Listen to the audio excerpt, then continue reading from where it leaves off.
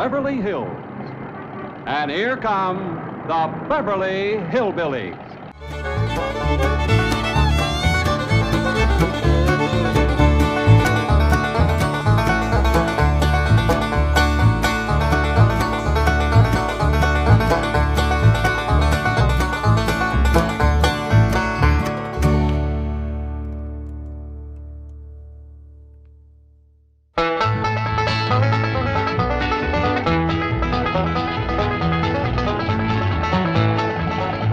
Come on, let's find that house we bought. House they bought? In Beverly Hills? Whoa, wait a minute, hold it. How could a bunch of hillbillies possibly buy a mansion like this? Let's take them back to their home and see how this whole thing started.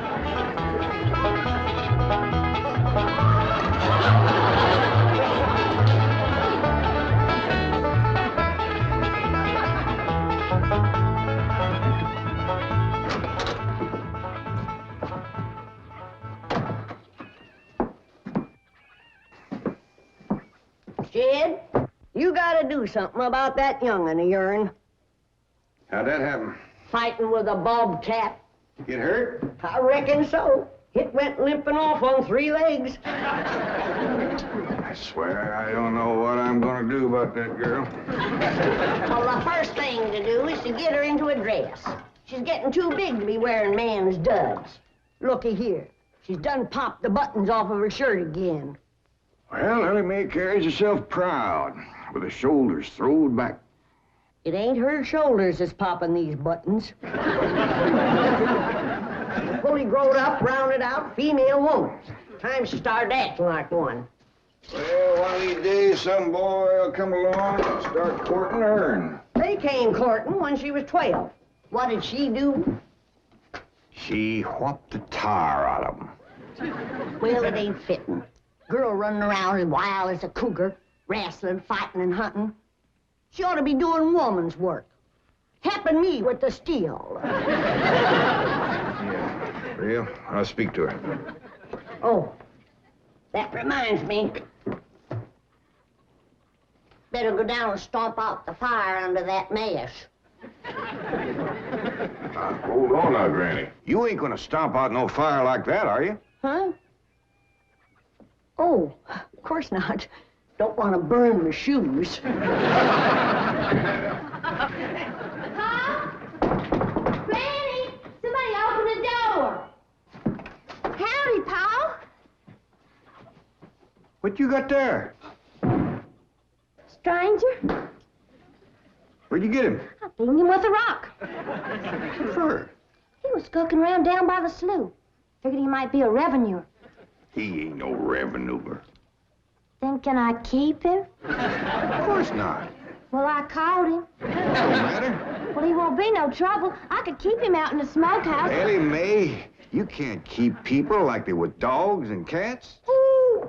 Ooh! Ooh! Ow! Ooh, that hurts!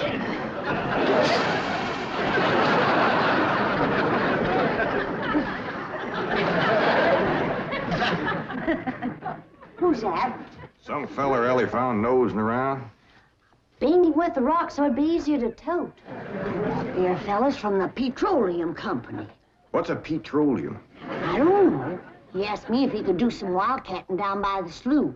I said, help yourself. We're glad to get rid of the critters. What'd he say? Just kind of laughed. But the laugh's on him. There ain't no wildcats down there at that slough. No, it's too full of oil. Oh, what happened? Where am I? This here's the Clampett place. I'm Jed Clampett, my young'un Ellie Mae, and Granny. Granny says you've been doing some wildcatting. There's no need to. Mr. Clampett, that swamp of yours is full of oil. I could have told you that. Well, my company would like to pump it out. Yeah, I like that too, but I just can't afford to have it done. No, you don't understand. You see, you wouldn't have to pay for it. Oh, I don't take favors from strangers. No, Mr. Clampett, you see, you're a very rich man. How big a rock did you bean him with? No bigger than a hedge apple. Listen, I've got to call my office in Tulsa. Have you got a telephone? A what? A telephone? Well, maybe one of your neighbors has one. It's well, down in this country, it's probably a box attached to the wall. And, you talk into it, and they can hear you in Tulsa. Maybe you better sit down for a spell. Oh, I haven't time. Listen, where's the nearest airfield? Airfield? You know, Granny, that's one of them there fields sets up in the air. Oh, never mind. I'll find it myself. Listen, now don't you sell that swamp till you hear from me. I'm flying to Tulsa. Now he thinks he's got wings.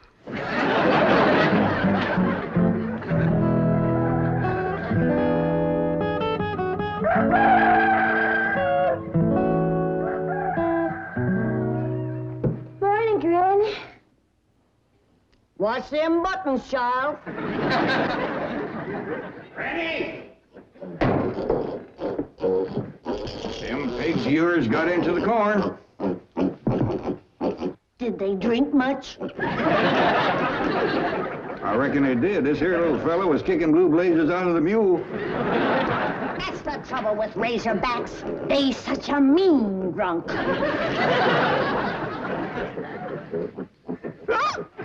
Yeah, this wouldn't happen if you'd stay in the house where you belong.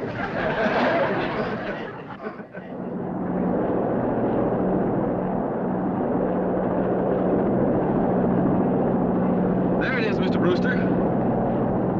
On the tests and surveys, I'd say that's going to be one of the richest pools since East Texas. News like this is bound to get out. Let's go down and get Clampett's name on a deal. Where's the gun? Where's the gun? Oh, there. What's the matter? You want to see what just flew over Blueberry Ridge? What? The dad-blamedest biggest bird you ever laid eyes on. Probably just an overgrown chicken hawk. Chicken hawk, nothing. That thing could make off with a hog. Hurry up, put that gun together. No room to land near the cabin, Mr. Brewster. It's too rocky and hilly. Then let's get the sling ready to be lowered. Well, Mr. Brewster, that might be dangerous. Hang the danger. We're going to be the first oil company down there if it kills you. Me? Don't worry. If it's safe, I'll follow you. Granny, I see it. There it is. Land of mercy, look at that. What you doing, Granny? That thing's only got one claw, but danged if it ain't grabbed up a man. Hurry, Pa, it's my stranger. Where is it? Just flew over the house. I'll get it on t'other side.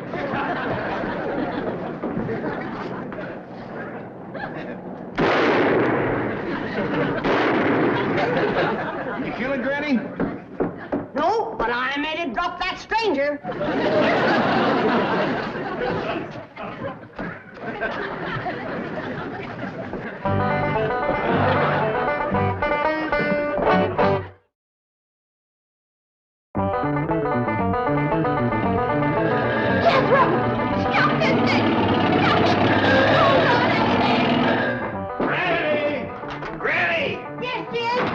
Granny, grab a hold of something and hang on. Cousin Pearl and that overgrown son of hers is headed right for the cabin in that old truck. Heaven protect us.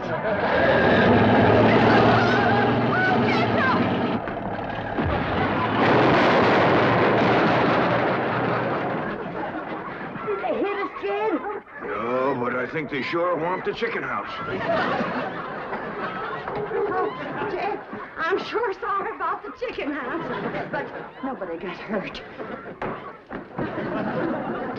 Jeffro, I told you to get rid of them worn-out brakes. I did, Ma. That's how come we ain't got none. Get on out and lift the chicken house back on its foundation. Jed? Yeah. Jed, Ellie Mae came running over to my place, and she said you sold the swamp to some oil company. Well, yeah, I guess I did. What did they pay you for it? Well, he ain't paid me nothing yet. The Brewster fella said he'd bring the money later. How much they going to pay you? Well, he said I'd depend some on how much oil they could pump out. Well, he must have mentioned some figure. What was it? Now, Pearl, you know that old swamp ain't worth shucks. Jed Clampett, you got slickered and you're ashamed to admit it. That's just what I told you. Granny, how much they gonna pay him? All right, I'll tell you. He said it runs somewhere between 25 and 100. 25 and 100? I know it don't sound like much, but Mr. Brewster seemed to set great store by the fact he's going to pay me in some new kind of dollar. There ain't no new kind of dollars. Well, it's new to me. I've heard of gold dollars, silver dollars, paper dollars, but he said he's going to pay me in, what do you call them, Granny? $1 million. Yeah, that's it. $1 million? He wrote the whole thing out on this piece of paper. Here, you can see for yourself. I don't know nothing about that kind of stuff. Let's see here now. Thanks in heaven. Granny, give me the jug. It's empty, but I'll fetch some. I'll go, Granny. Jed, you're a millionaire. A millionaire. Yeah, that's what that Brewster fella kept calling me. I didn't know just how to take it. He meant you're rich. Me? The richest man in these hills. Maybe in the whole state. Oh, Jed, you can have anything you want. Do anything you want. Go any place you want. Yeah, that's another thing he kept saying. He said he reckoned I'd be moving away from here soon. What do you think, Pearl? You think I ought to move? Jed, how can you even ask? Look around you. You're 8 miles from your nearest neighbor. You're overrun with skunks, possums, coyotes, bobcats. You use kerosene lamps for light. You cook on a wood stove, summer and winter. You're drinking homemade moonshine, washing with homemade lye soap. And your bathroom is 50 feet from the house, and you ask, should you move? Yeah, I reckon you're right. Man, be a dang fool to leave all this.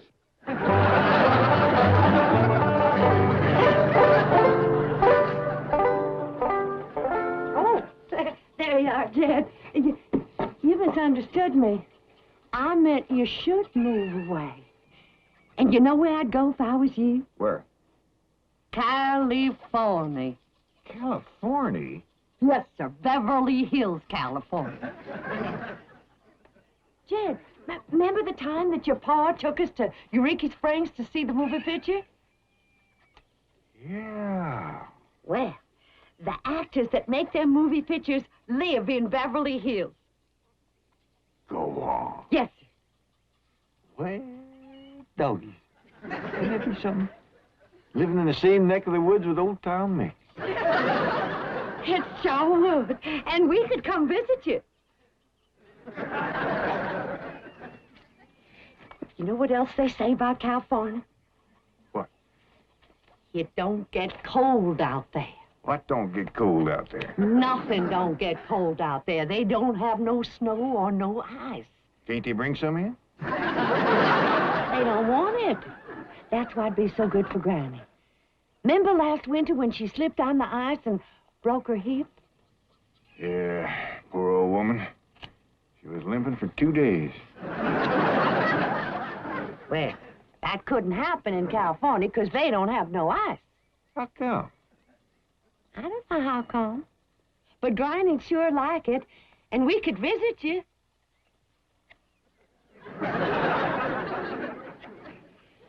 You know what else they say about California? Maybe Jethro'd know how come there's no ice. He's going to school. We could ask you. Jethro, Yeah, Ma. come on over here. Speaking of school, Ellie Mae could get herself a fine education out there in Beverly Hills. Yeah, Ma? Your rich uncle's got a question he'd like to ask you. What rich uncle, Ma? Your rich Uncle Jade. Jethro? How come there's no ice in California? Don't look at me. I didn't take it. You big jump. Well, I didn't, Ma. Oh, get out of here. Well, you always... I didn't mean... I was saying, Jed, folks claim California's got it all beat. Why, things grow twice as big out there. Jethro would be a whopper, wouldn't he?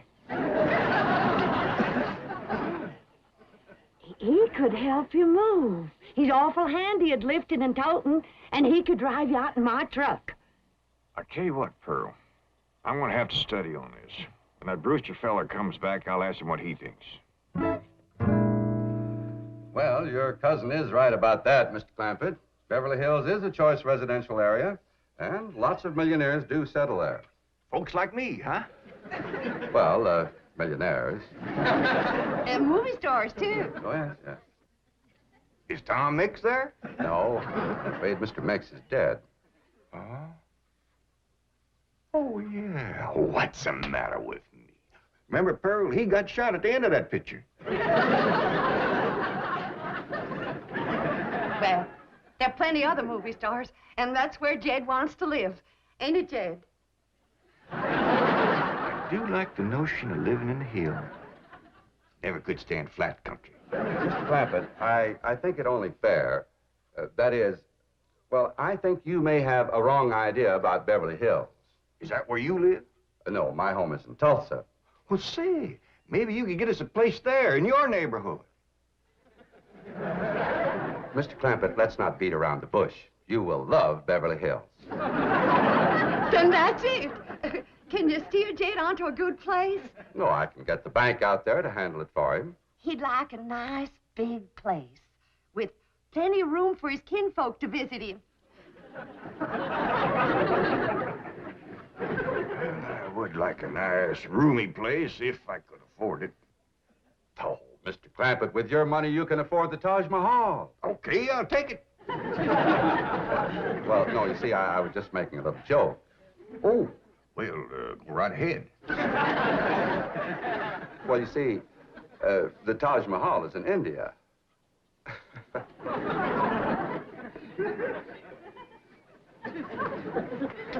Mr. Brewster, you're a nice fella, but I've heard better jokes.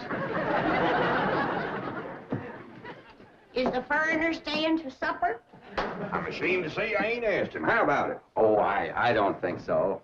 Oh, no trouble. What you cooking tonight, Granny? Mustard greens and possum innards. Mm-hmm. Did you hear that, Mr. Brewster? Very clearly. Want to change your mind? Not this time. Well, if you should happen to come back tomorrow, we'll be having leftovers. That's the thing about possum innards. He's just as good the second day.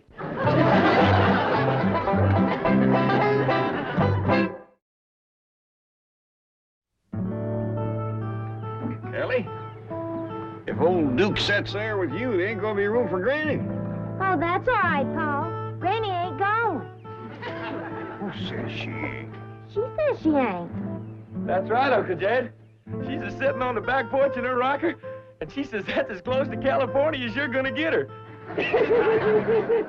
We'll see about that. Dang if I ain't got me the muliest women folk. We ain't never gonna get there.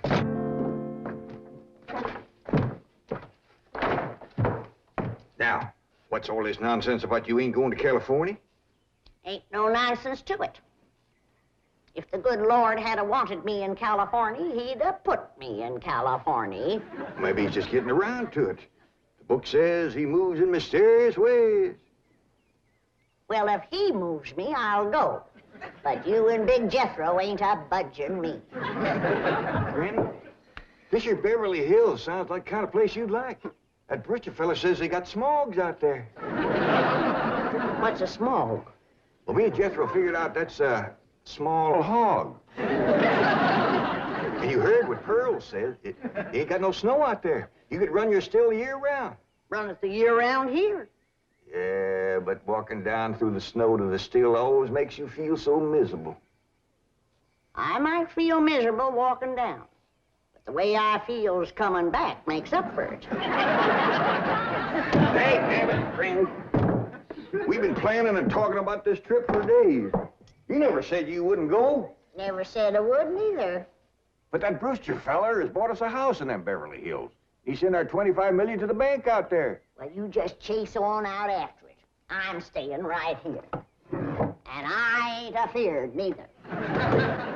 Granny, I ain't leaving you here alone. And I ain't a budging out of this rocker.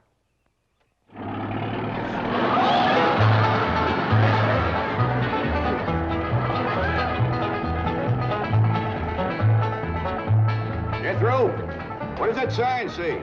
It says Beverly Hills. You hear that, Granny? We're there. They call them hills? Why, we got moles that can push up higher ridges than that. Well, leastways, these hills, we'll be among our kind of folks.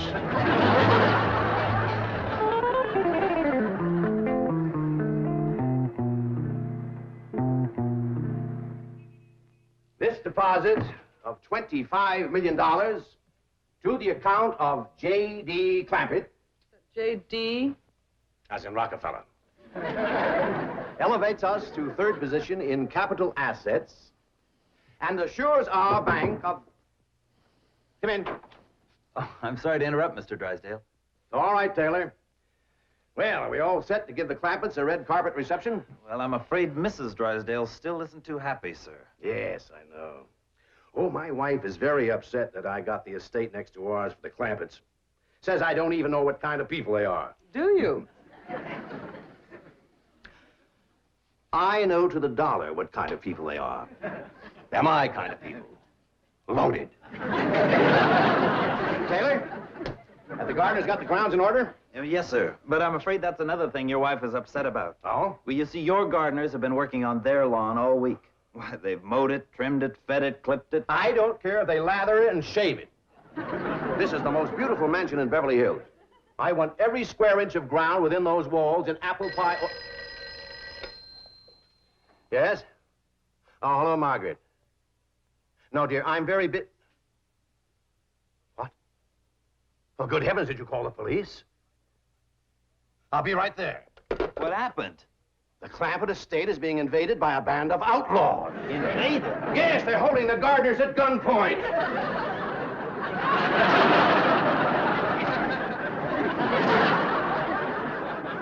Sure is lucky we come along when we did. That's the truth. The way they were slipping through that gate, another 5 minutes and that whole darn prison would have been empty.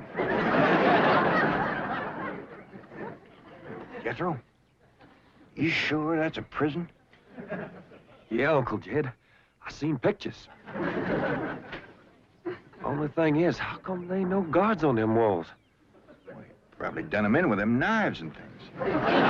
These killers, if I ever did see any. Fine neighborhood we's moving into. You hear that? Hot diggity, there's bobcats in these hills. Them sirens! Somebody's calling the law. I reckon they's gonna be mighty grateful for what we done. Folks out here has got a strange way of showing they're grateful. You've locked up one of the richest men in the country. Mr. Clampett, I don't know how to apologize. I am deeply humiliated. What have you cutthroats done with J.D. Clampett? I'm Jed Clampett, and I'd appreciate it if you let go of my Sunday shirt. You're J.D. Clampett, the oil millionaire? Yep, this here's my nephew, Jethro. Howdy. Quickly, man, unlock this cell. Mr. Clampett, on behalf of the entire city of Beverly Hills, I extend our deep and humble apologies for this unfortunate and embarrassing incident. Oh, I'm Milburn Drysdale, president of the Commerce Bank of Beverly Hills. My car is waiting to take you and your family to your new home. We want you to know how happy we are to have you, your handsome nephew, your lovely daughter, and your beautiful mother. Wait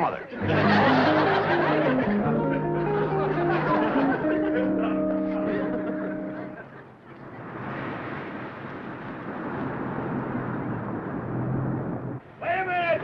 Stop this car! Mr. Drysdale, you tricked us. You just took us out of jail so you could bring us back up here to prison. Head for the hills, everybody! No, wait! Come back! It's not a prison, it's your home! Now, wait! Mr. Clampett, listen to me! Wait! Come back! Friendly!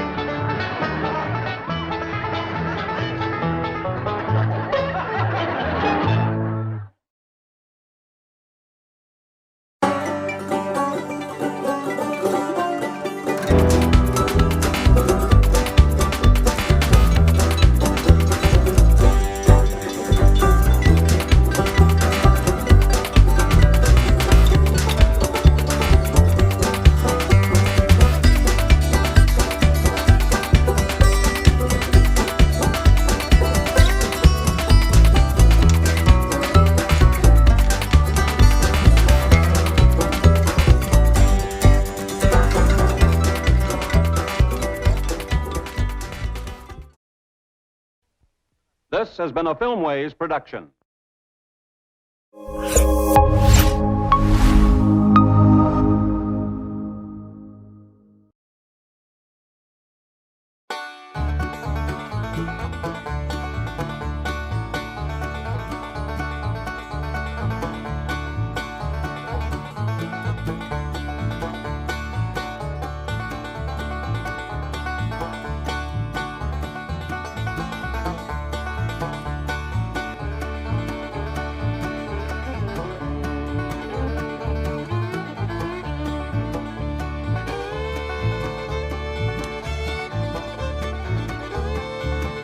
The Beverly Hillbillies.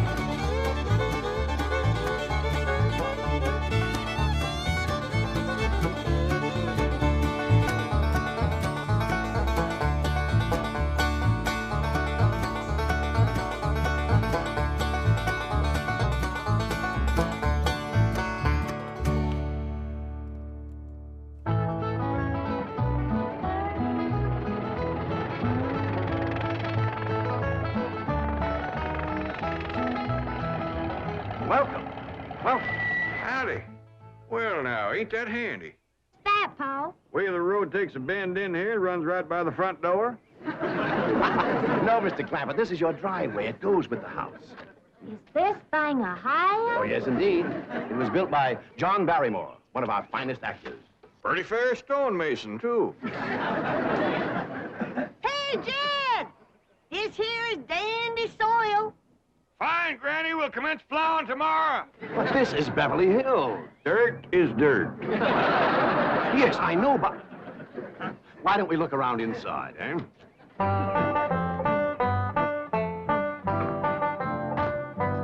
Well, here we are. I hope you're going to like this place I picked out for you. It may be a trifle larger than what you're used to, but I feel a man with $25 million in my bank should live in a manner that... Come in, this is your home.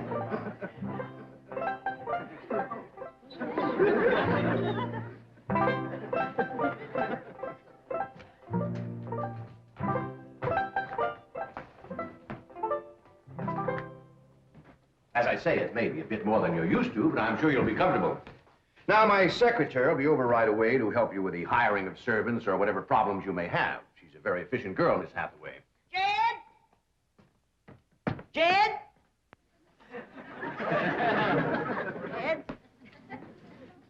You and Jethro fetching my stove so I can get some victuals to cooking? Oh, you have a beautiful stove. Thank you. Fetch it in, Jed. You scare up some wood, Ellie. No, I mean you have a stove already installed in the kitchen. Where's that? I'll show you. Excuse us. Ellie, you go with Granny. She'll still need you to fetch some wood. Sure, Paul. Uncle Jed, guess what? There's a whole nother house up here. Jethro, come down from there. Like as not that belonged to somebody else. Darn. This is your kitchen. Oh, and here's the stove. The last word in food preparation. And speaking of food, you'll find everything you could possibly want stored right in here. See?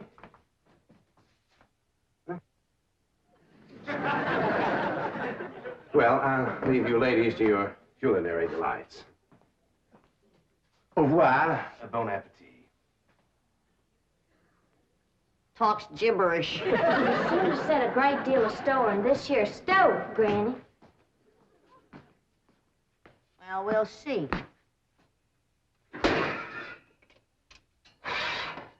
Ellie, you run out and fetch some wood. I'll get a fire to going in here and we'll see. Jethro, I hope it's all right for you to be missing school. Oh, sure, Uncle Jed. They ain't straight in the 5th grade. You're in the 5th grade already? Starting this year. Yeah, don't seem like no time at all since I went with your ma to get you started in the 1st grade. You was 6 years old. No bigger than that. We drove clean over to Oxford so you could go to the same school your pa went to. You wouldn't know that town today, Uncle Jed. Oxford? Yes, sir. Well, that town has growed and spread out and built up and just kept getting bigger and bigger. Where today, why, I bet you there must be at least 3 or 4 dozen people living there. A place like that's all right to visit, but I wouldn't want to live there. Can I be of any assistance? No, thank you, Mr. Drysdale. We were just talking about Jethro here getting back to school. Oh, well, we have some excellent educational facilities out here, Mr. Clampett. Where do you go to school, Jethro? Oxford. Oxford. Yeah, you see, Jethro's ma, that's my cousin Pearl.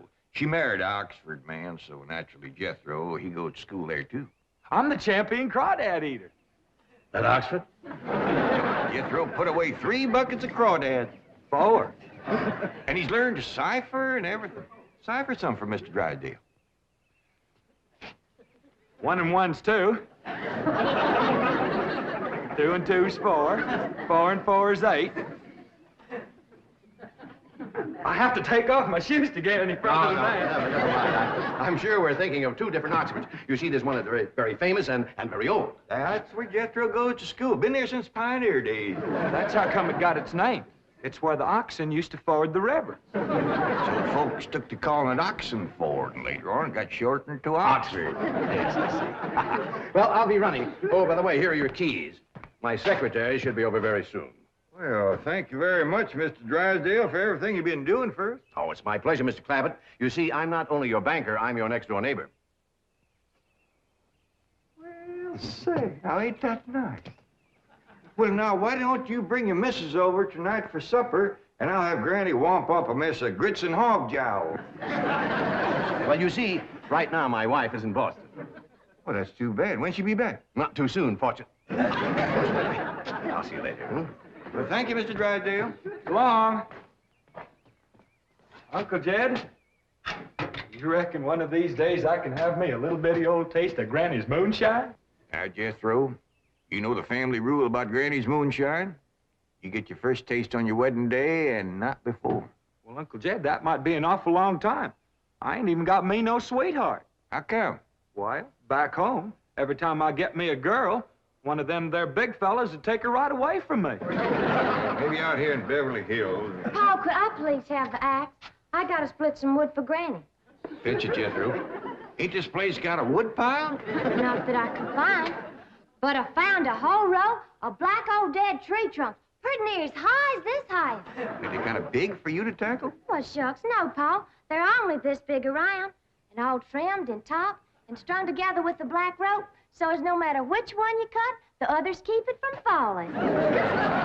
Somebody had a right smart idea there. Just the same, I think I'd rather have Jethro do the cutting. Oh, Paul, let me.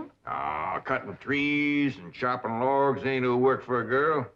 I'm just as strong as Jethro. You ain't neither. I am so. You ain't neither. I am so, too. You want to wrestle? Darn too. Now, here. That ain't no fair fight. Somebody's gonna get hurt. Now, yeah, you see, you're getting too rough. Jethro. A person can get crippled from a hold like that. Get up from there. I can't, Uncle Jed. You turn him loose and get up from there before I take a strap to the boot. Now, here, you get out there and chop down one of them tree trunks and saw Granny some nice logs. Yes, sir, Uncle Jed. Could have whooped you if you hadn't tripped me. Hey, come back here and sit down. I want to talk to you. Whoop them fair and square, and I'll do it again. You won't. That's what I want to talk to you about. Ellie Mae, you're getting too big to wrestle with boys. I ain't as big as Jethro. Big that way, I mean, growed up. You're a young lady now. You gotta start minding your manners and fixing yourself up real nice and wearing dresses. Paul, folks would call me a sissy. It ain't sissy for girls to act like girls. You see, Ellie, I raised you like a boy, and I was wrong to do it. I reckon every man liked to have a son, and you was my only young'un. And when your ma passed away, I just decided to turn you into a boy. By the time Granny come to help out, you was too wild to tame. By thunder, you could outrun, outclimb, outfight, and outshoot every boy in them hills. I Still can, Pa. Yeah, but it ain't fitting. It ain't right for folks to go against nature. Now look at old Duke there. Reckon we could turn him into a cat? Course not. That's right. Because nature made him into a dog. The same way nature made you into a girl. Here lately, she's getting more and more positive about it. You mean my ears is growing? No, nothing like that. You're pretty. Oh, Pa. I know you don't like it when I say that, but you like it when the young fellas around here come in saying it, and they will. Only they'll probably be using words, fancy words I won't even understand. But Ellie Mae, ain't nobody can ever tell you how pretty you really are except me. You're the living picture of your mom.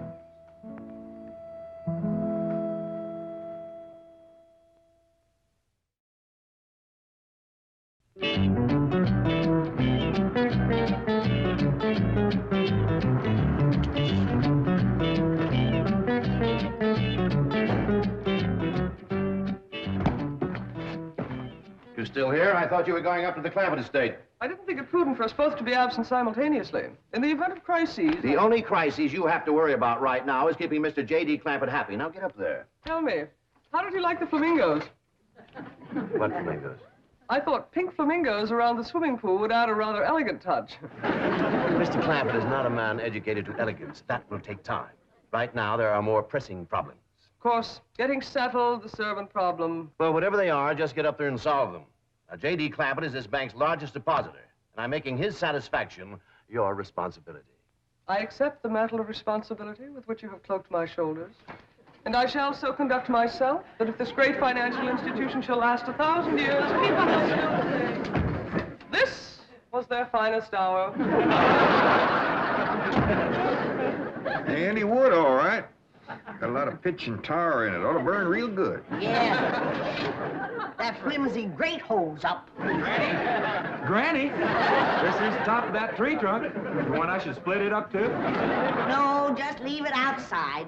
Yes, sir. This place ain't even got a wood box. Yeah, folks don't need much wood out here. Remember what Pearl said? It don't get cold. Yeah, I remember. It might not get cold in the day, but it sure freezes solid at night. How you know? I show you how I know. Every bit of food in this here storage bin is froze harder than a rock. Yes. Look.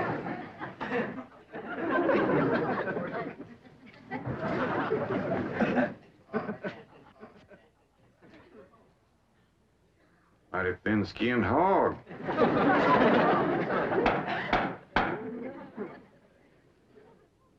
But I'll be doggone. Take me 2 days to thaw out that ham before I can ever cook it.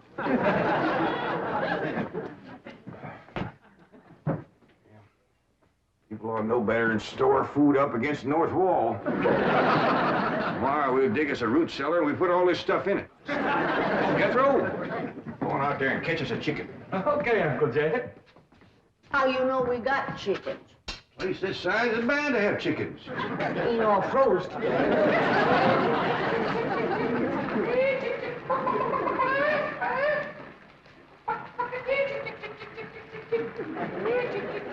Chick, chick, chick, chick, chick, chick, chick.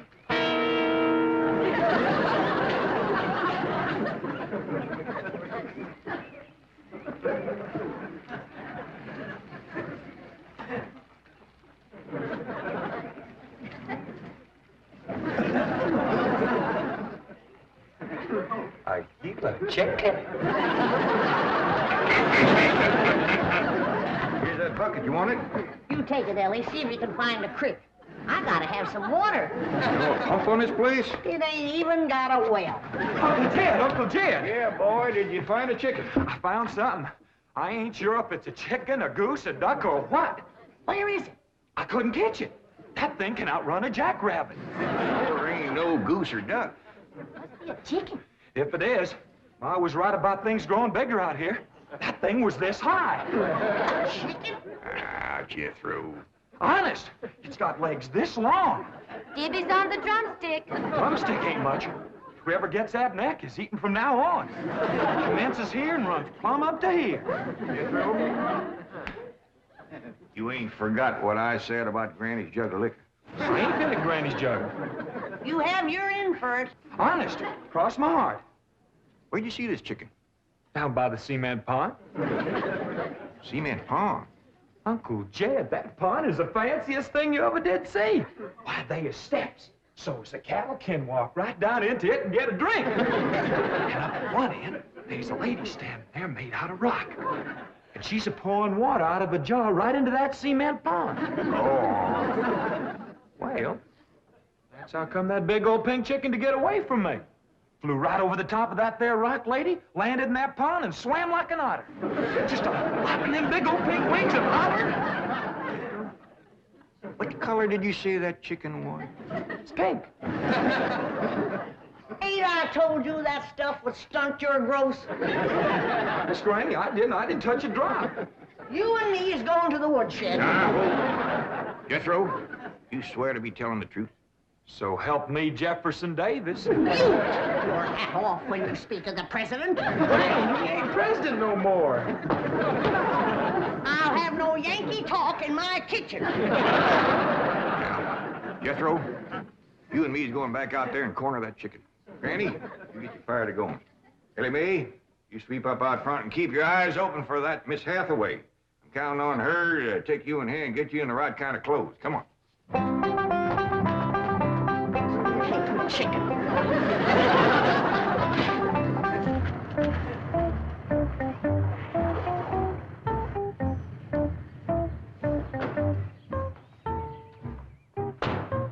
You there, young man. I ain't a young man, but I sure do thank you for thinking so. Good heavens, you're a girl. Yeah. I'm Jane Hathaway, executive secretary to Mr. Drysdale. And you, I take it, are a domestic of some sort? Cleaning girl, housemaid? Just what are your duties with Mr. Clampett? Well, he sent me out here to sweep up, but he said you'd take me in hand and get me in the right kind of clothes and everything. Indeed, I shall. We have a complete servant's wardrobe from chef to chauffeur. Come with me. What in the name of Thomas Chippendale is this? Has Mr. Clampett seen this disgraceful and unsightly mound of debris? Oh, yes, ma'am. This is all his. Oh, what charming antiques. Just like you said, Jethro, a rock lady pouring water into a cement pond. Yes, sir. And over there's where I seen that great big pink chicken. Only thing is, it don't sound like a chicken. It makes a kind of hollering noise.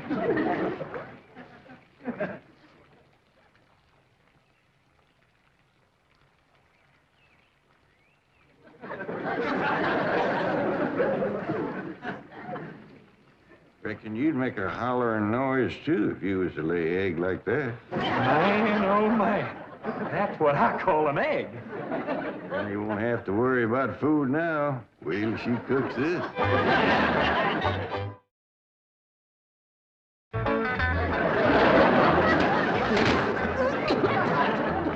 That blame city stove don't draw worth nothing. Hey, Granny, look at this egg. What's all the smoke? Stove don't work. Probably just a stuffed-up flue. Ain't got a flue, ain't even got a stovepipe. Well, I'll get the shovel and a hoe and rake it out of there. You keep this egg.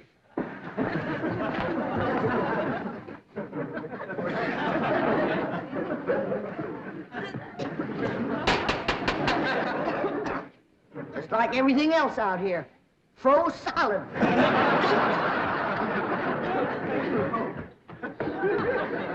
Really, my dear, you look quite charming. Well, I feel like a dead blamed fool.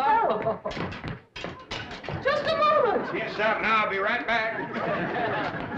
Oh, that was my Pa. I take it he's a gardener. Oh, yes, ma'am. Pa just can't wait to commence gardening. Apparently. However, as though I admire his enthusiasm, I must forbid him access through the main entrance. Now, tell me about the rest of the staff. Is there a chauffeur? A what? Someone who does the driving. Oh, yes, ma'am. That's Jethro. Of course, I don't reckon he can stay around very long. He's got to get back to Oxford and go to school. Oxford? He attends Oxford University? Well, he just calls it school. Paul went to school there, too. Oh, yes. Old school time. Great pride, those Oxford men. Sorry I couldn't stop before. Granny was having trouble in the kitchen.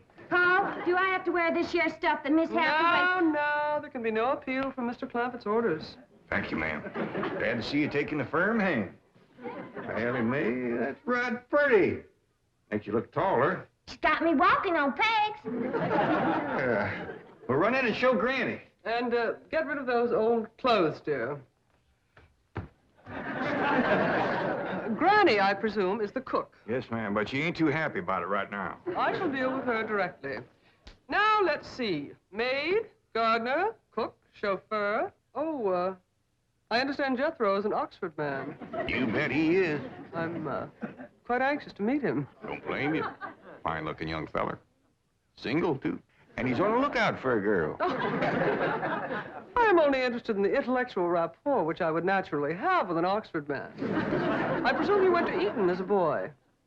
If I know Jethro, he went to Eton the minute he was born. Yes, of course. I suppose his father matriculated him.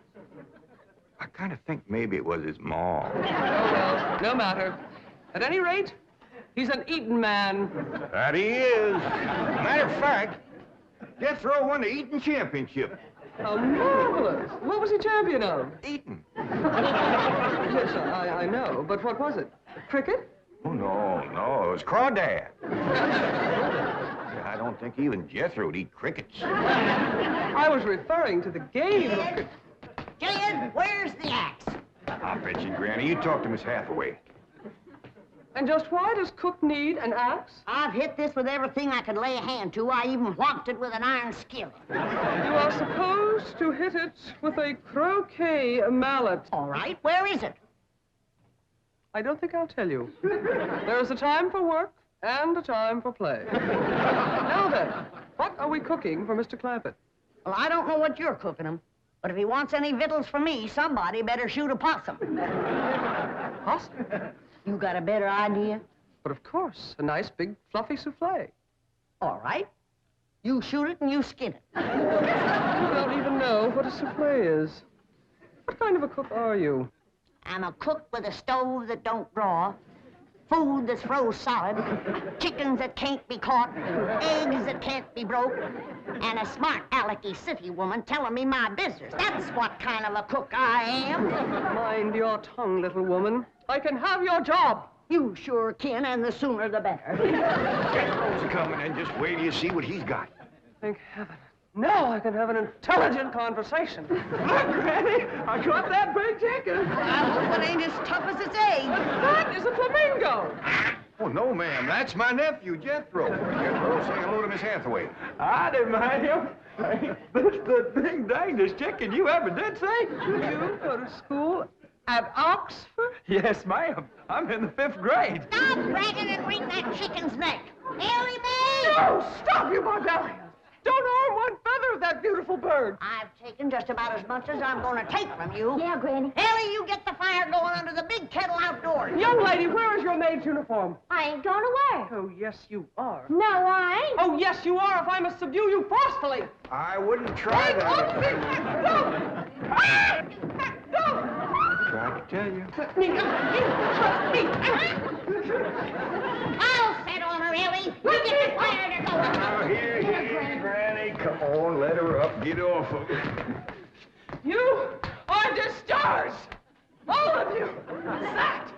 Fired! You are the most incompetent, insubordinate, belligerent group of domestics it has ever been my misfortune. Hathaway! Ah, Chief! You're just in time to help me take disciplinary action. You're fired. I've already told them. Not them, you. These people are the Clampetts. Clampett? Yes, that's right. Now go back to the office and pick up your severance pay. You're through. Now, Mr. Drysdale, hold on a spell. I reckon there's been a kind of a misunderstanding. But this little lady's been a right big help to us. Why, she fit in just like one of the family. Matter of fact, her and me is going out hunting. Ain't that right, Miss Hathaway? Yes, and... Yeah. Jethro, you can type that. Pay stink chicken back out to the cement pond. We're going out and shoot us a nice, big, fluffy souffle.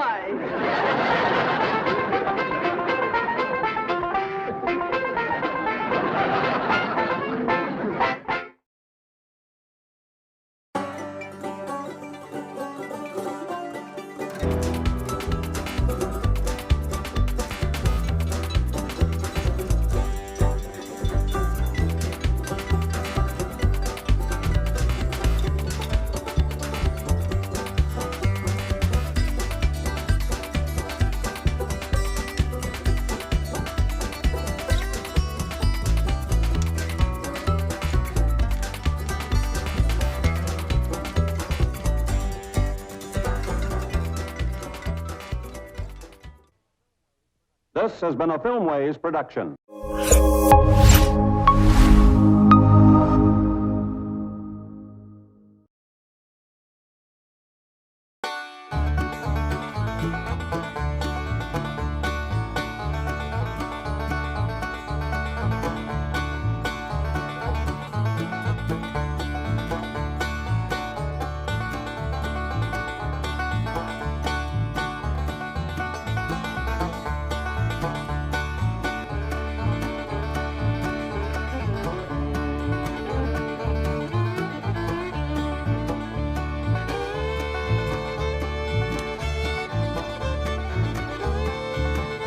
The Beverly Hillbillies.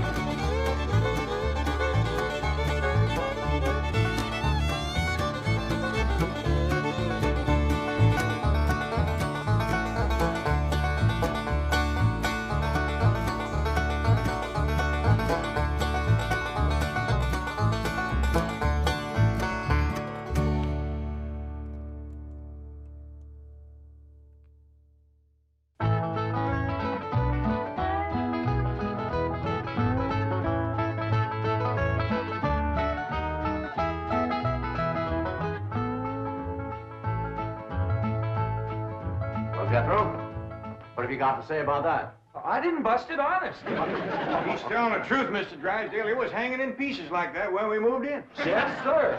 No, it's supposed to be like that. It was made that way. It's been like that for 200 years. 200 years? Hey, this house is older than it looks. Pedro! Oh, I plumb forgot. Granny wants to see you. Skedaddle. All right, Uncle Jed. Nice boy. His ma, my cousin Pearl, give me the notion to move out here. Well, I'm most grateful to her. Oh, but first, I wanted to explain about this priceless crystal chandelier. It was designed and made for Louis XV, hung in the Hall of Mirrors at Versailles.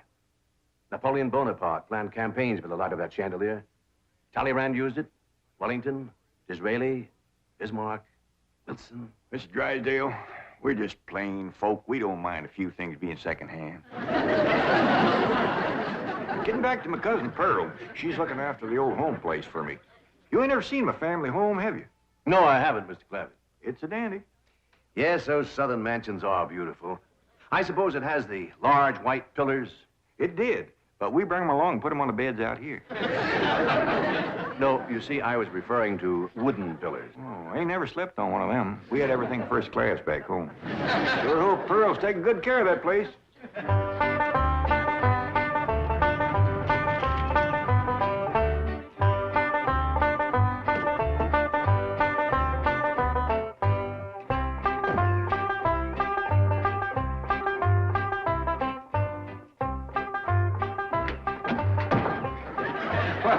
Hello there. Oh, why, you're Mr. Brewster from the oil company that paid Cousin Jed all that money for his swamp. 25 million to be exact. You ain't here to back out, are you? No, indeed. Your cousin's money is safe in the bank in California. I just thought you'd like to know that I heard from the bank, and your family arrived in Beverly Hills safe and sound. Oh, that is good news. My son Jethro drove him out, you know.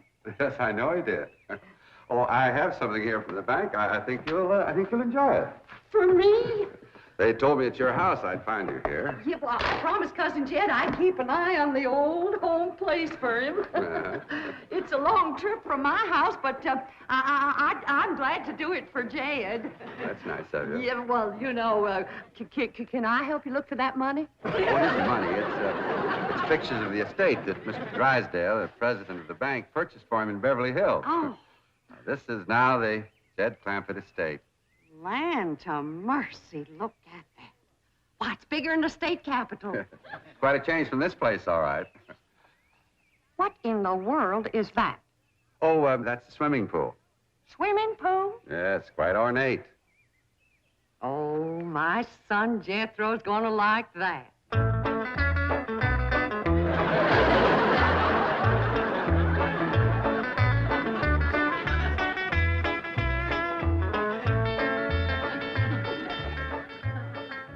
Granny, when we's done washing, can I go swimming here in the cement pond? Of course not.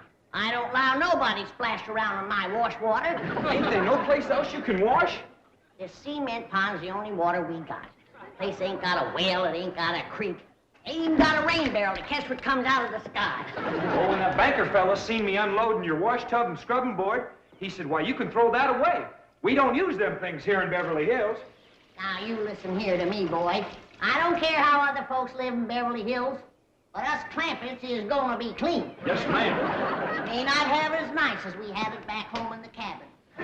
Pump right in the house and everything. But we ain't gonna lower our standards. No, ma'am. Here, wrench these things out for me. We gotta get this tub back to the kitchen really fast.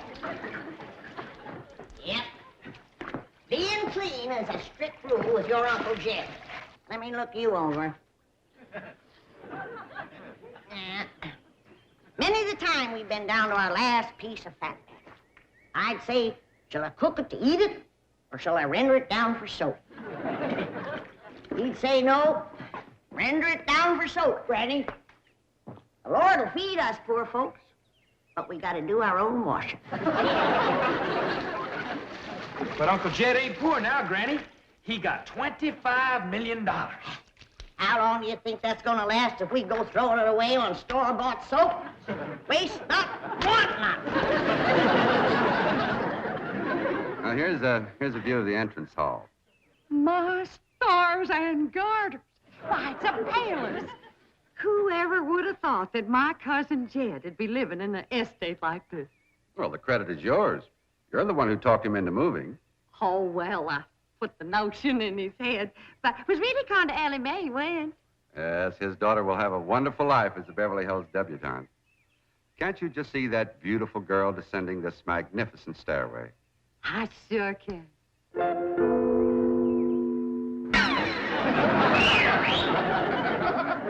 Oh, Ellie Mae, I don't reckon that's the way a young lady comes down the steps in Beverly Hills, is it, Mr. Drysdale? Oh, not as a rule, no. Oh, I can come down the other way. Watch this.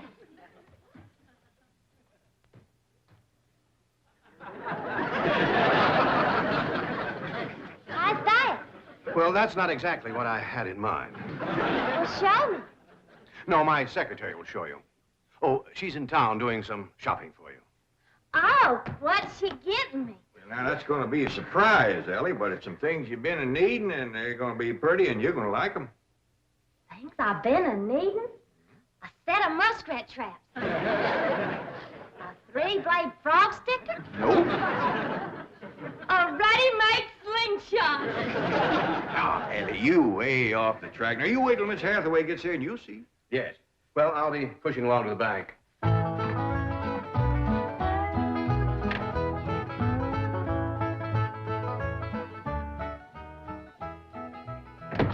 Now, don't you worry about your daughter, Mr. Clampett. When my secretary gets through with her, you'll think she's been to finishing school. I sure wish my cousin Pearl was out here, fixing Ellie up. She's a whiz at fancy sewing. Oh, is she a dressmaker? That woman can make anything. Why, she can pick up a handful of straw, and before you know it, she's made a hat. That's remarkable. So she's a milliner. Oh, she's a Clampett. Married a Bodine. I don't recall knowing the milliner. Milliners are women who make hats. That's Pearl, all right, but she's a Clampett. You talk about making hats. Pearl made herself a hat one time that was shaped just like a bird's nest. And in there on the nest was this blue jay a-setting on her eggs. Well, sir, they come from everywhere to see that hat, to study it, to see how Pearl made it so as they could copy it. Boy, there was dozens of them from all around. Hat designers? No, blue jay. Never did catch on too good with people. For a while there, Pearl couldn't hardly go out of the house without a bunch of blue jays taken out after her. Sure wish she was out here. She'd have Ellie slick as a picture in a catalog. Yep. I ought to be out there in Beverly Hills helping Cousin Jed. Well, he certainly has plenty of room for you. This mansion of his has 32 rooms and 14 baths. 14 bathrooms? Yes. A sunken marble bathtub. I can just see Ellie Mae having herself a bubble bath in there. I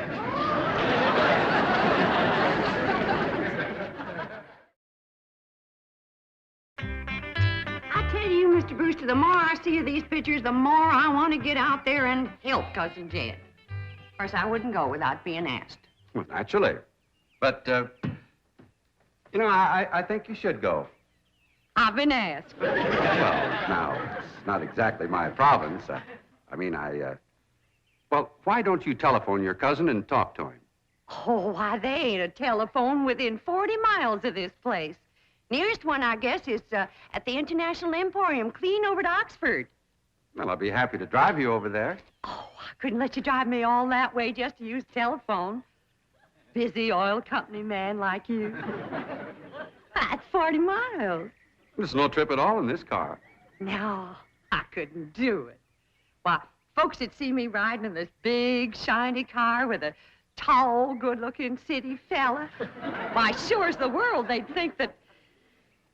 Let's go.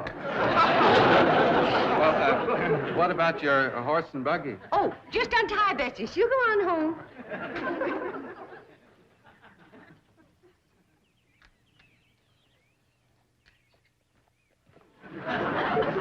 Well, Bessie's headed for home, all right. Mrs. Bodine, how long has your buggy been hitched there? About an hour. Why? Why, Blue Jay built her nest on the seat, and she was sitting on her eggs. Oh, shoot. I wanted to wear that.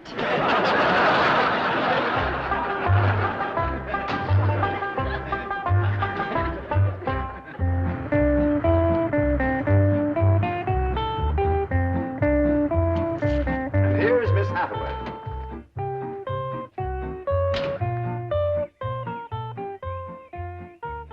Mon capitaine, je suis retour. Fine. Ready for Ellie Mae? Gentlemen, aided and abetted by the gossamer garments, exotic lotions, and other feminine appurtenances within these cartons, I am ready to assume the role of Pygmalion and transform that barefoot Galatea into a striking and sophisticated paragon of Beverly Hills le couture. That's yes the hard way. Well, duty calls. I leave you in capable hands. Goodbye, Mr. Clavitt. Thank you, sir. Chief? Well, that sure is neighborly of you, Miss Hathaway. Reckon you can handle Ellie Mae? Uncle Jed, Granny says... Oh, howdy, Miss Hathaway. Oh, bonjour, Jethro. Here are them things in for Miss Hathaway, Jethro. I think she kind of likes you, boy. She does? Well, I can't take 'em into the house. That's what I come out here to tell you. Granny says that all the men folks got to stay out of the house while Ella Mae's taking her bath. Oh. But isn't Ellie Mae bathing in the privacy of her own bedroom suite? Hear what she called you? Sweet. What's the matter with him? Why doesn't he answer? Hey, he's just a little shy, I reckon. Ask him again. Is Ellie Mae in her bedroom suite? No, she ain't, darling. Never mind, I'll find her myself. Uncle Jed, I got me a girl! You sure have, boy, and a city girl, too.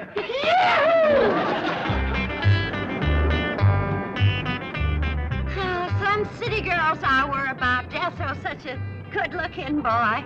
Every girl in the 5th grade was after him. I hardly think anything serious can develop between boys and girls in the 5th grade. Oh, I don't know. So far this year, there's been 3 couples out of Jethro's class get married. Married? 5th grader? Parson's nearly as busy in that school as the teacher. That's amazing.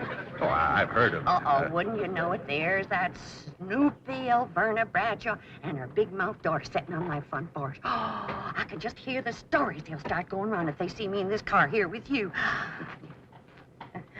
Yoo-hoo! Alverna! It's me! Pearl! Terrible gossip, that woman, always making trouble. She tried to talk Griney out of going to California. She ought to see Griney now. Living like a queen in that Beverly Hills mansion.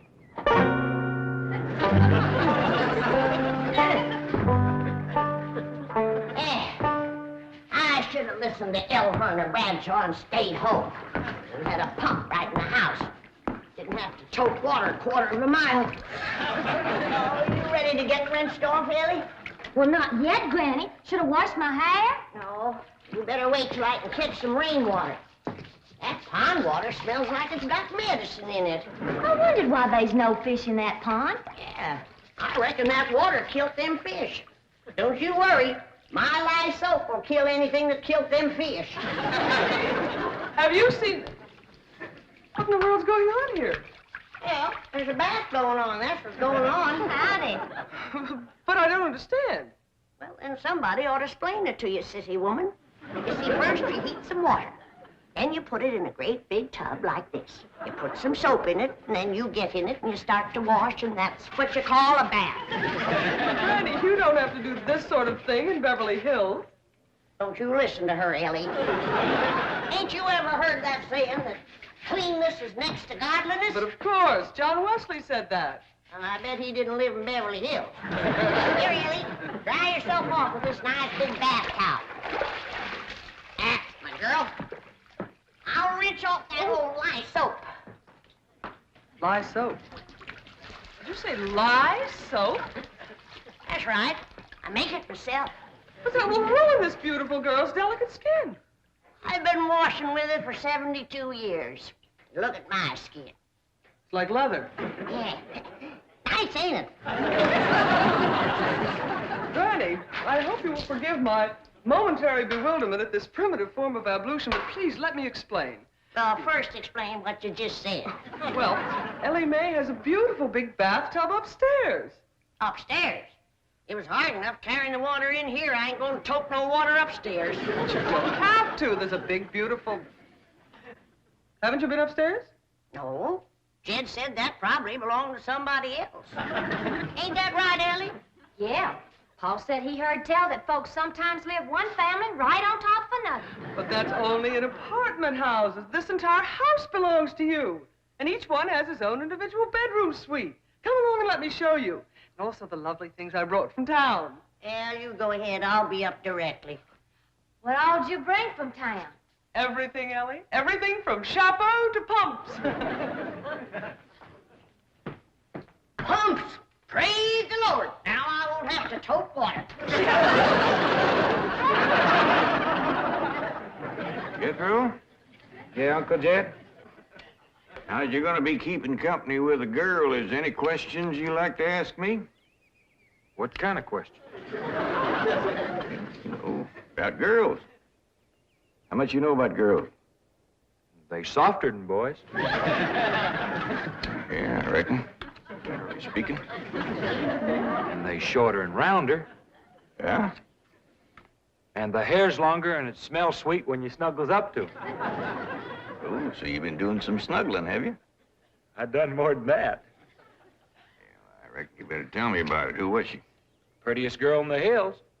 Big Mouth Bradshaw. Old Verna's girl. I hear tell she's kind of fast. Is she ever? Uncle Jed, I was walking past the cabin, and Big Mouth, she calls out the window to me. She says, "Howdy, Jethro." She says, "My ma's just made a big batch of cookies. Come on in and have some." And I says, Sure your ma won't mind? And she says, Ma's gone, and so's Pa. I'm here all alone. Well, Uncle Jed, I was in that house before you could wink an eye. Can't say as I blame you. Well, no sooner was I inside, the big mouth, she puts a music record on the phonograph machine and commences to sashaying around, a twisting and a turning. Dancing. Yeah, I reckon so. Anyway, she says, put your arms around me, Jethro, and I'll teach you the two-step. What'd you say? I says, listen, big mouth, I says, here we are, all alone. Your ma and your pa gone, and you think that I'm going to waste my time dancing? I says, not me, sister. Bring on them cookies.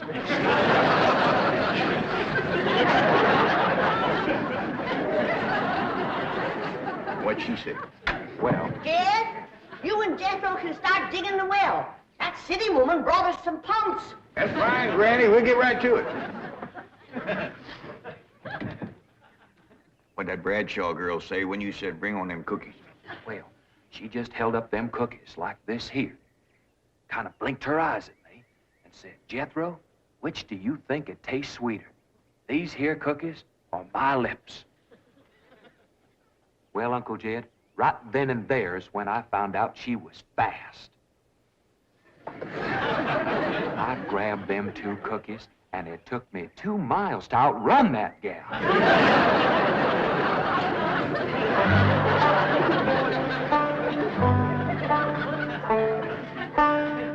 Jethro,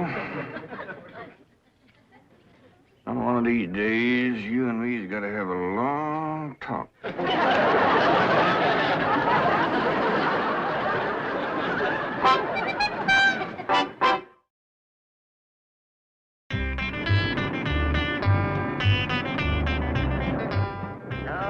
Yes.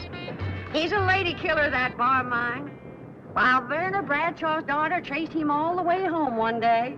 Sounds like Jethro has a lot of charm and sex appeal. Oh, he has. It's funny how a daughter can take after her father and a boy can favor his mother. Yeah. I ought to be out there looking after Jethro. You know, Jed's gonna need him to help garden a place this big. Well, most Beverly Hills mansions have regular gardeners. And, of course, a complete sprinkling system. Sprinkling system. Oh, yes, indeed. That entire lawn is crisscrossed with underground pipes. Land to mercy.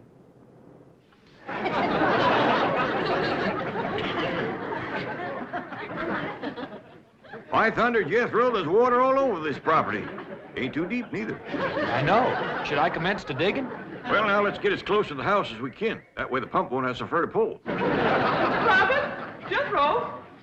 Oh, here comes your sweetheart. It's Clampett. I cannot handle that daughter of yours. What happened? I opened that box of beautiful clothes, turned my back for a moment, and she bolted like a wild colt. I was afraid this would happen. Where is she? She's up there. I'll go right up and talk to her. Jethro, have you been upstairs yet? No, ma'am. Then you've got a surprise coming to you. What is it? Your sweets. So are you. No!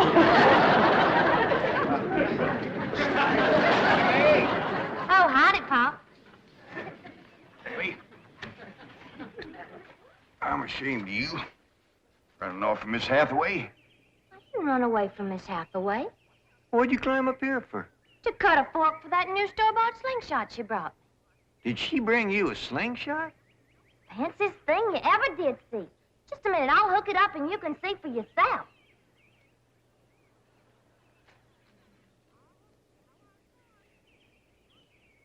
Look at that. Doggone. A store-bought, lace-trimmed, double-barrel slingshot. Ain't it a doozy? I don't know how good I can aim it, but it'll sure throw a heap of rocks. Yeah. They really need me out there. Why, I could work wonders for Ellie Mae with my fancy sewing and beauty secrets and hairstyling and everything. Of course, I had to learn all those things, not having a husband to support me. Didn't you say it was 40 miles to the town of Oxford? That's right. Well, we've already driven 110 miles. Land to mercy, I forgot to tell you the turn off. Well, long as we come this far, maybe we ought to go right on to California.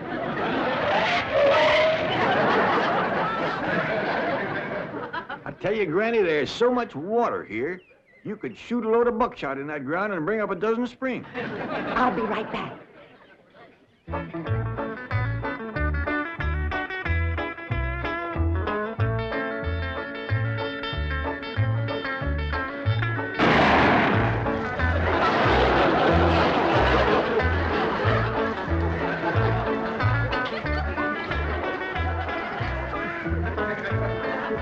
I ain't never missed yet.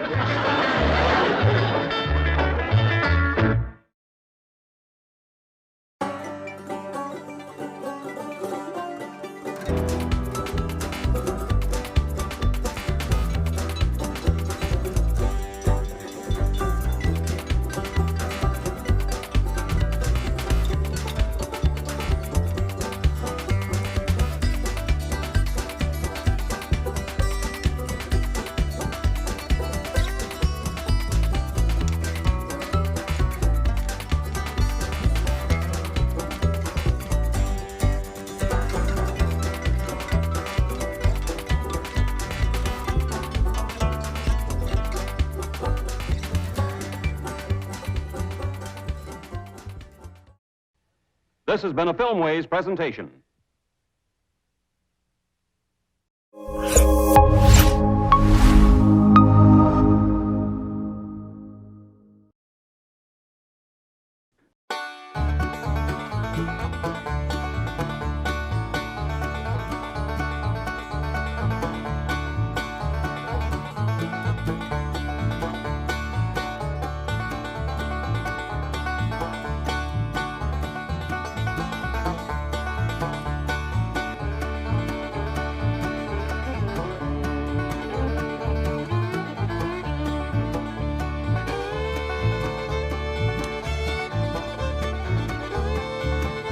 The Beverly Hillbillies.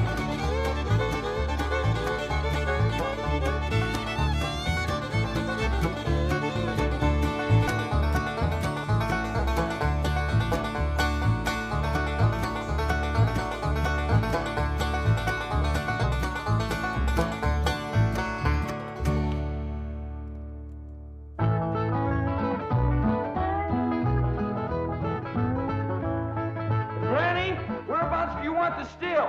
Over here on this side of the cement pond, Jethro. Okay, Granny.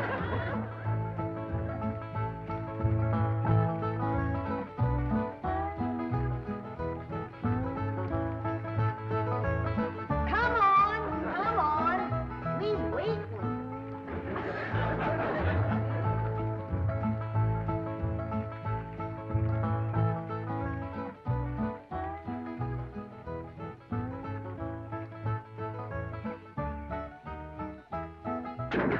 Turn it a mite that way, Jethro.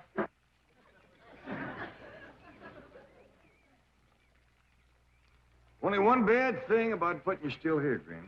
What's that? Drysdale place is downwind. The smell of your corn liquor or brewing is going to drive poor Miss Drysdale right out of her mind.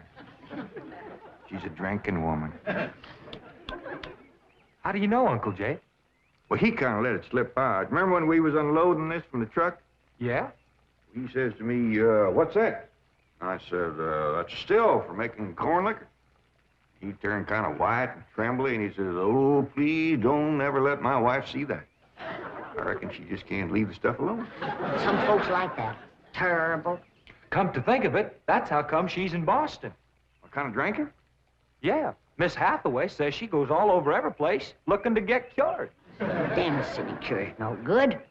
The minute you go to taking it away from them, they want it all the more.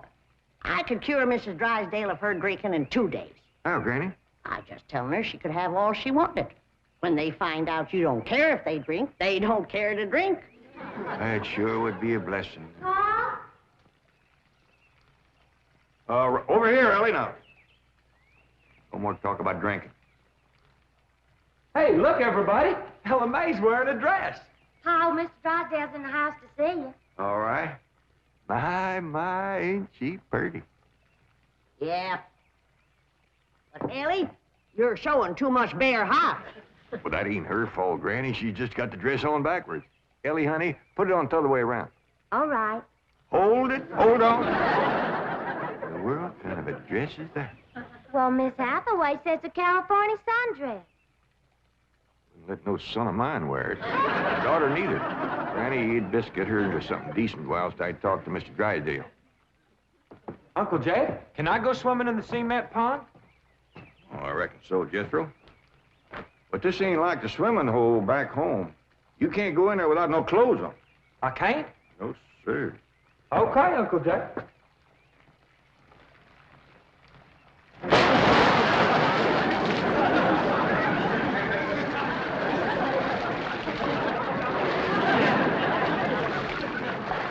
Someday I gotta have a long talk with that boy.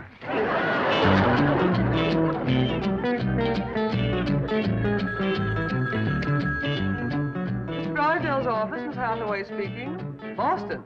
That must be Mrs. Drysdale. No, don't put her on. She'll only make my life Mrs. Drysdale. How are you? How are things in Boston?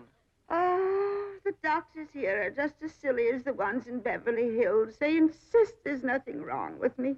They've got me so depressed. I just had to call and talk to my darling. Are you taking good care of him? Oh, yes. As a matter of fact, he's stretched out on the sofa right now having his nap. How sweet. Well, the moment he wakens, you take his temperature and give him some of that blue medicine. What? He's waking now? Oh, marvelous. Put him on. Tell him Mumsy wants to hear his sweet voice.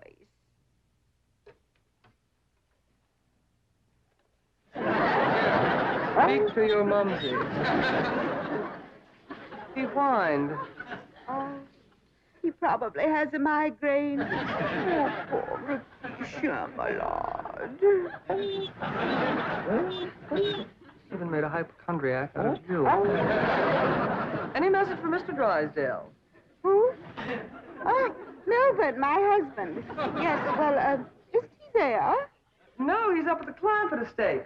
Clampett. They bought the place next to yours just about the time you left for Boston. I don't find them listed in the first families. You tell Milburn not to mingle with them socially until I've had a genealogical check run on them. We don't want riffraff living under our very noses. For pain, one swaller. Don't open near fire.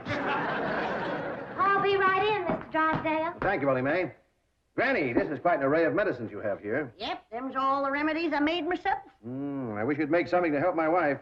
She's a terrible hypochondriac. Oh, what's the hypochondriac? Ellie, you run along now. I'll join you directly. There she goes from doctor to doctor to doctor.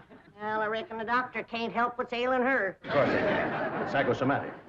But she insists on prescriptions. Oh, I wish you could see our bedroom. Bottles all over the place. I plead with her. I hide the stuff. She always finds it or gets more. You think that's a lot of bottles? You should see my wife after a trip to the pharmacy. Why, she's so loaded she can hardly stagger up the stairs. Sit down, Mr. Drysdale. Set yourself. And she has a dog. A perfectly healthy poodle. Now, would you believe that she Don't tell me. laps it up just like she does? Lord, look. You're sure toting a heavy burden. Now, maybe I can help you. Now, if she was to think that every time that she was to... You can just wear that barrel till your clothes get dry. What happened to Jethro? Get too close to a skunk? He jumped in the pond with his clothes on.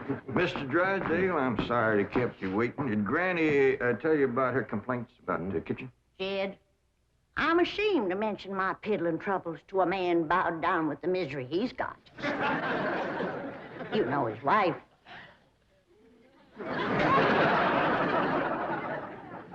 Mr. Drysdale, Our hearts go out to you. And we're going to help you, ain't we, Jed? You bet you we are. Man serves a poor purpose in this world if he can't help his neighbor. Oh, you're very kind, but I'll manage. I've been living with it for years. Have a nip, it'll brace you up. Oh, no, thank you. I never touch it. You hear that, Jed? Poor man. He's got all the trouble and none of the fun.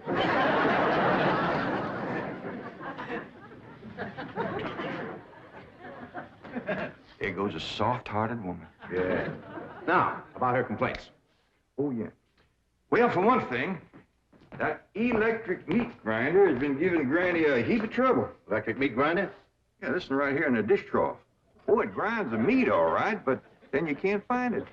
It goes down that pipe. Granny lost 2 squirrels and a rabbit in that thing. That's a disposal. You only put things in there that you don't want. Now, Mr. Drysdale, that ain't altogether true. Granny sure wanted them squirrels and that rabbit. And another thing, this here sideways pump don't work at all. We must have carried in a barrel of water to prime that thing, but it didn't work. Oh, there's another thing. Every once in a while, this little thingamajig here makes a ringing noise like that. There it goes again. Well, that's the telephone. Someone's calling you. I don't hear him. They're calling you on the telephone. Say hello into it. Hello. You have to lift the receiver first. Now say it. Hello. Mr. Clampett? He said my name. Can he see through this thing? No. Mr. Clampett, may I please speak to Mr. Drysdale? Well, they sure can see, or else how would they know you're standing here? That's my secretary. She knows I'm here. Yes, Miss Hathaway. Mr. Drysdale, I have some messages. Well, I'll be doggone. Granny! Ellie Mae! Come look what we got! The Clampetts have just discovered the telephone.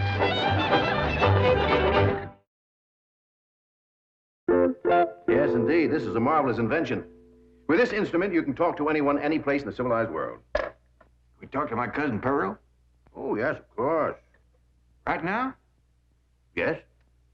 Ellie Mae, run out back and fetch Jethro. Oh, wait a minute. He might not have his clothes on yet. Oh, I'll get him. Jed, is he greening us? Can we honest to goodness talk to Pearl on this thing? You heard what he said. Hello, Pearl, you old rascal. What you doing back there? Oh, there ain't from this here's Ellen. Oh, ladies, first, you gotta pick this thing up. Hello, Pearl, you old rascal. What you doing back there? Oh, there ain't from this here's Ellen. What's she saying? You saying a word, you're just humming. Chinese humming it too. Shut up, humming, and say something. Jethro will be right in. You ready to call Pearl? You've been a calm, but you just hummed. That's dial tone. First, you've got to dial long distance like this. Okay. Howdy, Pearl. Hello, Pearl, you old rascal. What you doing back there? Oh, there ain't from this here's Ellen. This is long distance. We know that, Pearl. Oh, I believe you have the operator. What's Pearl's number? Number? Operator. Just a moment. Hey, folks, Mr. Drysdale told me what y'all was up to. You can't talk to Ma on that thing. Well, look who's getting too smart for his britches. Too big for him, too. Mr. Drysdale says we can talk to her. Yeah, you think you know more than Mr. Drysdale? Well, I know Ma ain't got no telephone. Excuse me, call operator. You sure spoil things. And who asked you to butt in? I'll get it. I know what to do when it does that. Hello? Yeah, he's here. Well, for goodness sake. Well, sure. Well, howdy there, Miss Drysdale. This here is... Margaret! Oh, how wonderful.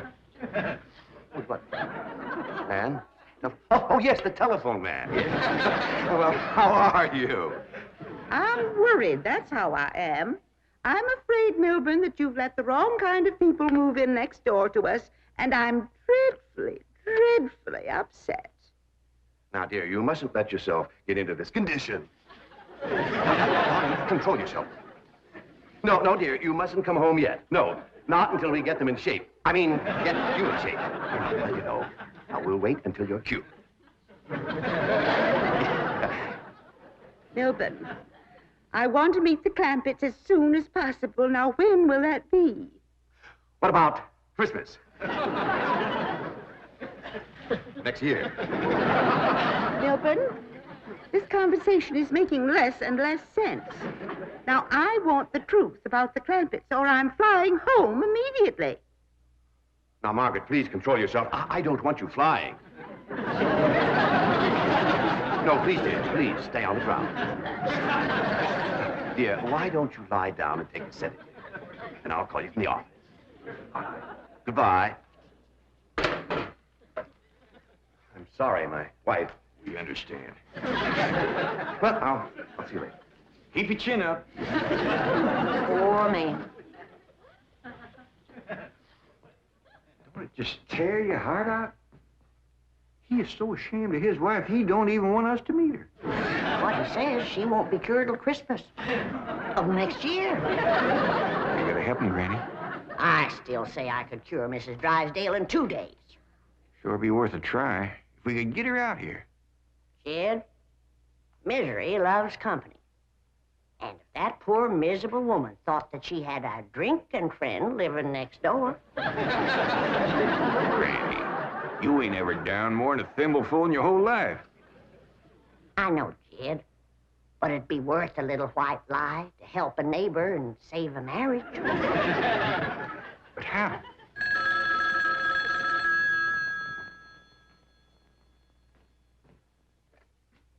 Hello? Yes, ma'am. Ain't that a stroke of luck, Granny? It's Mrs. Drysdale again. Well, no, ma'am, he ain't here, Miss Drysdale, but Granny and me'd like to talk to you. We your next-door neighbors, the Clampetts. Listen, honey, I got my still set up not 50 feet from your back door. Now, you come on home, and you and me will get glassy-eyed, falling down crocked. We'll get juiced at eyeballs. How does that sound to you, honey? I don't hear nothing. Me neither.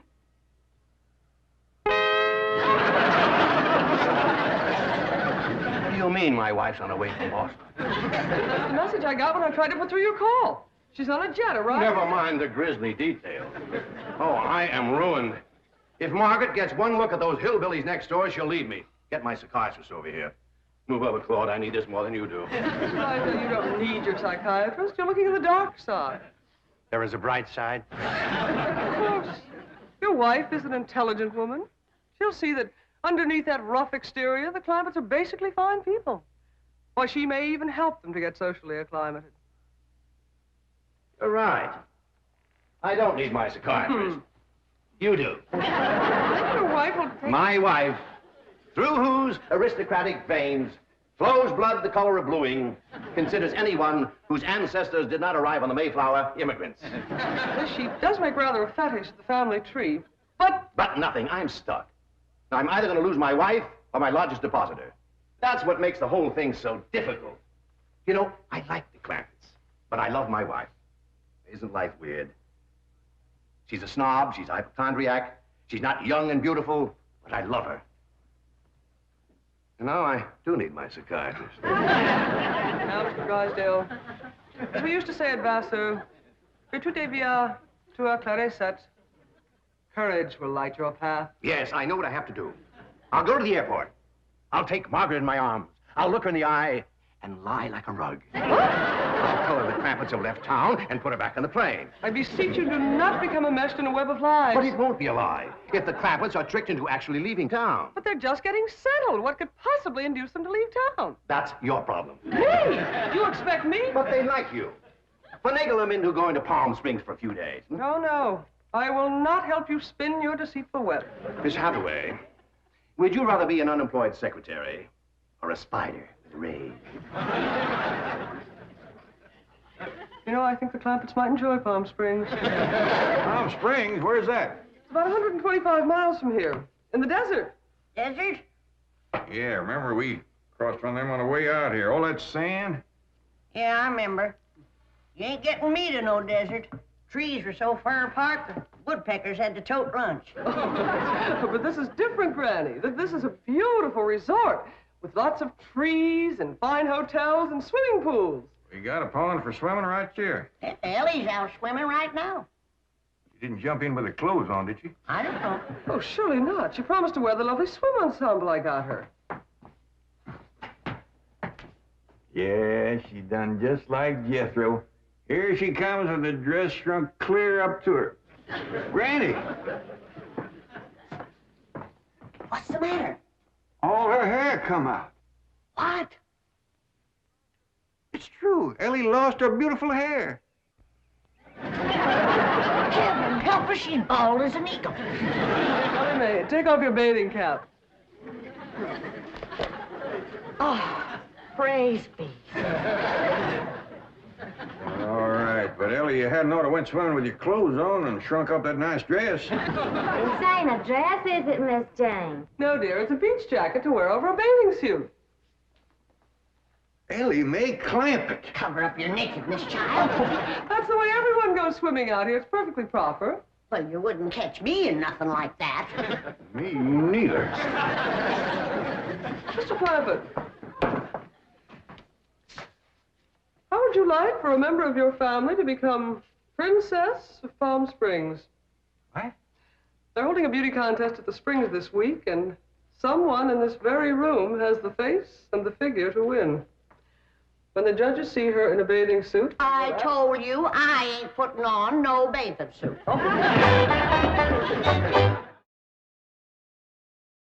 Believe me, Mr. Clampett, this beautiful daughter of yours can win that Palm Springs beauty contest without even trying. Can we go, Pa?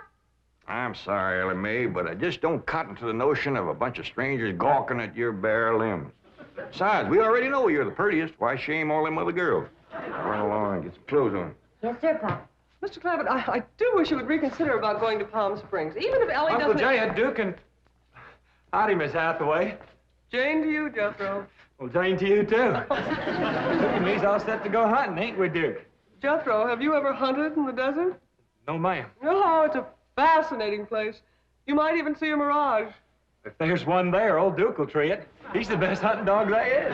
Well, you'll love hunting around Palm Springs. You'll all love Palm Springs. They have wonderful hotels. Have you ever stayed in a beautiful hotel suite? No, I ain't, darling. Granny, let's you and me go and leave these two lovebirds alone. No, wait, please, let me take you all to Palm Springs. I'll tell you what. Why don't you take Jethro and Ellie Mae, and me and Granny will stay here. But then Mrs. Dreiser would see. I mean... Is Drysdale coming home? Is that why you was trying to get us out of town, so we wouldn't meet her? Yes, that is the reason. I'm so ashamed I could die. Well, now, don't go to crying about it. The way I look at it, ain't nobody got a right to be ashamed of nobody else. Good Lord made us all, and if we's good enough for him, we sure ought to be good enough for each other. I hold back on them tears. You's among friends. Why, I remember a long time ago hearing a fella say it. He said it just about right. He said, there is so much good in the worst of us and so much bad in the best of us that it don't hardly... Boo! Well, go ahead and bawl. It'll make you feel better. I'll tell you what. If this means so much to you, we'll all pick up and go to them Palm Springs with you. Oh, bless you. Mr. Drysdale will be so happy. I'll go help Ellie Mae pack. I'm telling you, that Miss Drysdale must be a mess. She's gonna need our help, Jed. This is a poor time for us to be a-leaving. Yeah, we gotta help her once we get back. Right now, we gotta respect Mr. Drysdale's feelings. Jethro, you go get the truck ready. Okay, Uncle Jed.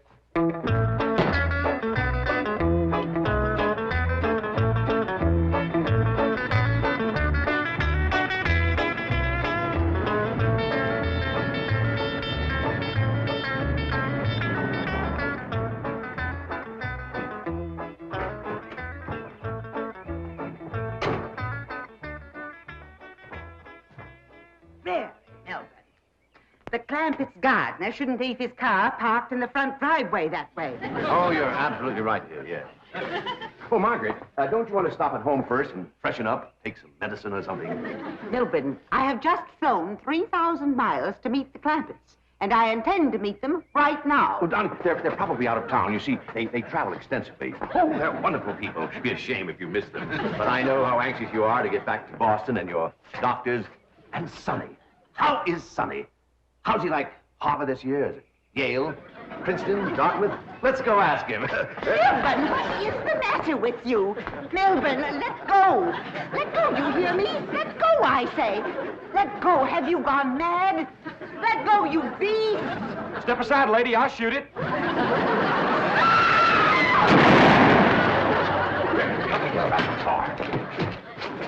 What'd you shoot, Jethro? I think it was a fox.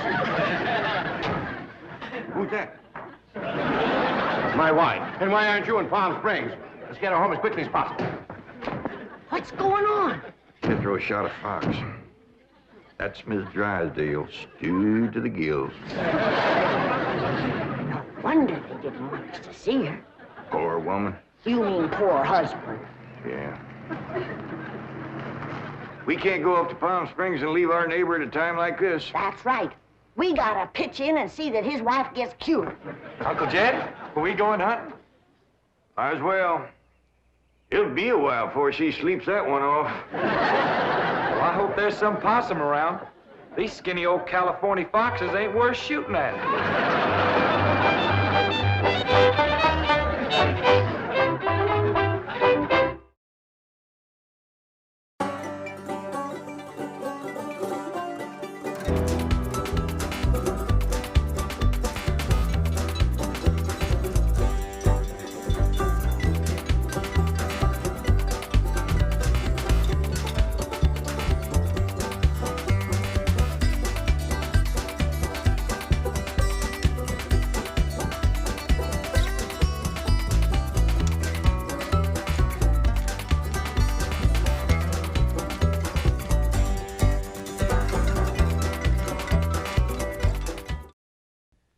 This has been a Filmways presentation.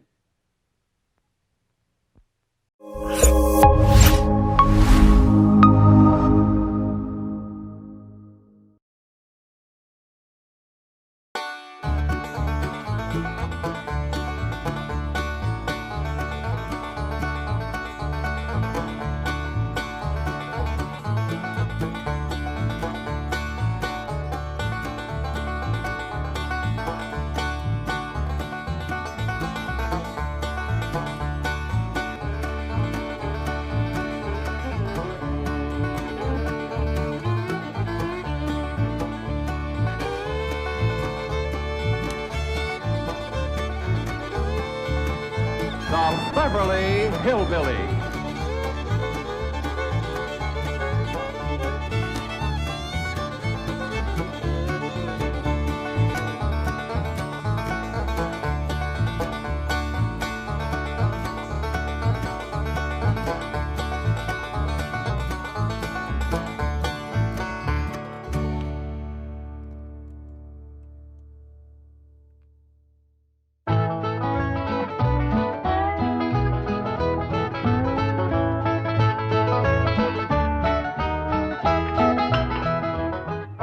Jethro, tell us exactly what happened with Miss Drysdale.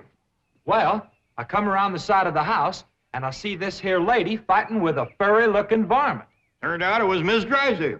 No, Uncle Jed, it was a fox. The lady was Miss Drysdale. Oh, yeah. So I grabs up the shotgun, and I says, step aside, lady, and I'll shoot it. Well, instead of that, she whipped around and throwed that thing in the air. Well, I shot it on the fly. With both barrels. Blew my wife's fox fur to shreds. No wonder she fainted dead away. I caught her just in time. The chauffeur had to help me get her into the car. She was out like a light. She was stewed to the gills. You said it took 2 men to get her back in the car. You know, Jethro, could be that there fox was Miss Drysdale's pet. Why in tarnation would she want a sneaky old fox for a pet? 'Cause them kind of people are liable to do anything. What kind of people? Ask your pa. Well, I reckon I can't protect you from the ugly side of life forever. You see, Miss Drysdale is what city folks calls what was her husband called it, Granny?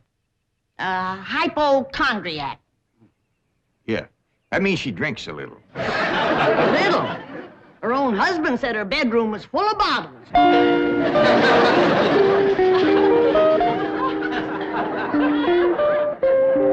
The doctor says she'll sleep for several hours. He gave her a sedative. What about Claude? Oh, she insisted that he have a sedative, too. Poor dog, he's probably the first canine hypochondriac. Well, let's be thankful for one thing, Mr. Drysdale. What's that? The tree outside the window. It completely obscures her view of the Clampett estate. Yes.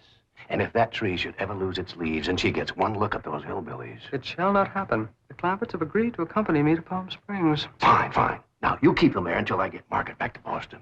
Can do and will do. Maybe it's for the best that you know about that poor woman next door, Ellie. Now you can pitch in and help us get her cured. Yep.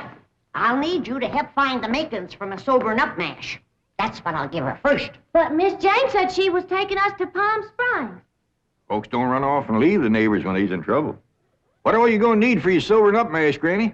Well, most of the stuff I got. But it takes pecan root, wretchweed, sourdough, skunk oil, chimney soot, spider webs, horse mint, snake wort, pepper leaves, chicken gizzards, stump water, coal oil, slippery elm ooze, and turpentine, and a few more things that's secret. Oh, and the biggest toad you can find. Granny, you use a live toad? That's just for testing. I give it a swaller to see how far it jumps. Last time Granny used a sobering up mash, set a new record. Clean over the top of Vernie Bradshaw's clothesline. That's tall jumping for a toad. Oh, this wasn't no toad.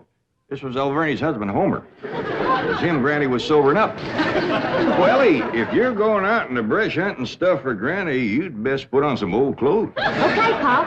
Well, let's get it going.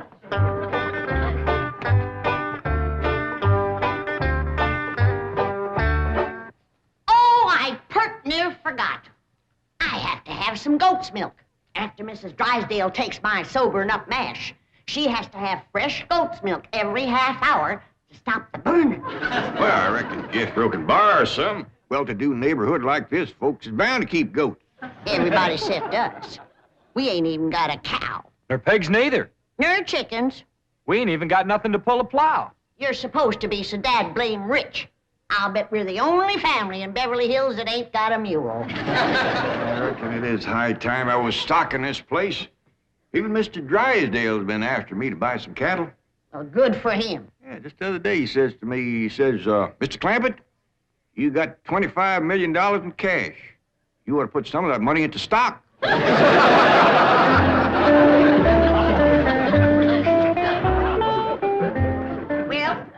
we better get busy now if we're going to find...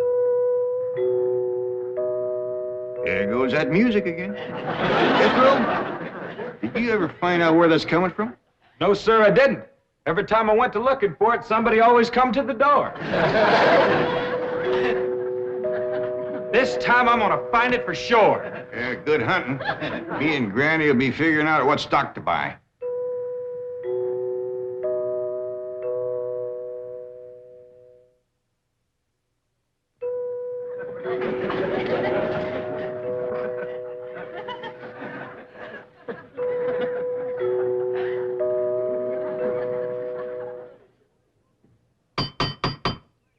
Doggone it, never failed.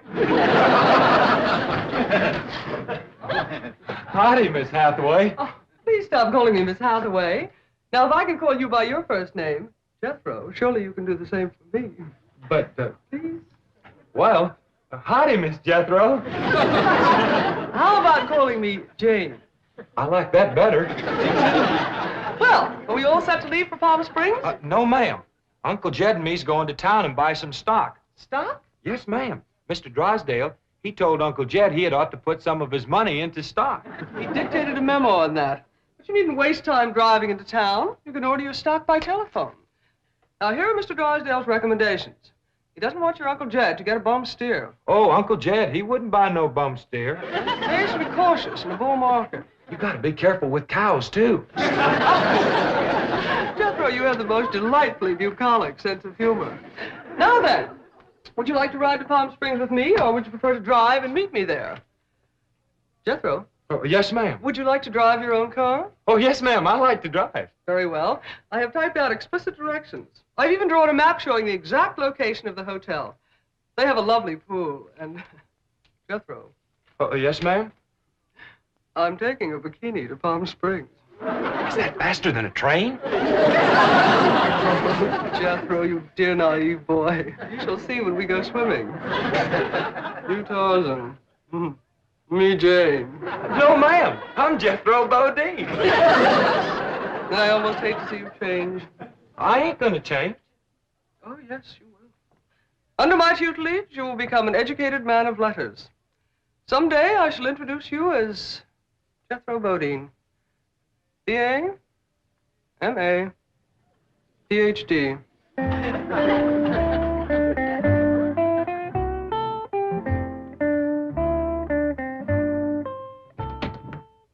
Awful smart woman, but that ain't the way you spell Bodine. All I know is this is the kind of stock Mr. Drysdale thinks is good. What does that say? IBM. What's that spell? IBM. What's an IBM? I don't know. Next it's got, Us's. Us's? Well, that's what's wrote there. U-S-S. That makes sense. Maybe it ain't Mr. Drysdale's fault.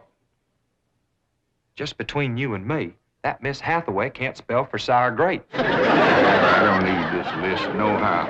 Me and Granny's already figured out what we want. That's right. A pair of goats, 3 pigs, 4 cows, a bull, a mule, and a dozen chickens. Reckon we can get all that on a truck? Don't have to. Miss Hathaway says just call on the telephone and they bring 'em out. Oh, now, ain't that nice? Hello? Jed, I watched that banker feller.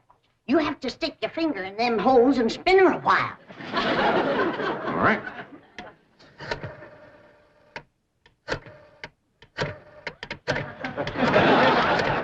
Reckon that ought to do it. Operator. Oh, howdy, ma'am. This here is Jed Clampett. I'd like to buy some stock. What number do you wish? Number? Oh, a couple of goats, 3 pigs, 4 cows, a bull, a mule, and a dozen chickens. I'll give you information. Well, thank you, ma'am. I appreciate all the information you can give me. It's the first time I ever bought stock on the telephone. Perhaps I'd better connect you with the supervisor. 2 heads is better than 1. Supervisor speaking. May I help you? Well, thank you, ma'am. This here is Jed Clampett. I'd like to buy some stock. Do you know the number you wish to reach? Well, that's more or less up to the animals. But the number I want to start with is a couple of goats, 3 pigs, 4 cows, a bull, a mule, and a dozen chickens. This sure is a dandy pin, Jethro. As soon as Ellie gets back from the Drysdale, she can milk this here goat.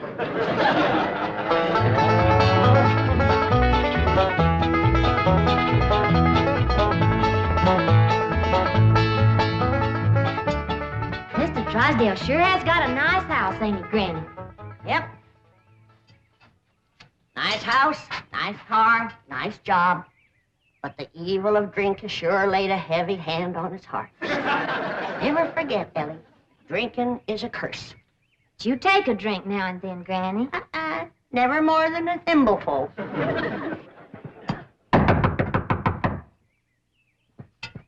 Oh, Ellie, you might have to hold Mrs. Drysdale while I spoon my sobering up mash down her. I'll throw a double scissors and an arm lock on her. Just so you don't cut off her wind if she can't breathe. Yes? Howdy. We've come to see Miss Drysdale. I'm sorry, madam, but Mrs. Drysdale cannot be disturbed. Are you her kin? I'm a butler. Oh, that must have been her maiden name. You were taking care of her, are you? I am a butler, madam. Well, I'm glad to see that her family ain't ashamed to help her. Whom shall I say called? Well, this here's Granny, and I'm Ellie Mae. Pa and Jethro would have come too, but they're busy with the cattle. Very good. Hold on now. We've come to see Miss Drysdale. Mrs. Drysdale is indisposed, madam. She is not receiving. Oh, still sleeping it off, huh? Well, when she comes to, you just spoon half of this down her and then stand back. Yeah, she'll commence to doing some tall jumping. Don't bite you. We'll be back later with the goat's milk. Want me to stay and help you do for Miss Drysdale? We are managing, thank you. Are you doing the washing and the cleaning and the cooking for her? Certainly not. Oh, just letting it pile up on her, huh? I am a butler.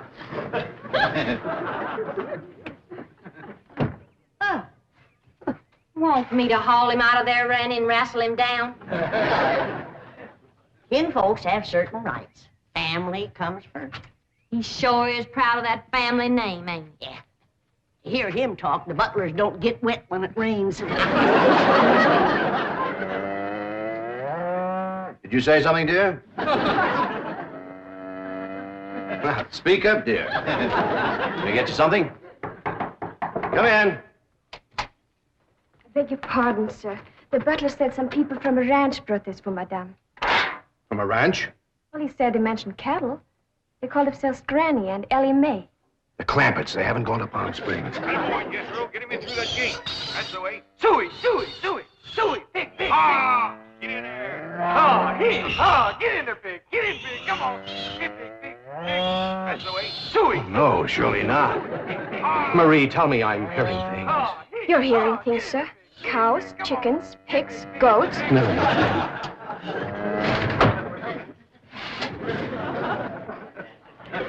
Anything I can do, sir? Pray, Marie. Pray.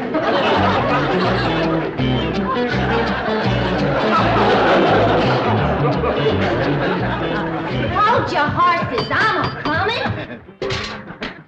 Oh, howdy, Mr. Drysdale. Did your wife take Ellie Mae? Where's your father? He's tending the cattle. He brought cattle into this beautiful estate? No, he called on the telephone, and some men brought him in a truck. Yes, sir. I'm just fixing to go milk the goat. Come on out to stock pen. Stock pen?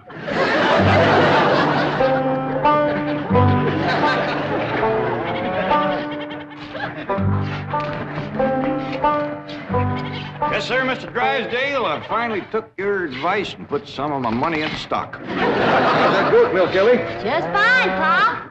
He sure is a dandy pen, Mr. Drysdale. Yeah, good stout fence around outside. Of course, that one across the middle ain't so much. Bulls already jumped it twice and ain't even mating season.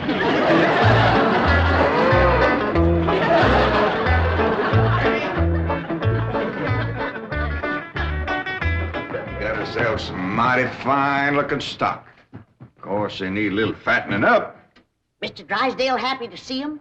Granny, he was so happy he couldn't talk. He just kind of hung on a fence and made little gurgling noises in his throat. Well, that poor man has some joy coming to him. I'm glad to be able to help him to forget his trouble for a spell.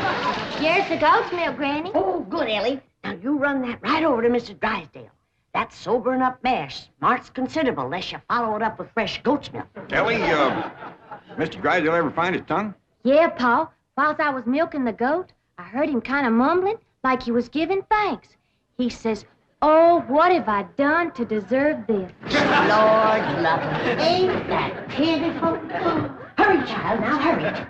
You know, Granny, it gives a person a mighty good feeling to help a neighbor. You betcha. And he needs us, because his wife's kin ain't no help. Who's that? That high and mighty Mr. Butler. That's who came to the door when Ellie and me took the mash over. Wouldn't let us see Miss Drysdale. Now, you can't hardly blame him for not wanting folks to see it. Uncle Jed, the bull jumped that little fence again, so I tied him back over on his side. Where's Mr. Drysdale? I asked him to come in for some coffee. It was the funniest thing what happened to him. You know how he was hanging on the fence of the stock pen, kind of gurgling and mumbling happy-like? Yeah. Well, all of a sudden, he He points up towards his house and says, "My wife. That's her window." Then he goes tearing off into the bushes like a bear was after him. She took some mash and he seen her jumping. Right, Ellie, he's gonna get there with the goat's milk just in time. Oh, Sonny, Sonny, your mumsy just had the most ghastly dream. I was going to see our new neighbors, the Clampetts, and suddenly this dreadful giant appeared with a huge gun and shot my beautiful fox fur. Isn't that the most dreadful... Claude, what are you eating? Oh, did Ravenswood bring my darling boy some nice scraps? Claude. Claude! Marie! Marie, come and get Claude! What's the matter, dear? Claude, he's having a seizure or something. Is something wrong? Yes, Marie. Open the window. Yes, let's have some fresh air. No. You take Claude to the doctor. I'll get the window.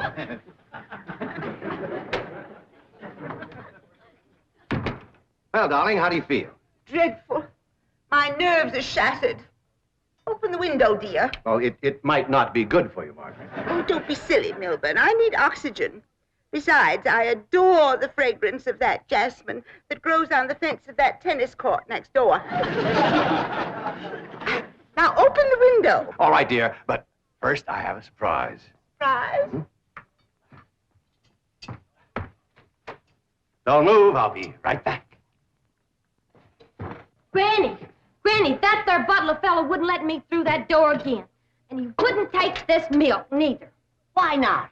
He said he wouldn't touch nothing more from us without it was sterilized. What's sterilized? Oh, we had that in school once. That means soaked in alcohol. Alcohol? Appears to me like Mr. Drysdale's got two drinkers on his hands. Mrs. Drysdale must be in terrible shape. Fighting mean, scratching and clawing people and everything. How do you know? I heard her yelling and screaming clean from upstairs. She says, "Marie, Marie, come and get Claude." Sure enough, pretty soon, this poor girl come a-running down yelling, "Take me to the doctor. I got Claude." Family or no family, that woman needs help, and by thunder, she's gonna get it.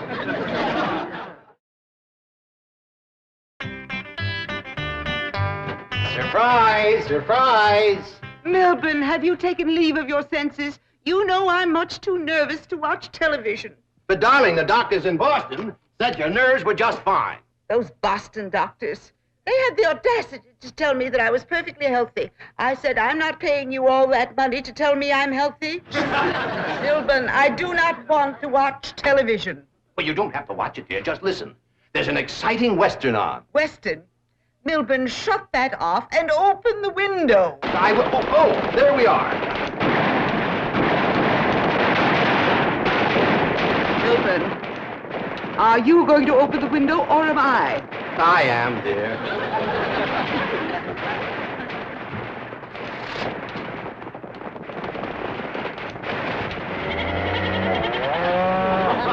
There, you see, the cattlemen and the sheepmen are fighting now.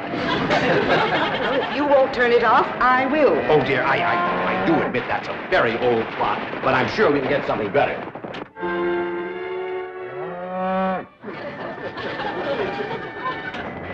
That medical program, go back to that. Well, don't you think that's a bit depressing? I want the medical program. All right.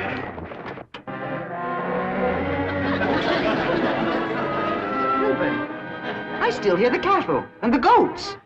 Yes, you see, this is the latest thing in television program. A medical western. A medical western? Yes, I think it's called Sagebrush Surgeon. That's the window he pointed to right there. Gotta get some fresh goat's milk up to that woman some way. I could shinny up the tree and climb right in that window. Jethro, it ain't fitting for a man to be in a woman's bedroom. How about me? No, Ellie. You're too young to handle somebody wrestling in the grip of old John Barleycorn. I gotta get up there and have a goat handy to milk ever so often. I think I got it figured out, Granny. I'll get a rope, throw it over that limb, hoist you up to the window. Jethro, you get that Mr. Butler away from the front door. Then, Ellie, you take the nanny goat, lead it upstairs to her room for Granny. All right, Pa. But that little goat ain't gonna do nothing unless it's got that little chicken sitting on his back. That's all right. Raw egg ain't going to do Mrs. Drysdale a bit of harm.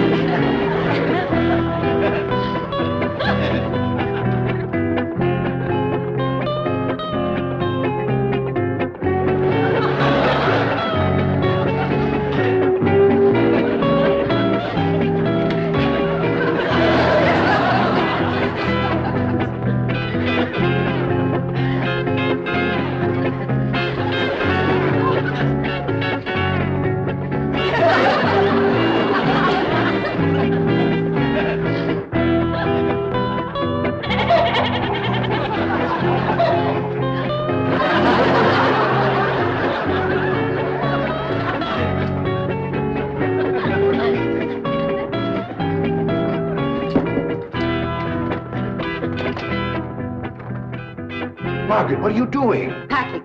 I'm leaving immediately. Oh, don't leave me. I love you. I love you too, Milburn. Why don't you come to Boston with me? You haven't seen Sonny for a long time. I don't understand. Why have you suddenly decided to go back to Boston? To see those doctors. Let them dare to tell me now I don't have a nervous condition. I'm even having hallucinations. It's wonderful. Hallucinations? I just saw a witch fly by that window, and there's a goat in the bathtub with a chicken riding on its back. Oh, you couldn't see them, dear. Only someone with my shattered nervous system. There goes the witch again. Oh, Milburn, I'm the happiest woman in the world. It's marvelous. Wait until those doctors hear this. Can't get in the attic and she won't open the window. Ice me up again. Here, Milburn. Let's have a vitamin toast to my coming triumph.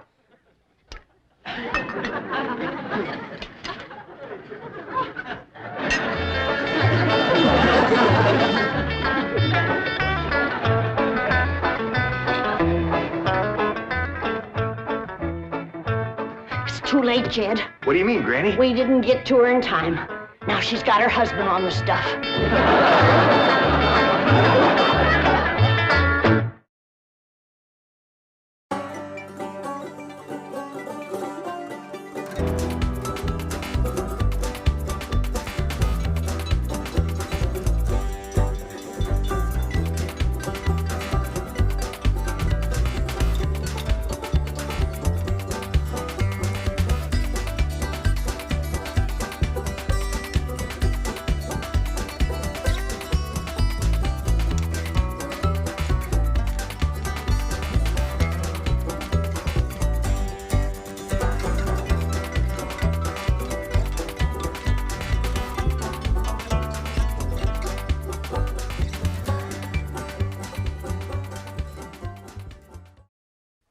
This has been a Filmways presentation.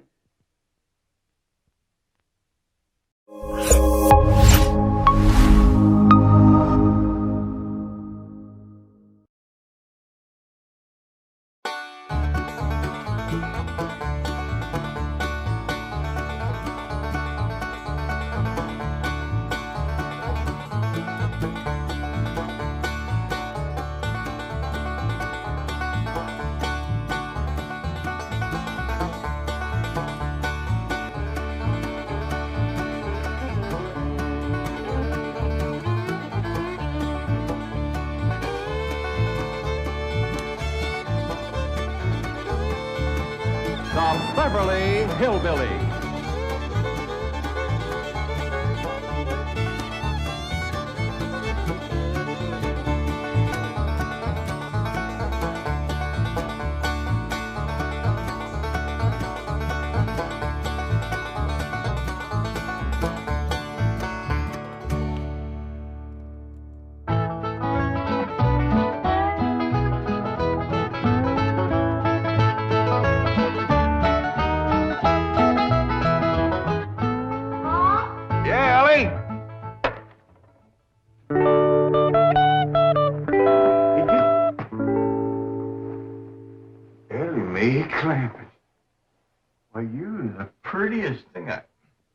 ain't never in all my born days. How'd an old mountain goat like me ever get a young'un like you? You're a queen. That's what you are in that shiny dress standing there. You're a queen. Feel it, Paul. It's slicker than a toad's belly. I'll give you if it ain't. What kind of dress they call that? This is what you call a ball gown. A ball gown. Well, you's even catching on to what they're named. Well, Miss Hathaway, she pinned a piece of paper onto every dress she got me, telling what it was for. You better tote along the shotgun, keep fellas away. Oh, no, Paul. That's what I'm going out for, to meet some fellas. Hallelujah. You know, you're going to find out something I've been saying is the truth. You don't have to dress up in boys' clothes to have fun with boys. I'm going to keep my promise, Paul. I ain't going to wear nothing but dresses for 3 whole days. And I'm going to keep my promise, too. If you don't have just as much fun as you did climbing trees and wrestling, you can go back to wearing your pants and shirt. Goodbye, Paul.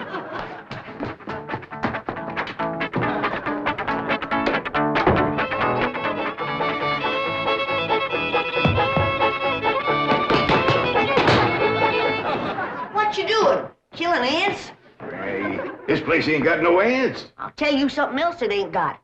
That's me. I'm gonna pack up and go home. Wait a minute. Hold on there. This is home. Not to me it ain't. And for my part, they can give Beverly Hills back to the Indians. Or whoever else was fool enough to come here in the first place. Come on, let's go in here and sit down and we'll talk this whole thing over. You just got your back up because the police made us get rid of all our cows and pigs and chickens and stuff. Well, that didn't help, hon. But if they don't allow folks to have stock, why have they got that all-fired fancy stock pen down there? Well, Granny, it turned out that there was something called a tennis court. What in tarnation is a tennis? I don't know, but one of these days we'll get us a pair of them and go to raise them out there. Well, you go to raising them. I'm going back home, where I can get some good things in life, like hog jowls and possum shanks. Now, hold on, Granny. Jethro's out hunting possums right now. He won't find none. I've been all over these Beverly Hills, and I tell you it ain't easy. Climbing fences and walls and jumping over hedges to get around those cement ponds where there are a lot of half-naked women laying there smearing themselves with oil and yelling at you to get out, get out. I tell you, Jed, this place is full of the laziest, greasiest, unfriendliest mess of people I ever did lay my eyes on. Here's Jethro. Hi, boy. What'd you get? I got chased by a fellow with a club. Now, you hear that, Jed? It says Beverly hillbillies picking on a little boy like Jethro. Come on, Jethro, load up the truck and let's head for home. Hold on. I think I know what's ailing you two. You're just plain old homesick. Well, I'm sick of this home, I can tell you that. Yeah, now I got a surprise. I've been kind of saving. I reckon now's good times any to let the cat out of the bag. We need pigs and chickens, and he gets us a cat. Now, that ain't the surprise, Granny. The surprise is Pearl's coming out here. Ma's coming out here? Yeah, and she's bringing your sister Jethrine. Hot diggity dog. Yeah, I wrote her a letter. I said, Pearl, I says, why don't you come out here and bring Jethrine? We got lots of room and plenty to eat, and we sure is a hanker to see you. Oh, boy. I gotta get us some possum now, because if there's one thing Ma and Jethrine likes, it's grits and possum shanks. You don't look particular cheered up, Granny. Jed, you might fool that boy with a story like that, but not me. What do you mean? Since when can you write letters? Well, now, Granny, now, wait a minute. Wait a minute. Granny, I didn't write that letter by hand. Held the pencil twixt your toes, did you? No, I wrote it by a new way. The banker's secretary showed me. It's called dictation. What's dictation? Well, it's wonderful, Granny. You just talk and she writes it down. She sure must write fast. Yeah, with a bad hand, too. She got a bad hand? This one, she calls it her shorthand. I don't care how many letters you dictate, Jed. Pearl ain't a-coming out here. Leastwise, not right now. Well, sure she is, Granny. She's looking to find a husband for Jethrine. I'll tell you who Pearl is a-looking to get a husband for. Pearl. And I think she's got her cap set for that oil man that bought your swamp. Mr. Brewster?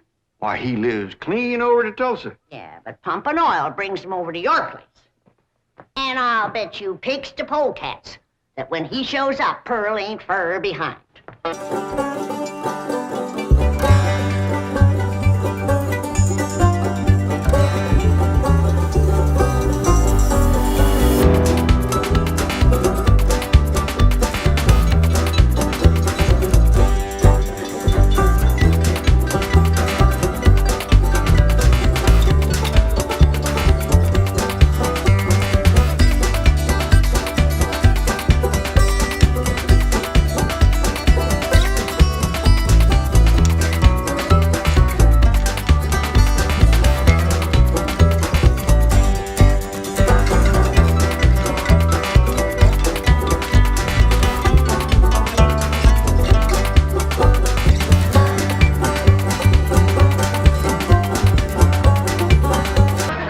Why, Mr. Brewster, of all people, fancy meeting you here. Small world, ain't it? Yes, it certainly is. Oh, this here's my daughter, Jethrine.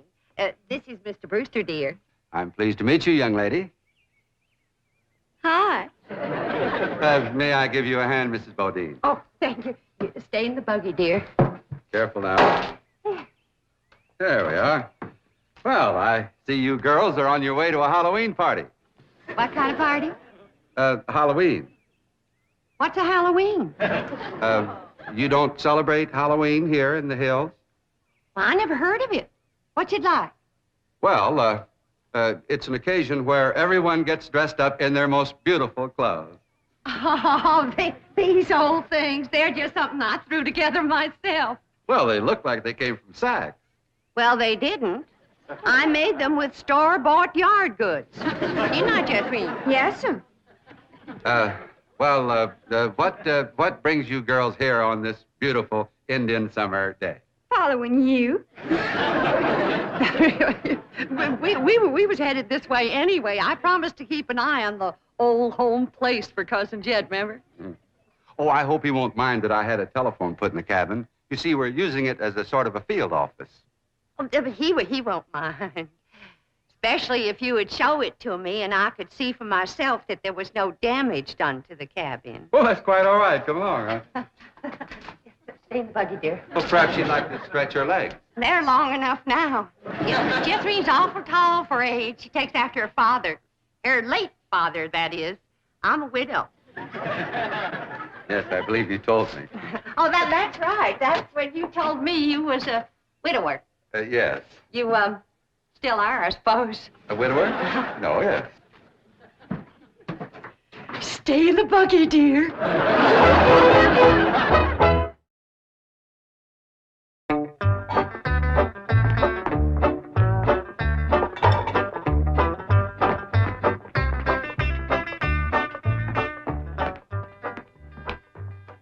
I'm going back where I should have stayed in the first place. Granny, before you do something you're liable to be sorry for, you better take another look around. See all the nice things we got here that you wouldn't have back home. Like what? Like this great big cooking room, for one thing. Why, you could take our whole cabin and put it right in this one room. Well, if you did that, I might stay. What about them big ice boxes? You got nothing like them back home? Didn't need 'em. Got nippy in the fall like the good Lord intended it to. This crazy California stays warm all year round. That's awful good for growing things. Look at that fruit there. Did you ever in your whole born days ever see anything as pretty as that fruit? Don't spoil neither. Don't taste neither. Oh, now. Jethro ate a whole bunch of them grapes.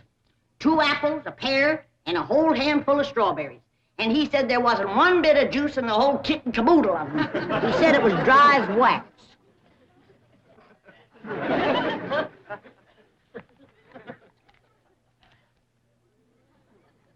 This is a mighty dry and gummy.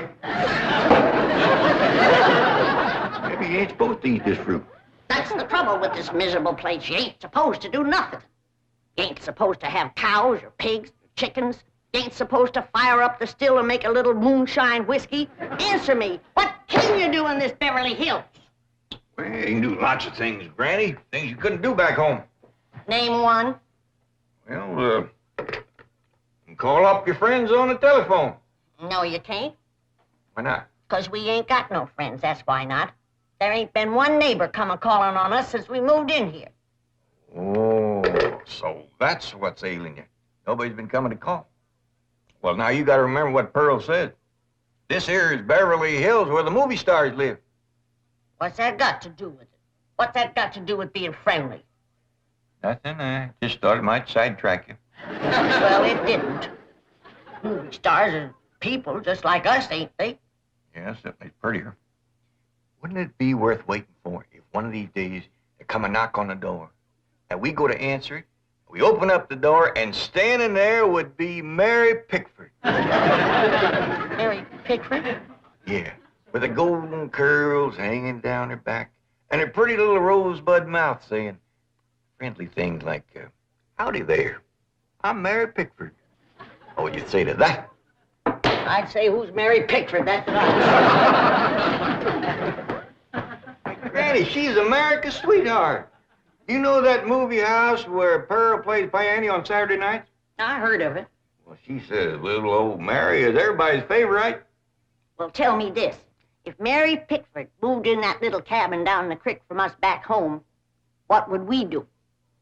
Oh, we'd have gone calling and brought her over a mess of pone and skinned possum. Yeah. And has Mary Pickford brought us a mess of pone and skinned possum? No, she ain't. You gotta remember, Granny, she probably spent 4 or 5 hours a day just fooling with and combing that beautiful curls hanging clear down Uncle to... Jed! Hello, Jethro. What'd you get this time? I got arrested. Yeah. Policeman, he took my gun away. He said they don't allow hunting in Beverly Hills. That does it. That does it. Then he pointed to old Duke here. He said, that dog had his rabies shot? And I said, no, sir, that dog ain't had nothing shot. I'm careful with a gun. What'd he say? He said, oh, wise guy, huh? So he put Duke and me in his police car. But we jumped out and run. Oh, is Ma and Jeff Reen here yet? No, and they ain't a-coming. Now, if you want to see your ma and your sis, you pack up that truck, and you and me will skedaddle back home where folks is friendly. Now, Granny. Oh, God, if she ain't the muleyest little woman. Granny, now, just a minute. Now, Granny, will you just let me say one thing? Well, you be quick, because I got a long trip ahead of me. Granny, I know it ain't been easy for you out here. New things is always vexing, especially at your age, but I'm bound and determined to keep this family together. And if you go back to the hills, we's all going with you. I'm asking you please to stay. Not for my sake, but for Ellie Mae. Granny, what this place has done for her is a plain miracle. Why, that wild Injun has become a grand lady. I wish you could have seen her go out that door looking like a queen in a picture book. I tell you, I just wanted to sit down and bawl, the way you done when I married her ma. Now, she's just... She's out there now. Not just wait, Granny. Wait till you see. In here, Ellie Mae. Huh? You sure was right. Oh, Hogan, you don't have to wear boys' clothes to have fun with boys. May, you promised me you wouldn't wrestle. I ain't been wrestling. Then what have you been doing in your ball gown? Doing what I'm supposed to do, playing ball. Oh, I made 2 touchdowns and kicked 3 field goals.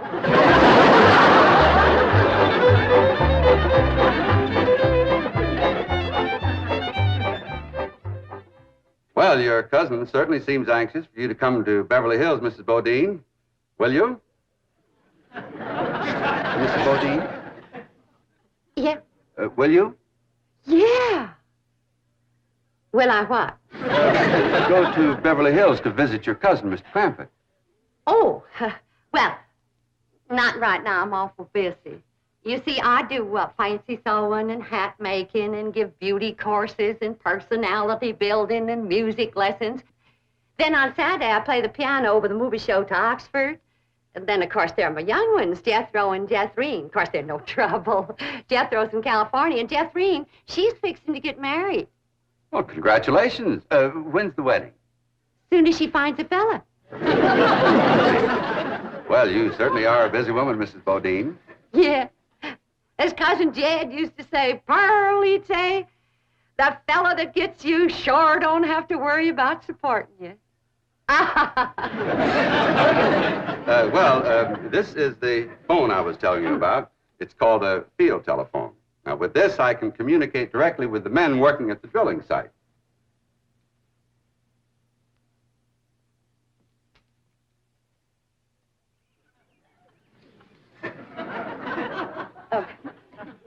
Any young men down there? Oh, yes. Any unmarried young men? I'm sure there are.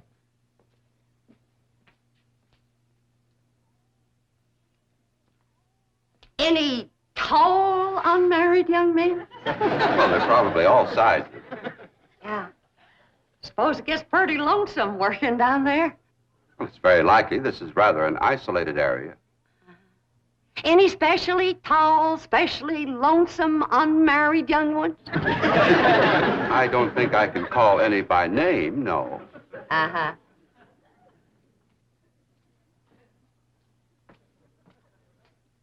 Well, I was just wondering.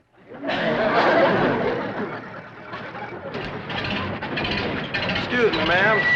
Could you tell me where the oil drillers are working today? Well, now. What have we here?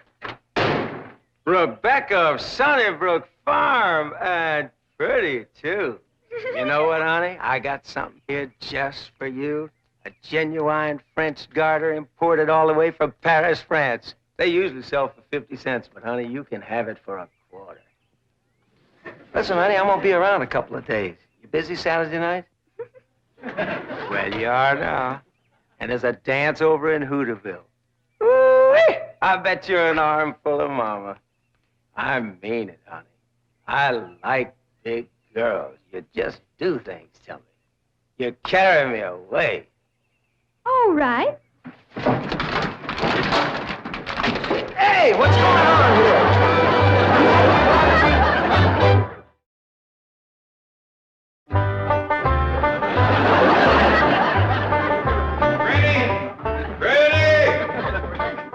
Oh, there you are.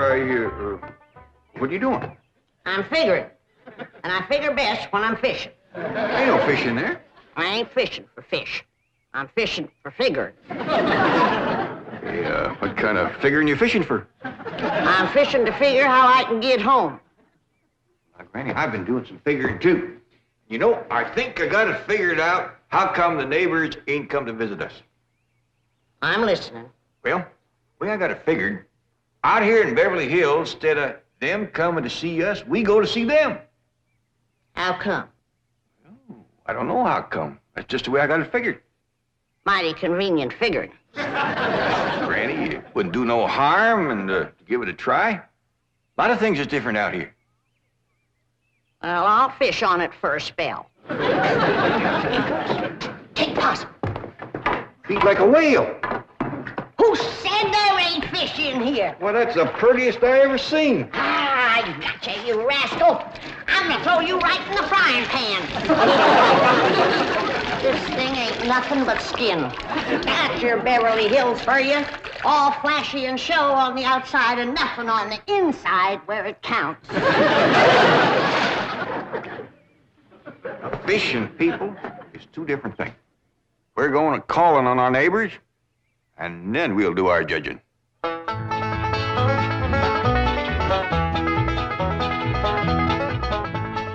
Well, let's see now. Which neighbor shall we call on first? Mr. Drysdale's off in Boston with his missus, so let's go this way. If you ask me, let's go back that way. Now, Granny, you promise. Come on, everybody, let's go. You reckon they'll give us a mess of pone or something, Pa? Or maybe some salted down possum. Probably so lie on us.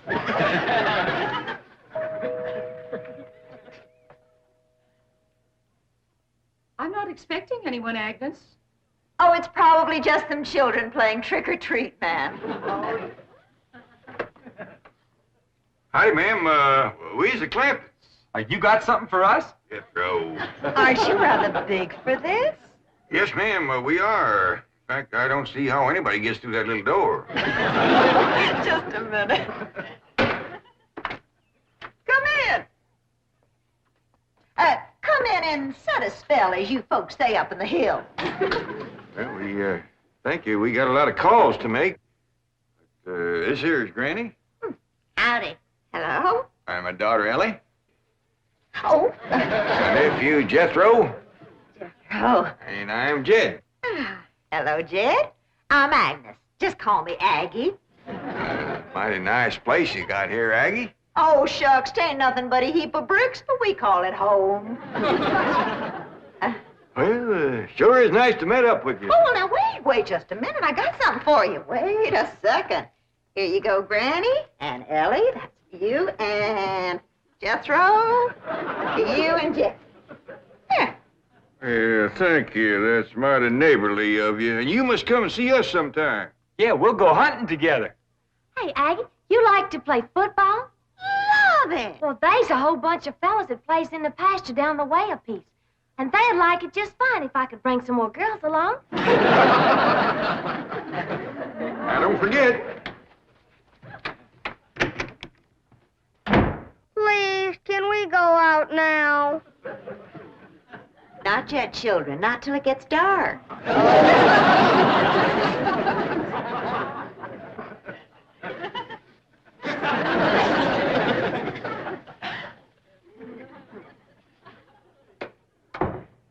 Ain't that the most pitiful thing? Heart-rendering.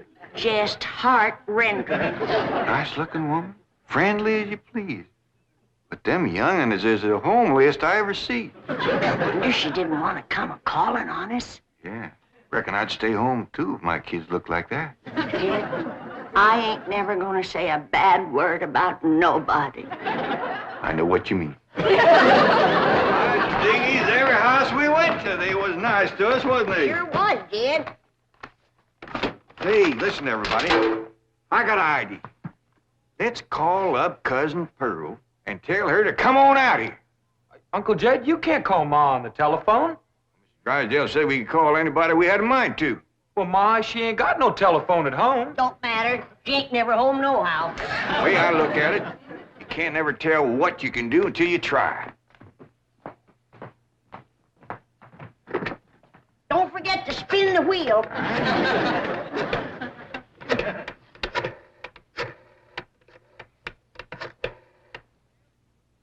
Howdy, ma'am. I want to talk to Pearl Bodine back in Oxford. That's right, operator. J.D. Clampett in Beverly Hills. Jed's sure gonna be surprised to hear me talking at him on this thing. Oh, they're ready to make the connection. Hello?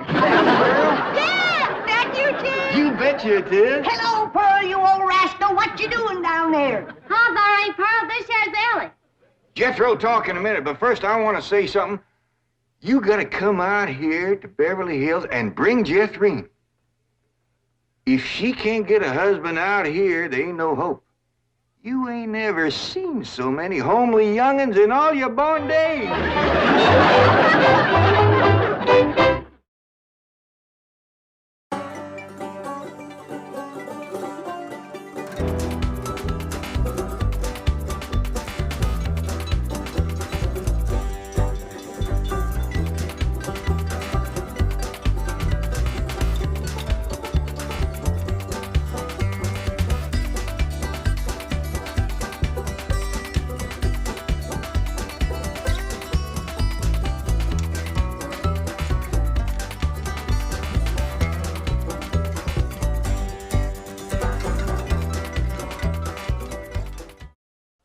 This has been a Filmways presentation.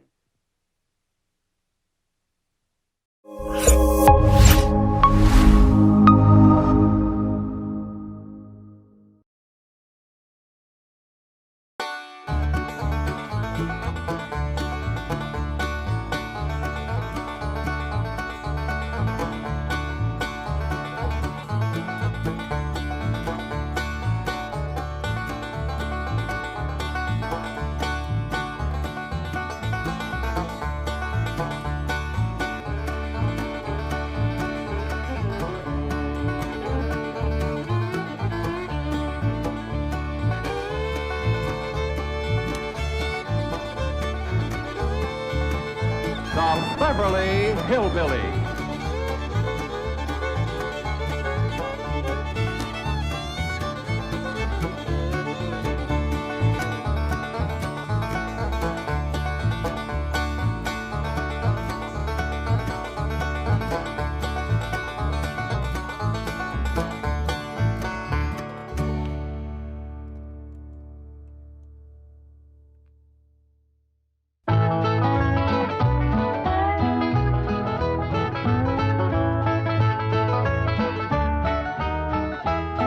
Can she bake a cherry pie, Billy boy, Billy boy? Can she bake a cherry pie, Charming Billy? She can bake a cherry pie, quick as a cat can wink her eye. She's a young thing and cannot leave her mother. Well, Granny, did you pick out your spot yet for the garden? Yep. I kind of favor a patch right close here to the house. I'll plow you up something there directly. Yeah, just enough for some onions and taters and some Rudy Bakers. And a few rows of corn. Paul? Morning, Granny. Paul, can I help you with the plowing and the spading? Well, Ellie, I'd rather you put on one of them pretty dresses that Miss Hathaway got you. But, Paul, I can plow better in these clothes. Means for plowing. You know, Ellie, I'd like you to wear one of them dresses kind of regular. Wouldn't you, Granny? You're mighty fetching in a dress, Ellie. Prettier than a tub of fresh churned butter. Paul, if I go to wearing them dresses, Jethro will make fun of me. I reckon he hadn't better. Now, you run along and put on something with skirts. All right, but he hadn't better make fun. He won't, he won't. You know, speaking of Jethro, I think he's got himself a sweetheart. The banker's secretary? That's right. They was out together last night. What'd they do? Well, I don't rightly know for sure, but it was something to do with bowls. All you do with bowls is eat. Yeah, I reckon that's what it was then. She said she was going to take him bowling. You know, Jed, I kind of like that Miss Hathaway. Yeah, I think she kind of likes us, too. Oh, those marvelous Clampets. Those simple, rugged mountain people. The more I see of them, the more I am impressed. Yes, now Never have I observed such strength of body, mind, and character. Yes, now They stand like bold hills on the pebble-strewn landscape of Beverly Hills. Like mighty oaks among bushes. Like quiet. Now, like I admire them, too. But those boulders need polishing, and we've got to put some city leaves on those oaks before my wife gets back from Boston. Incidentally, in any endeavor requiring physical strength, they are most exceptional. I took Jethro bowling last night. Here's the bill. $3,000. How many games did you bowl? Well, you see, what happened was this. I said to Jethro, Pick up that bowling ball, she says, and see can you knock over them pins down yonder. They's just sticks. Anyway, I snatches up that rascal, draws back, and lets her fly. Did you knock down them pins? Yeah, the pins, the pin boy, the end of the building, a brick wall, and a signboard down on Sunset Boulevard. I bet you Miss Jane didn't do that good. She didn't even try. But she just looks at me and says, Jethro, you're strong as an ox and twice as handsome. Ain't no two ways about it, Granny. That city girl is sweet on this boy. I reckon so, the way she's bragging on his looks. You are handsomer than an ox. Thank you, Granny. Cousin Ellie, you're a city girl now. Do you You think... see there, Paul? I told you this would happen if I took to wearing these dresses. You call me that again, and I'll turn you every way but loose. Didn't say nothing but city gal. Ellie Mae Clampett! You get up from there or you're going across my knee. And Jethro, you're going across mine. What did I do that was so all-fired bad? In that dress, she looks just like a city gal. You did it again! I reckon we better go out there and see she don't hurt him.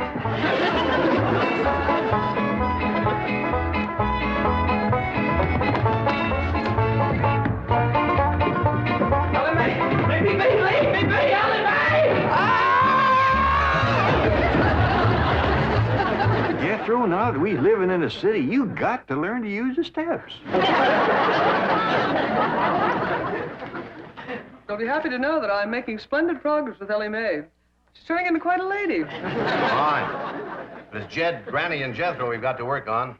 Clothes, manners, the works. What have you done about servants? That's a problem, Chief. They're basically opposed to the whole idea of able-bodied people letting others do their work for them. Well, that's a refreshing attitude. But we've got to get a skeleton staff in there somehow. A combination butler and valet for Jed and Jethro. To help them assemble a wardrobe, teach them how to... Ravenswood. Your butler? Oh, he's never been my butler. Came with my wife like an overweight dowry. Been in her family for years. And with Margaret in Boston, I can certainly spare him, plus her upstairs girl, Marie. I doubt if you can sell Mr. Clampett the idea of servants. Get him on the phone. I'll make him think he's doing me a favor by taking him off my hands for a while. Right, Chief? She hadn't ought to thrown me down on my head like that. What if I'd have been carrying a frog in my hat? You ain't supposed to be wearing your hat in the house. Well, Granny, where's a fella gonna carry a frog? They jump out of your pockets. Hello? Oh, howdy there, Mr. Drysdale. Glad to have you back from Boston. Your missus come with you? Oh, that's too bad. I know her and Granny'd hit it off like two sows in a mud waller.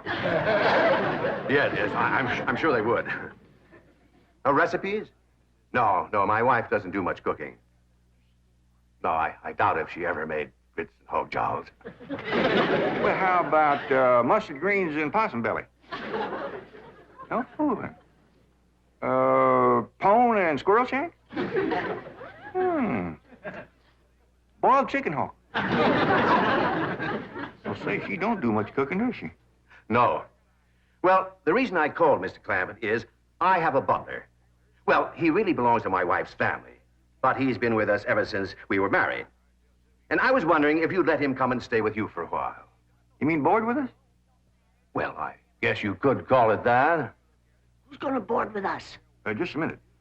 Some kin of Miss Drysdale named Butler. Why, we be just... That's that no good fat rascal that wouldn't let Ellie and me in to help Miss Drysdale when she was sobering out. Hello? Granny was talking at me, but she's done now. Oh, no, she ain't. Just a minute. Granny, let me hear the men out, and then we can talk it over. Yes, sir, Mr. Drysdale. I'm a-listening now. Well, in addition to Ravenswood, he's the butler, you can also have my wife's upstairs girl, Marie. Margaret may be away for some time, and I have absolutely no use for him. Well, I sure would like to oblige. Me and Granny will talk it over, and I'll call you. Oh, thank you. You'll be doing me a great favor. I was glad to help out when I can. Thank you again, Mr. Clampett, and goodbye.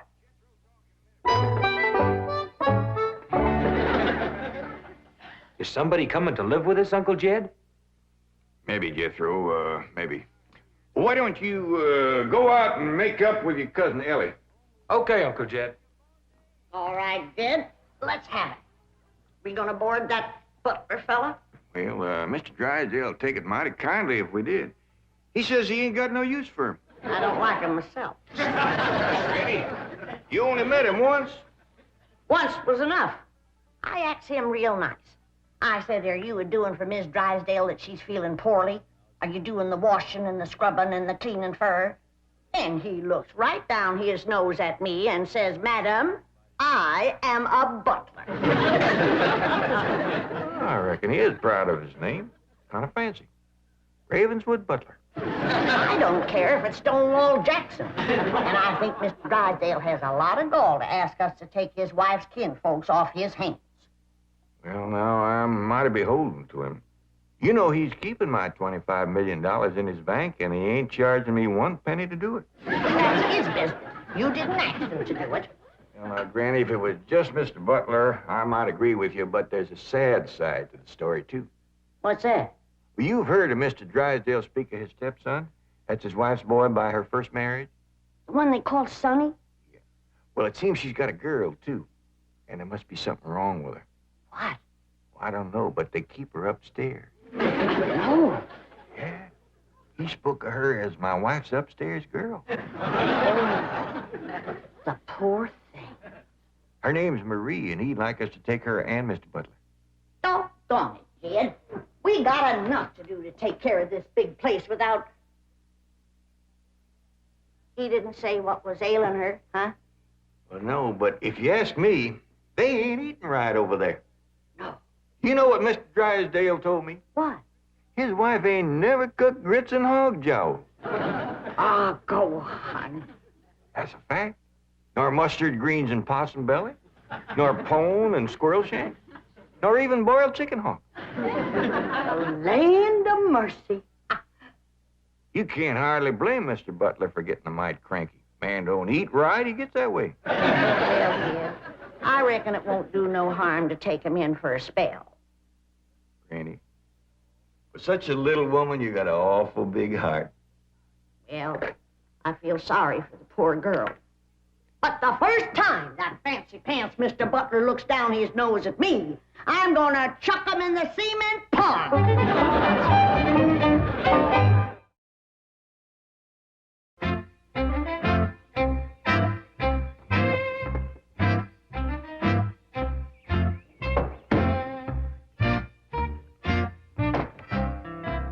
Now, I'm doubling your salaries for the length of time you stay at the Clampett home.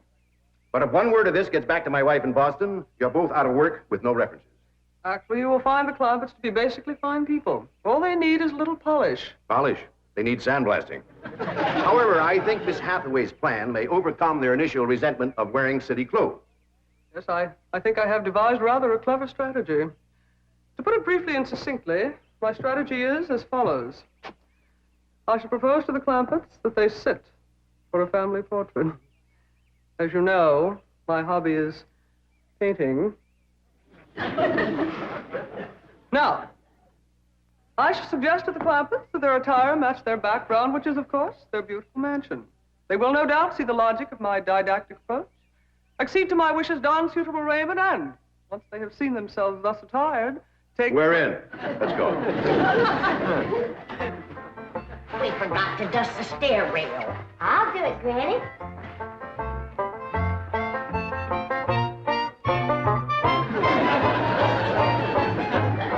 Thanks. Wearing boys' clothes does come in handy sometimes. Hi, Ginger Granny. I think we got her all spick and span for the company. They ain't a speck of dirt no place. Can I go swimming now? Me too? As soon as we help Granny clean up the kitchen.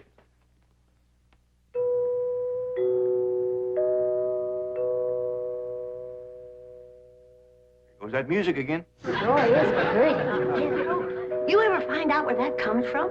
Know 'em, Granny. Every single time I commence to looking for it, somebody comes to the door. Nobody to the door now? There will be. You'll see.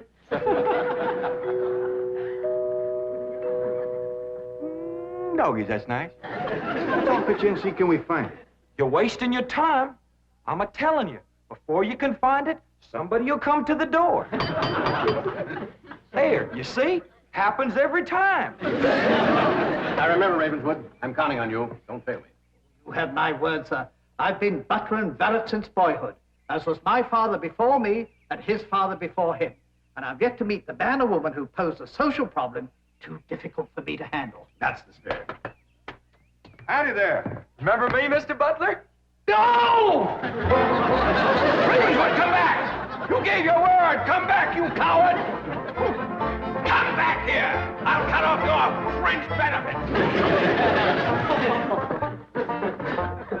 Ravenswood probably forgot something. He'll return shortly.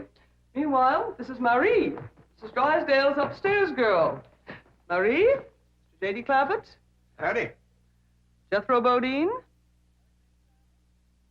Ellie Mae Clampett. And Grandma Clampett. No, ma'am. I am a Moses. Pardon? Granny's related on my wife's side. They's the Moses family from Tennessee. Then your name is Granny Moses? Grandma Moses. That's right. There was a very famous Grandma Moses who painted primitives. I've whitewashed a few myself. I'll show Marie to her room. Listen, Marie, honey. Over here, you've got the run of the house. You don't have to hide upstairs. Ain't nothing wrong with that girl, but want some good cooking will cure her. She's half starved. Poor thing is so weak her knees keeps a buckling on her. She's kind of pretty, though, for a skinny girl. Just wait till she gets a mess of Granny's grits and hog jowls. That'll fill her out. Well, I'll get some of cooking. Guess that butler fellow will be coming back directly. Oh, and Granny, can we have some of that salted down possum belly that Ma sent us? Well, I reckon it is kind of a company meal. Granny, open up a jar of them pickled crow gizzards. Now, Jed, we don't want to spoil these folks. They might get to thinking we eat like that every day. Baby, will you do something nice for me? Sure, Paul. Will you go get into that pretty dress again? Oh, Paul, Jethro will make fun of me. No, I won't, Ellie Mae. Cross my heart. Why, That's my darling. Thank you. And then you be real nice to Marie. She's had a bad life. I'll be nice to her. She's pretty. Let's all be nice. Far. I wanted to go swimming. Now I gotta go put on an old dress. Cousin Ellie, you look awful pretty in a dress. Honest you do. Do I look pretty in that there city girl? You look prettier than that there city girl. That did it. Come on and fight. Ellie, come on, There's nothing to be afraid of, Ravenwood. The fact that they're big and strong doesn't mean they're violent. Elephants can be gentle. Now, Ravenswood, your letting appearances deceive you. Oh, really, Oh, sir? I do admit on the surface they do seem a bit rough, even cruel. But I assure you underneath they are placid, kindly, and gentle. You shouldn't have called me a city girl. Ellie Mae, leave me alone, please, Ellie Mae. Please. City girl.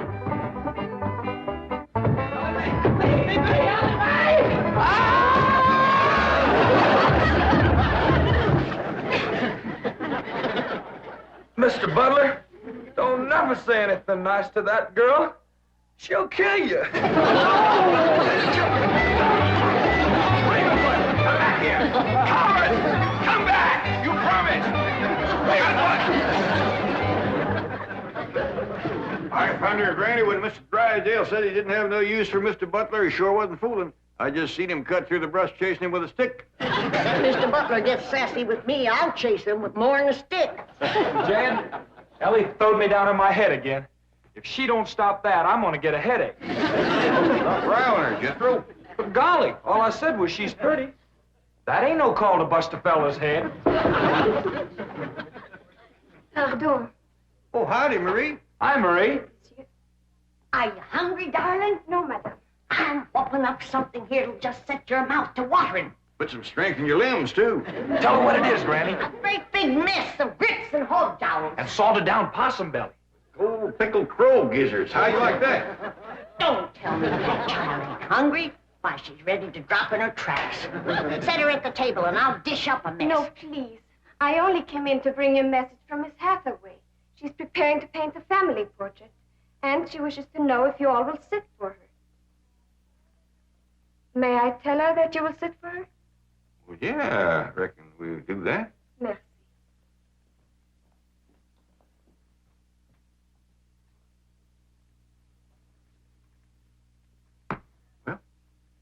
Let's get at it.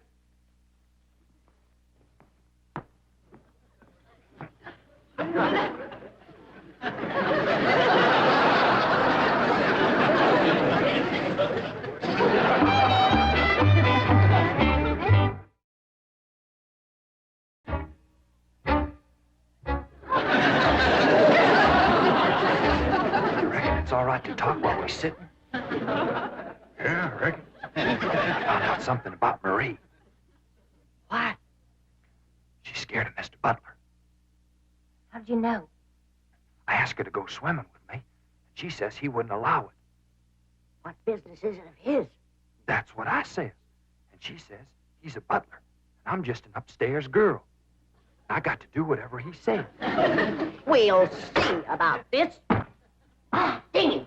Let's hit Mr. Drysdale, find him, and give him a whooping. Oh, catch him, Granny. Harry, you go put a dress on like you promised. Uncle Jed, I'm going swimming. If I see him, I'll fetch him in. Don't go jumping in with your clothes on again. Oh, I won't, Uncle Jed. Miss Hathaway, she gave me a present last night. She says it's something special for her to go swimming in. What'd she give you? Oh, pair of trunks. You go swimming in the cement pond. Boy, it's too big to go swimming in a trunk. Ed, In a pair of 'em. I got a feeling that Mr. Butler feller is going to be trouble. Yeah, we can handle him. Well, I still say that I think Mr. Drysdale has a lot of nerve to ask us to board his wife's relations. Maybe he just fed up. Man can get awful tired of having his wife's kin underfoot all the time.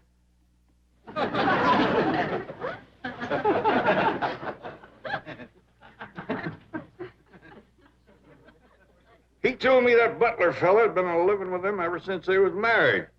I declare some in-laws latch on to free room and board like leeches. It takes a mule kick to jar 'em loose. You can't hardly blame Mr. Drysdale for trying to get shed of a critter like that.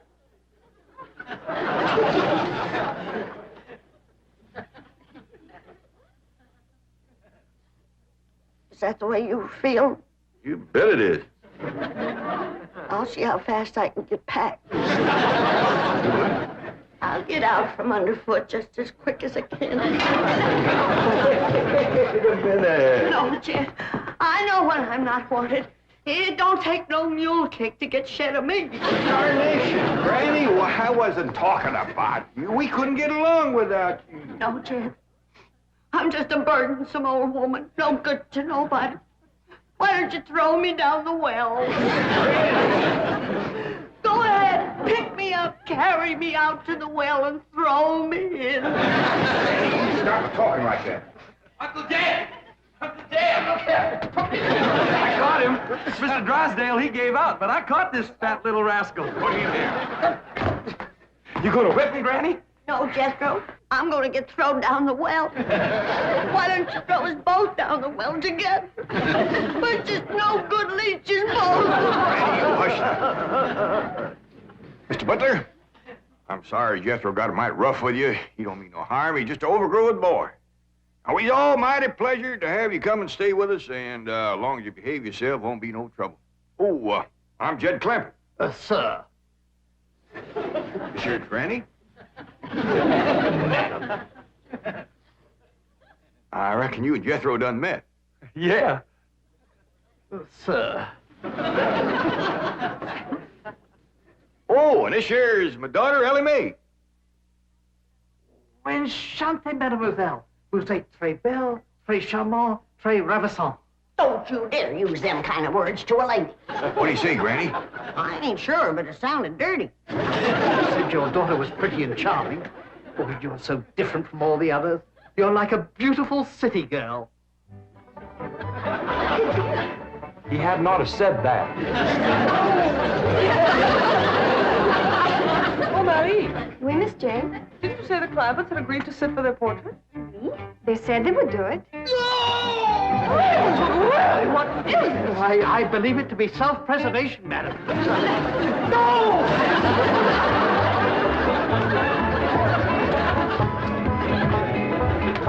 Don't take to the stairs, she'll catch you sure. I say now, let me go now, really. No! Sounds like Ellie got him. Afraid so. Will somebody please tell me what is transpiring? Uncle Jed! Ellie throwed him all right, but I caught him before he hit the floor. So here you are. Well, now, everything seems to be fine. You see, Ravenswood, didn't I tell you the Clampetts were kindly, gentle people? Yes, sir. Thank you, sir.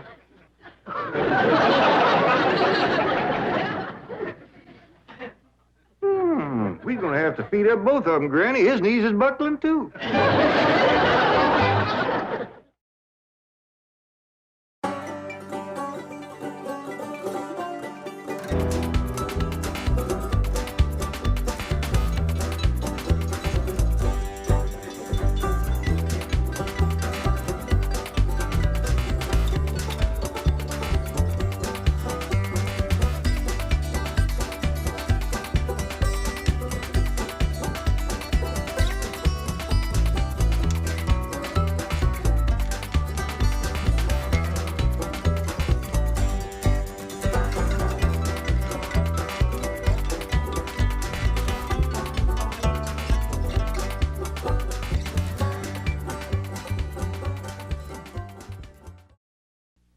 This has been a Filmways presentation.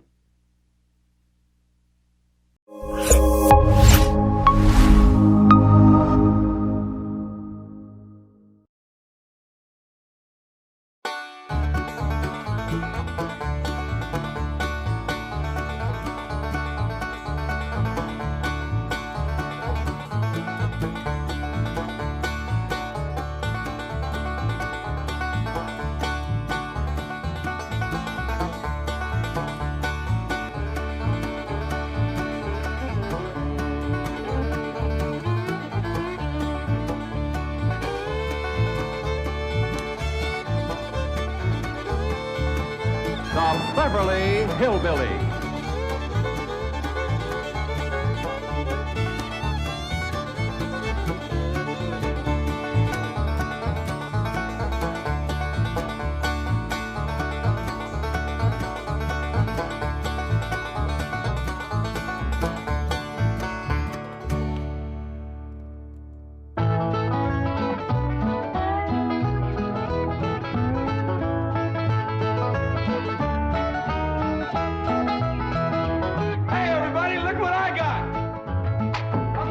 Granny, Ellie Mae, we got a letter from Mom.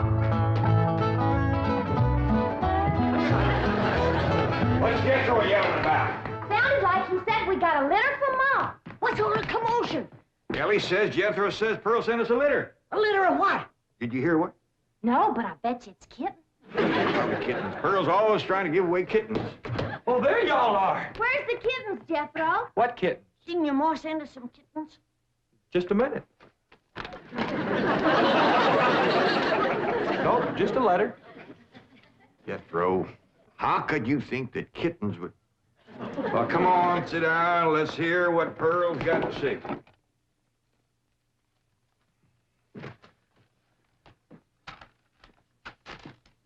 Dear son and kinfolk, I take pen in hand to say we are all fine back here. How are you all out there? Just fine, Pearl. That's right. Jethro, I hope you are making good marks in school out there. Ma thinks I'm going to school. Are you in the 5th grade like you would be here? Doggy, Jethro, I clean forgot about putting you in school. We're going to have to get you started today. Can I go too?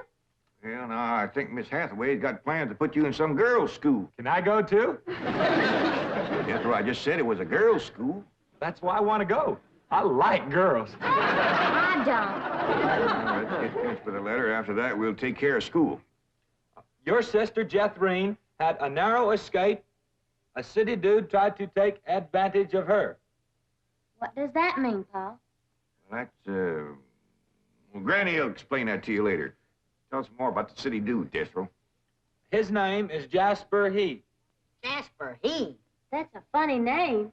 Oh, there's a dot in there. His name is Jasper. He wears patent leather shoes and spats on them. Don't sound too neat, does he? He seen your sister at the cabin when I went there to keep an eye on it for Cousin Jed. I know what Pearl went there to keep an eye on. That Mr. Brewster. Well, now, Granny, Pearl's a widow woman. She got a right to look. I ain't knocking it. I got my eyes open myself. At first, I thought the city dude worked for Mr. Brewster, so I drove back out to the cabin to give him a piece of my mind.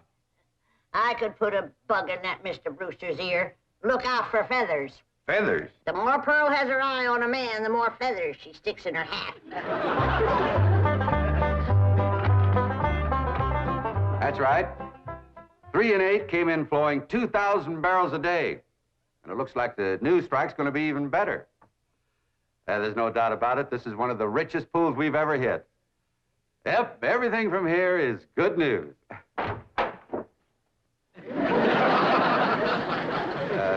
Well, not everything. I'll call you back. Mrs. Bodine, this is a pleasant surprise. Well, thank you. Although you might not think it's so pleasant when you hear what I have to say. Oh? One of them oil fellas working for you has made advances to my daughter. Made advances? Well, what would you call being picked up and carried off by brute force? Well, I'd call that making advances. What's his name? Jasper Depew. Jasper Depew. I ain't seen him myself, but from what Jeff Green tells me, he's a pretty slick article. Oh. Oh, Mr. Brewster, you don't know how hard it is for two girls living alone like Jethbreen and me. You see, my son Jethro's in California with Cousin Jed, leaving us no man to protect us. I'm a widow woman, you know. But I guess wherever you have two unattached girls living alone, there's bound to be trouble. Especially when the girls are the kind that men call lookers. Did you say his name is Depew? Jasper Depew. Calls himself Jazzbo. Oh, Jeff Green says he's a flashy dresser and a fancy talker and drives a sporty car. Regular big city dude. I guess Jeff Green's kind of like me when it comes to tall, handsome city fellas. I'm just putty in their hands. Nope, no one by that name working for OK Oil. You mind if I look? Oh, well, no, go right ahead. I'm bound and determined to find the rascal that trifled with the affections of my sweet, innocent, helpless baby girl. Ma! Jeff Green, I thought I told you to stay in the buggy. I seen Jasper Depew coming. Here? Yes'm. Oh, well, thank goodness we got Mr. Brewster to protect us. Oh, there he is. Mr. Brewster throwed his arms around me and helped me in his strong embrace. What's an embrace, Paul? Well, that's when folks kind of twine their arms around one another. You mean like wrestling? It's sort of like wrestling, except they ain't mad. It's like wrestling for fun. I reckon you could see that. Go on, Gecko. Then we heard a knock on the door, and we knowed it was Jasper He. Better look for that dot again. Oh, yeah. We knowed it was Jasper. He was there to get Jethbreen. Her beauty had set his heart to burning with flamin' desire. What's flamin' desire, Paul? Well, Granny will explain that to you later. Well, I'll try. You're sure counting a heap on my memory.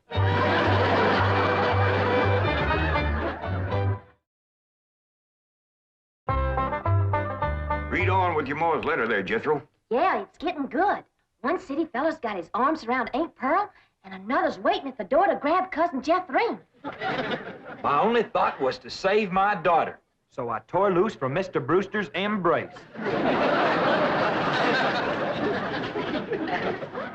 I saw Jethbreen heading for the door, so I quick throwed myself betwixt my child and danger. But sweet innocent Jethbreen, not knowing better, let that rascal in.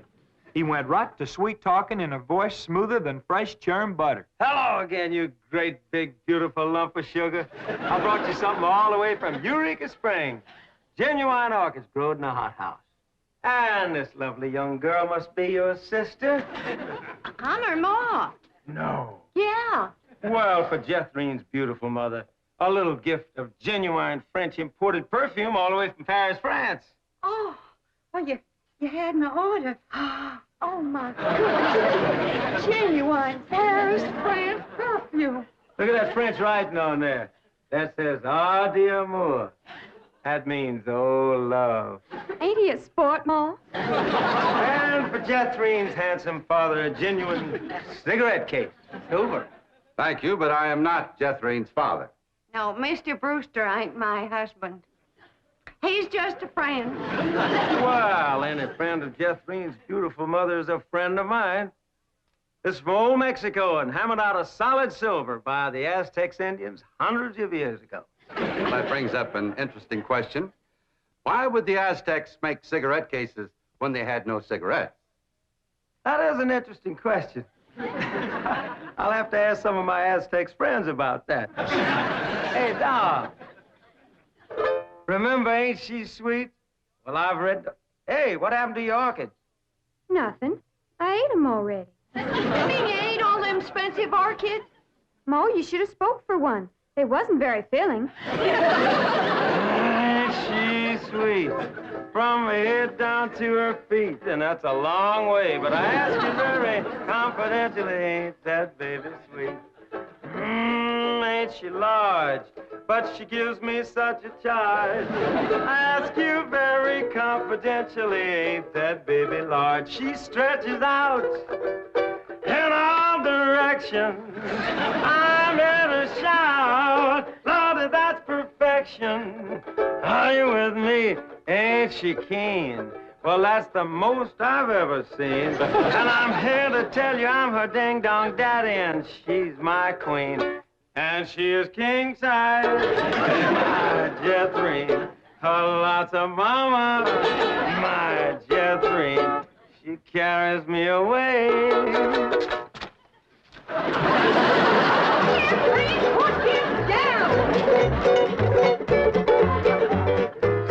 So your sister Jethrine has got herself a steady fella now. He says he is going to ask for her hand someday. I hope he will take the rest of her, too. Ha ha. Give my love to all and be a good boy.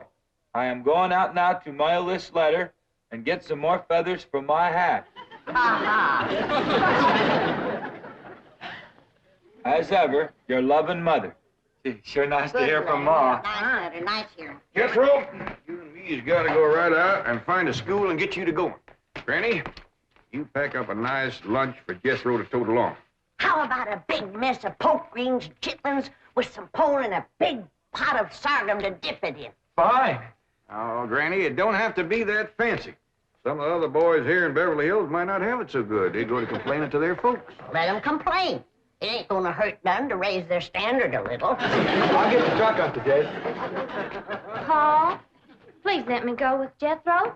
I can help him fight if the big kids in the 5th grade goes to picking on him. I know for sure that Miss Hathaway has got other plans for your schooling. But with Jethro gone, I won't have nobody to play with. Oh, yes, you will. I just remembered something. Mr. Drysdale's stepson is coming home for Thanksgiving. And he's going to be living right next door. And you can play with him. Mr. Drysdale gave me some pictures of him. Here's the pictures of Sonny. That's what they call him, Sonny.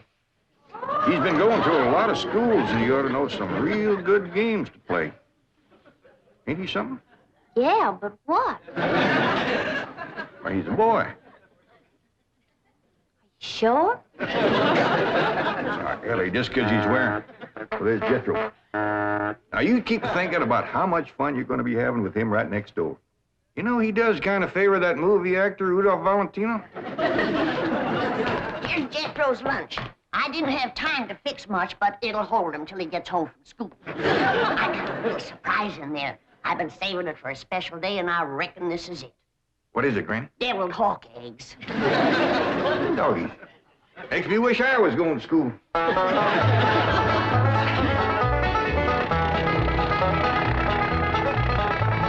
School, all right. Millicent, Schuyler, and Potts. I reckon them 3 is the teachers. 3 teachers? Must be awful big school. I'll say. Well, let's go in there and get you started. There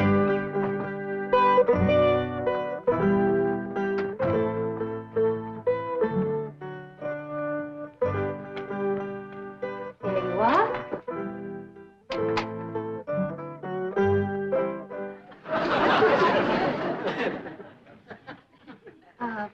May I help you? Well, reckon maybe you can.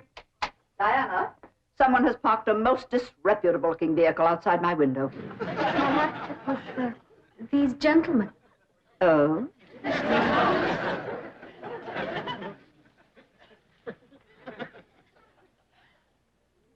Yes? What is it you wish? Well, I'd like to get my nephew started into school.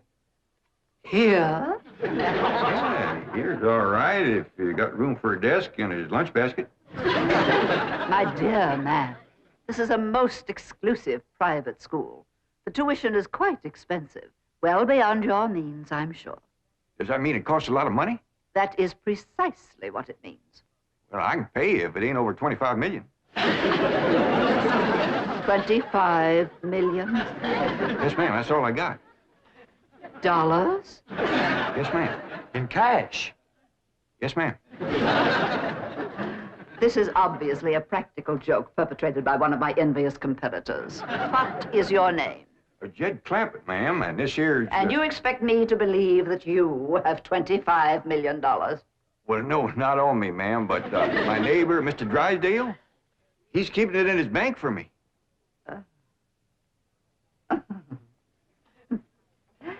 Get me Milburn Drysdale at the Commerce Bank.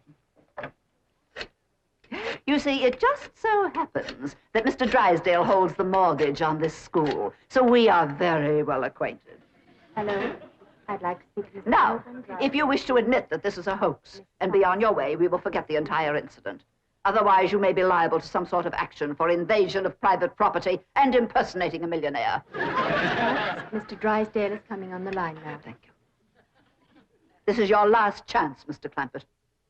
My next call will be to the police. Very well. Mr. Drysdale, Millicent Schuyler Potts here. Come in, come in, come in, come in. Thank you, ma'am. Diana, tea for these gentlemen. Croppett? Oh, no, ma'am, Clampett. Tea, Diana. Use the Spode tea set. Well, sit down, sit down, sit down, sit down. Just the two of us. Ellie Mae and Granny didn't come. Well, do make yourselves comfortable. Mr. Drysdale's exact words to me were, oh, never mind his exact words. Apparently he values your friendship greatly, and Mr. Drysdale is a very important mortgage. Ma'am. Now then, shall we talk about your youngster who's entering our 5th grade? What is his name? Jethro Bodine. Bodine? Jethro. No, ma'am. Jethro Bodine. We always put the last name first. Now, male, of course. Yes, ma'am. Just got a letter this morning. Date of birth? December the 4th. Year? No, ma'am. Back home. We only been here a few weeks. Perhaps you should answer the questions for our vital statistics. Now, we need to know the complete birth date, which in turn gives us the exact age. Now, we have December 4th, and judging from the fact that your nephew is entering the 5th grade, I would surmise that the year is 51 or 52. Am I correct? Oh, Jethro ain't near that old. And in the 5th grade? Why, that's wonderful. Well, perhaps we have a budding genius on our hands. Archie! I'll pour. Oh, Diana, I'd like you to bring me one of our boys' uniforms to show these gentlemen. A 5th grade size. No, on second thought, you'd better make it 3rd grade. He's younger than average. Mrs. Parker. We require that all of our students wear identical uniforms. It makes for less friction that way. Otherwise, the boys of millionaires are apt to be taunted by the really rich. I bet you Jethro will look right good in a uniform. He can't wait to be a soldier. Oh, yes, many a young lad is like that. However, our uniforms do not reflect any militaristic design. No, rather, we strive for something gay, attractive, and smart. Oh, there you are. Charming, isn't it? Now, you take this home and have Jethro wear it when he comes to school in the morning.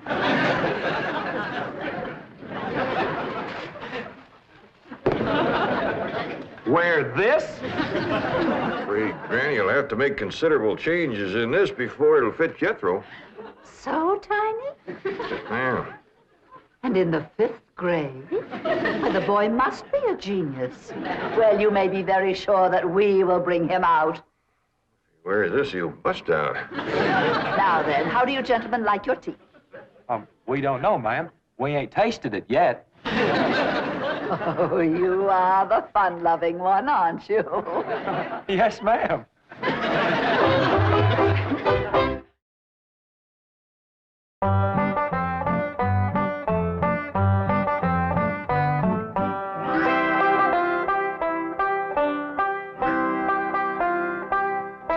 Granny, here's Jethro's school clothes. You want me to help let him out? Oh, well, thank you, Ellie, but let's see what has to be done. Maybe they fit him already. That's supposed to be a hat? I reckon so. What's that? Well, Jethro said it stands for POTS. Pots? That's the school he's going to. Pot school. Hell, he'll be learning a good trade. If there's something folks always needs, it's pots. Jethro can make you some dandy new ones once he catches on to it. Who in the Sam Hill is supposed to wear that? Well, Jethro, I reckon. Jethro couldn't have wore that at 3. Paul said it'd take some letting out. Letting out? There ain't enough seams in the whole world to let that out. How's it going, Granny? Are you getting my uniform already? Jethro Bodine? No, Granny. Over to school, it's Bodine Jethro. Ellie Mae, leave the room. You got no shame running around here in your underpants? Granny, these ain't underpants. They swimming trunks. You wrap that towel around you before I cut a switch. But Granny, Miss Hathaway says... I don't care who says what. I'll be glad when your ma gets out here to take you in hand and to make you some school clothes. These things ain't never gonna fit. But Granny, I gotta have these in the morning. It's a rule. All us kids over there's gotta wear these. And that coat, too. Yeah. I sure wish your ma was here with her sewing machine. Pearl's a whiz at making clothes. Now that you're gonna be keeping company with Jazz Bo Depew, you're gonna need some nice clothes. I like the little fella, Ma. I'm glad, Jeffrey. But you gotta stop picking him up all the time. He ain't heavy. That ain't the point. It don't look fitting for a girl to run around carrying a fella. All right. I won't pick him up anymore till we get married. Why would you pick him up then? To carry him over the threshold. You ain't supposed to carry him. He's supposed to carry... No, that's ridiculous. I declare, I don't know how I'm going to keep you in clothes the way you're shooting up. I start a new outfit, and by the time I get it stitched together, you've outgrown it. My new shoes is already too tight for my feet. Oh, them feet. If they get any bigger, you're going to have to go outside to turn around. My feet ain't as big as Jethro's. Well, of course not. He's a boy. Just think, your brother Jethro's going to school in Beverly Hills, California. Yeah. I'm homesick for to see him, Ma. Me too, Jethro. I'll bet your rich Uncle Jed has Jethro duded up like one of them actors in movie pictures. I can't understand these Beverly Hills schools. Wearing that uniform ain't gonna make you no smarter.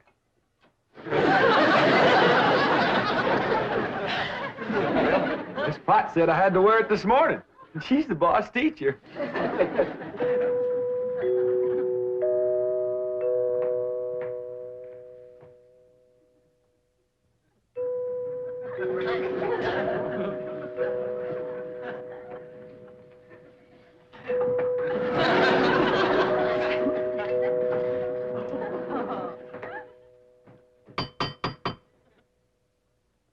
If Jethro ain't right. Every time that music plays, somebody comes to the door. Good morning. Good morning. Surprise. Surprise. Good morning, Miss Potts. I decided to come by and drive our diminutive genius to school myself. What? Your nephew, Jethro. Oh, yes, ma'am. Jethro! Come on down here. You got to ride to school. Well, that's mighty nice of you, ma'am. Oh, tut, tut, tut. I'm going to give the boy my personal special attention. I feel that when one... Well, howdy there, Miss Potts. You come to take me to school? You betcha she is. I want you to be a good boy, make good marks so your ma will be proud of you. This is your nephew? Yes, ma'am. You met him yesterday, remember? Of course, he does look a mite different in his uniform. Granny had a time getting it to fit, but she done it. You are in the 5th grade? Oh, yes, ma'am. Just finished 3 years in the 4th. But I can't. It's impossible. Oh, that ain't nothing. He got through the 1st grade in only 2 years. Under no circumstances can I allow this. Well, say, here comes Mr. Drysdale. I reckon he's coming to see Jethro off to school. Come along, Jethro. Take off. This is the way we go to school. This is the way we go to school. Here's Jethro's lunch. Oh, Jethro! You forgot your lunch. Now, Jethro, you share your grits and fat back with Miss Potts today.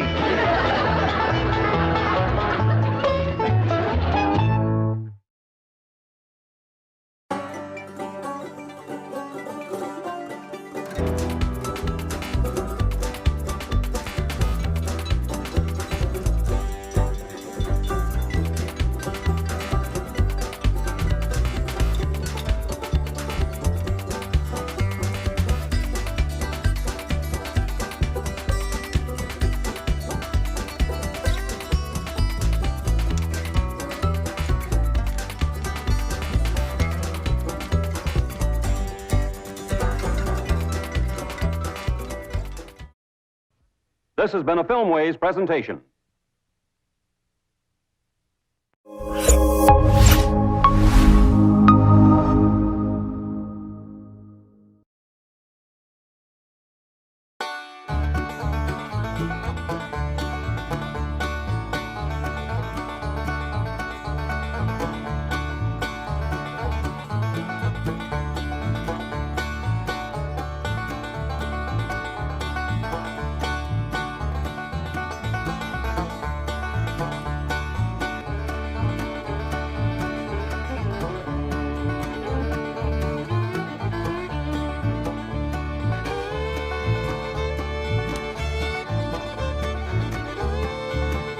The Beverly Hillbillies.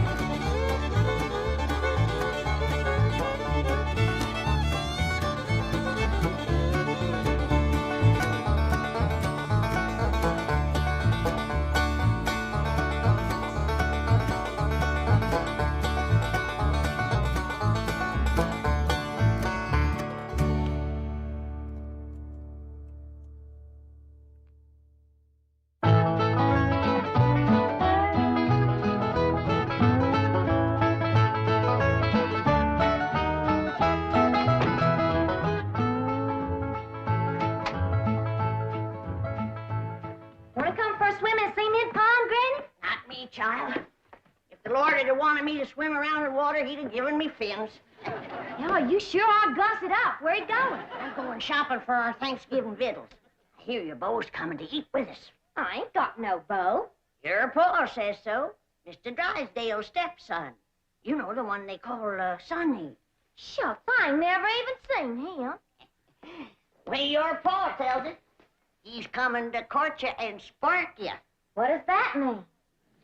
You don't know what courting and sparking is?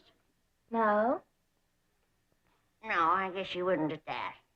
Well, when I get back, you and me better have a little talk. You ever been courted and sparked, Granny? Honey? When I was a girl back in Tennessee, I set so many boys' hearts on fire that they took to calling that neck of the woods the Smoky Mountain. Well, see you later.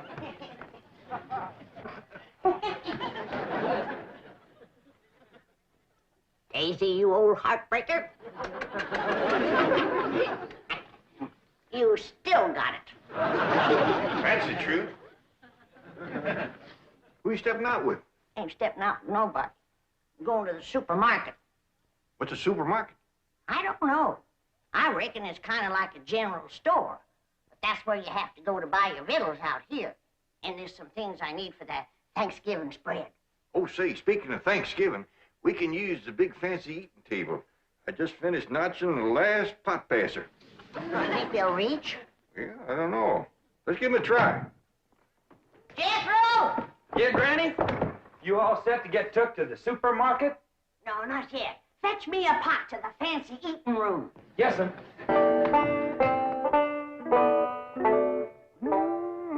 That sure is a mighty fine eating table.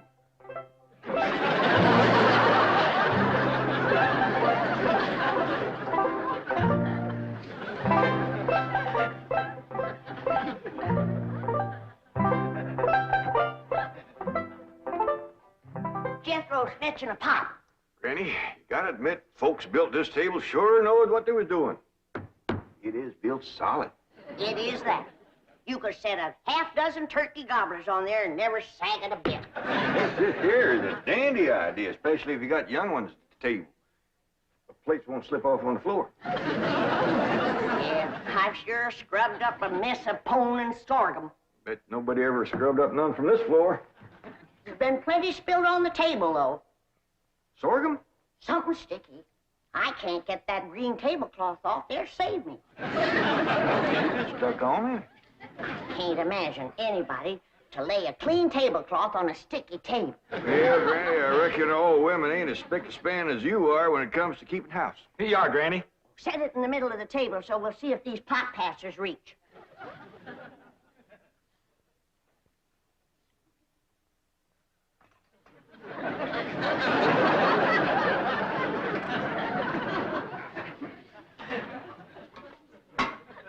Yeah, I reckon that'll do the trick, all right.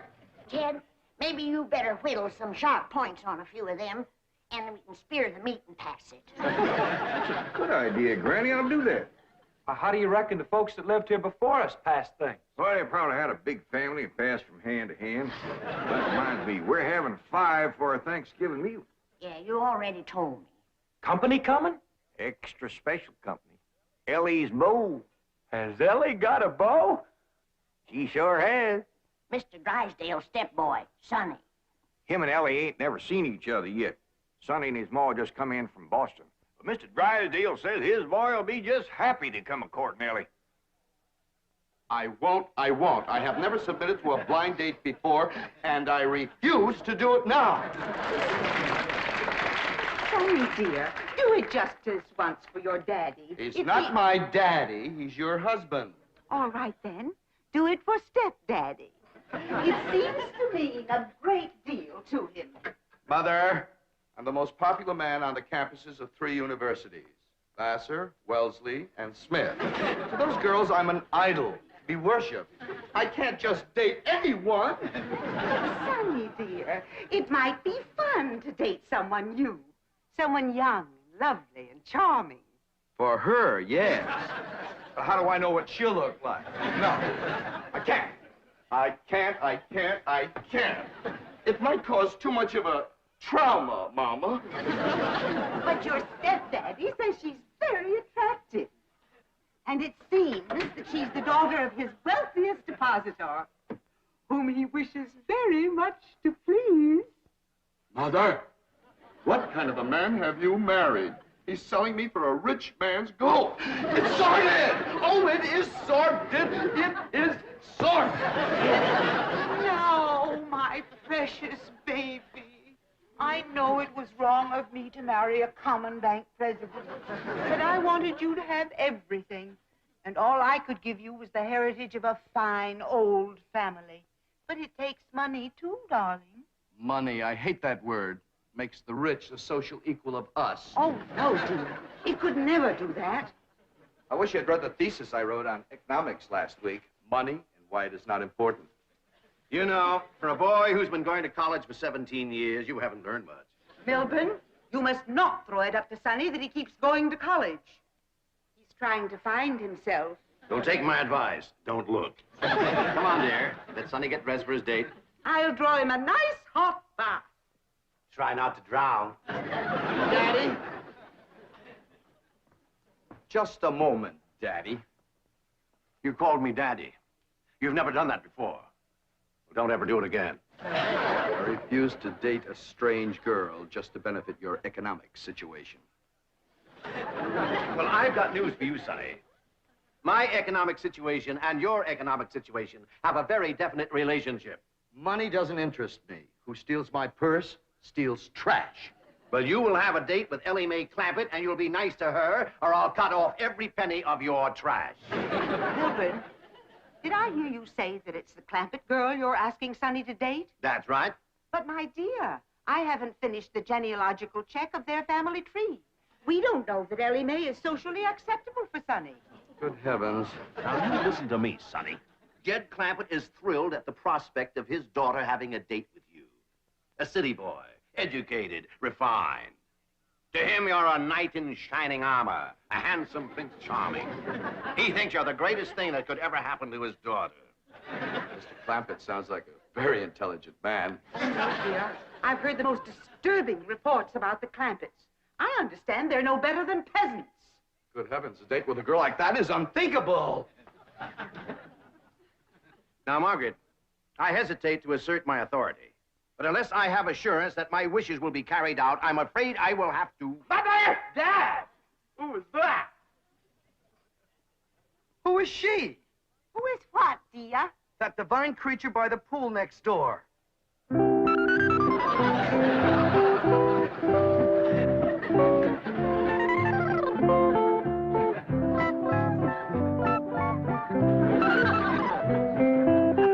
That's the Clampett girl, Ellie Mae. Oh, Dad, you're sensational. Of course I'll date her. Good boy. But, Sonny, she's not a blue blood. The color may not be right, Mother, but I sure dig that crazy container. Wow.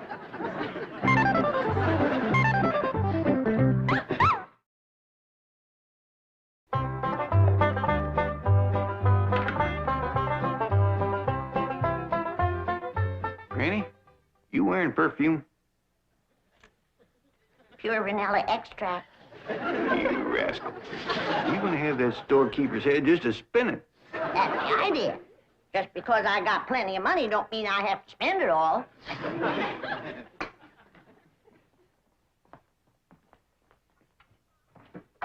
Howdy, Paul. What you doing?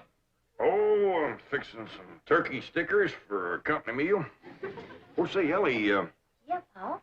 is there anything you don't know about the birds and the bees? No. How come you to ask? Well, I reckon these are what Sonny Drysdale's been studying at school. Either that or he's partial to them. How'd you know?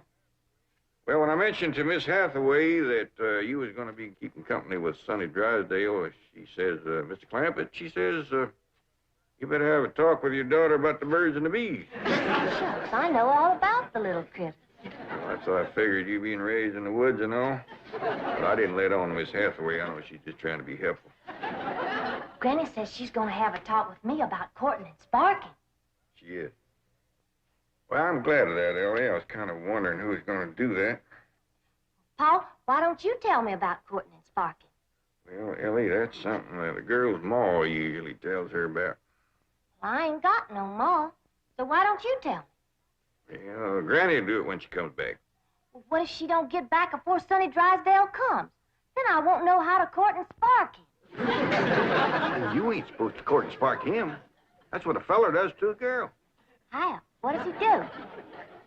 Well, he gets himself all slicked up, shaves real close, shines his shoes, puts on a stiff collar and a clean shirt.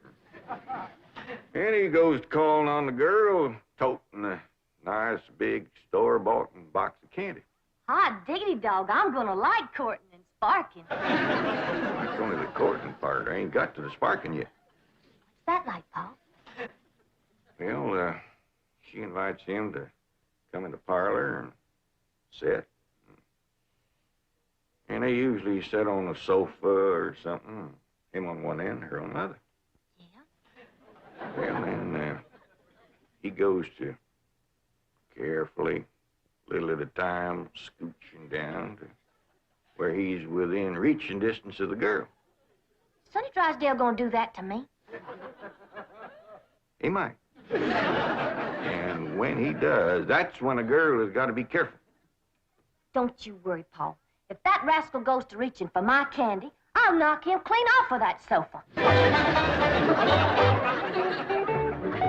Oh, Sonny, you sea beast. You creature from the Blue Lagoon. Now, my dear, don't you fling yourself overboard, because I'm not worth it. No, don't. My dear, my... Oh, well, there were too many girls aboard anyway. We were beginning to list. Sonny, are you decent? Not me. The devil. Come in. Sonny, you're beautiful. Mother! Girls are beautiful. Boys are handsome. Dashing. Debonair. You're right.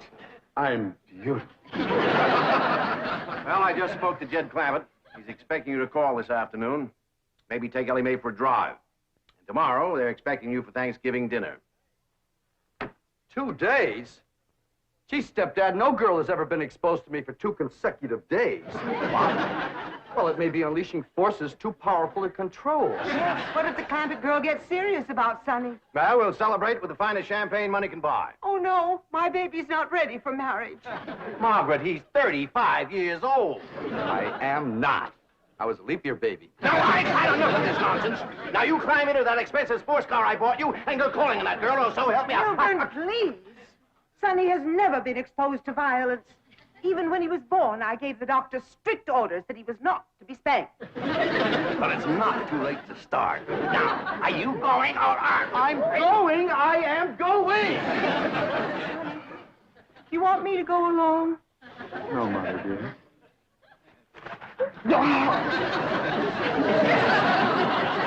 More meat, Mr. Sonny? Why, no trouble at all. There you are. Whack off as much as you want. Jet, he's back from the supermarket. What darnation is that? That is what you call a shopping cart. There's a sign down at the supermarket that says take one. So Granny did. But there's Indian givers. They wanted me to give it back when we were leaving. She didn't do it. Did you, Granny? You're darn tootin'. Oh, they sweet as honey when you first come in. But they give you a heap of trouble when you start to leave. What kind of trouble, Granny? Well, first you stand in a line with a kind of a gate. And at that gate, there's a woman. She looks at what you've got. Then she starts to push a lot of little knobs, and bells start to ring, and a drawer pops open with a lot of money in it. Doggy. Then she tells you how much money to give her. She says to me, that'll be $28.25. And I says, now you make up your mind. Is it 28 or is it 25? And she says to me, that's 28.25. Well, I seen I wasn't getting no place with her. So I give her the benefit of the doubt, and I plunked down 28.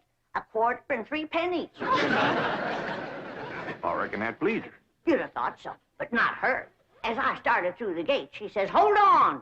Madam, you're short. I said, maybe so, but I'm big enough to take you on. Benny was getting right mad. Well, you'd have got mad too, Jeff. And you get after Ellie about running around in boys' pants. You should see those women in that supermarket. He was wearing boys' pants, was he? Some of them were in their underpants. Actually, I wanted to get Jethro out of there. Actually. And I did, too. By dingy, they didn't stop us. Good for you, Granny.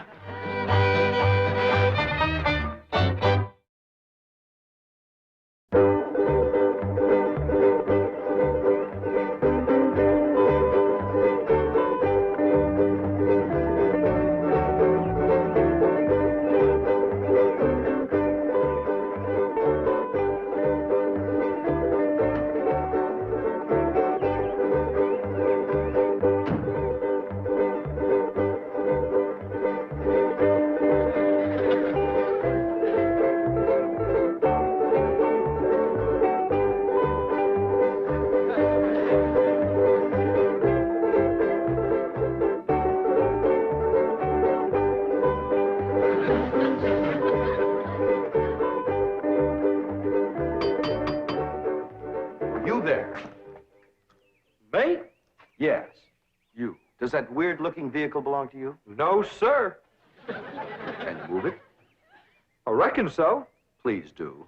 It completely spoils the effect of my imported 190. What should I do with it? Oh, I don't care. Just get it out of sight. Hide it somewhere. Yes, sir. Sonny Drysdale to see Miss Clampett. Oh, come in, come in.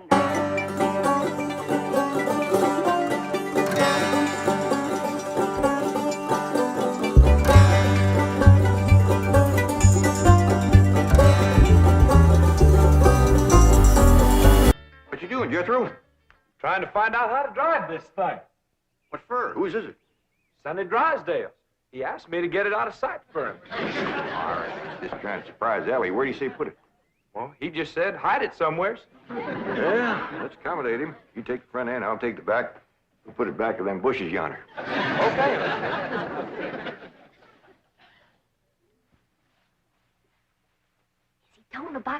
Granny? It sure is, honey. All tied up with ribbon. Oh, Ellie. Child, you are just beautiful. Shall I sprinkle some vanilla extract on you? Becca? No, I better not. Sometimes that drives them wild. Ellie, I didn't get to talk to you about courting and sparking. Oh, that's all right, Granny. Pa told me. Oh, all right, now you follow me. Don't be nervous.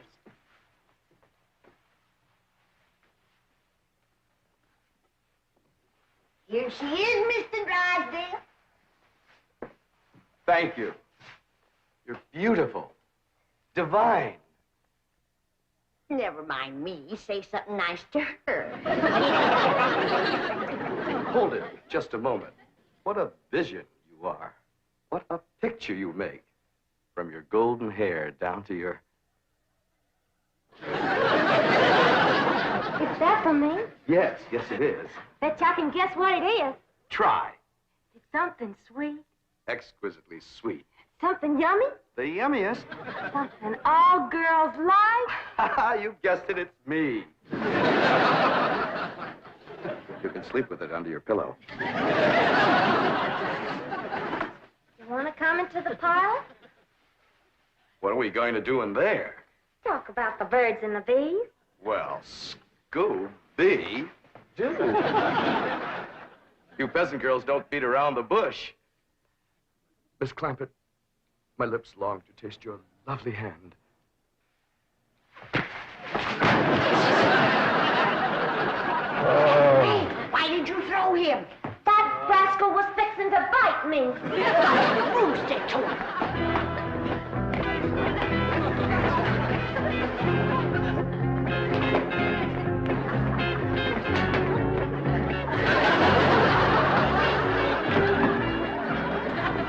My car, where is it?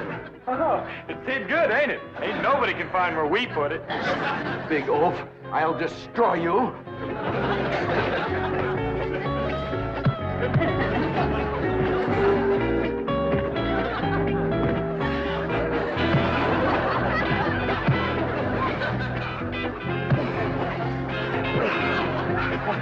Oh, Mother! Mother! Who was that? Sonny Drysdale. Mother! Mumsy!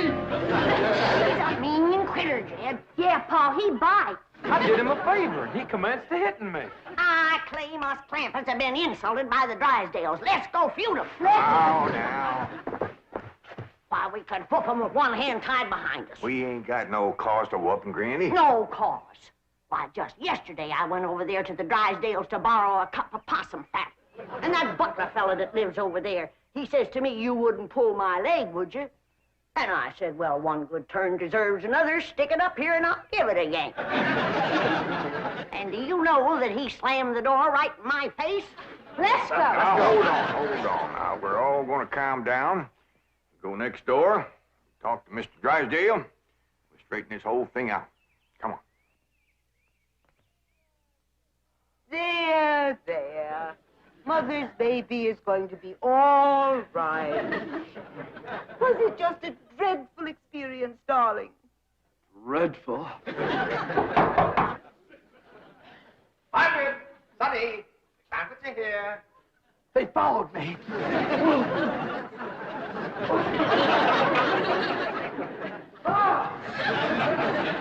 Come in.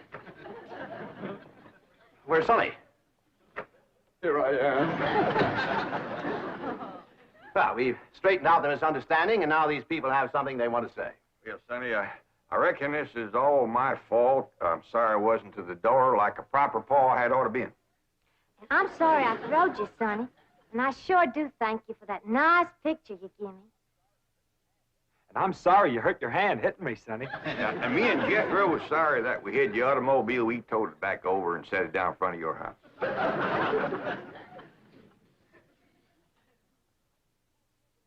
Well, I can't think of nothing I'm sorry for. But we sure would be proud to have you all come and take Thanksgiving victuals with us. Sonny and I wouldn't think Of passing up an invitation like that. We'll be there, all of us. Let us say grace. We sure have got a lot to be thankful for, Lord. We got good health, good neighbors, good food. Jethro's going to school. Ellie's got a feller. I guess everything is just about fine, and we sure do thank you. Amen. Amen. Amen. Amen. Well, Jethro, hand out the pot passers and the meat stabbers. Let's get at it.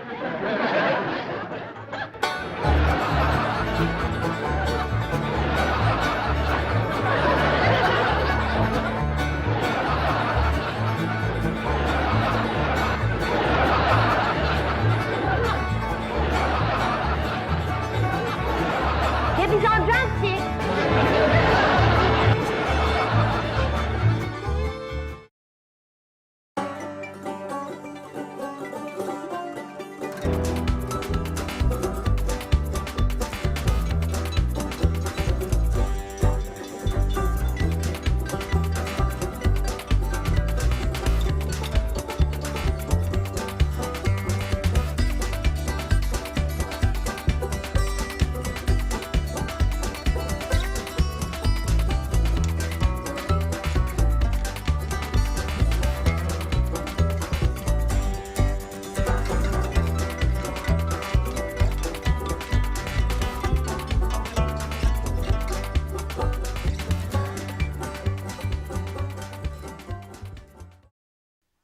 This has been a Filmways presentation.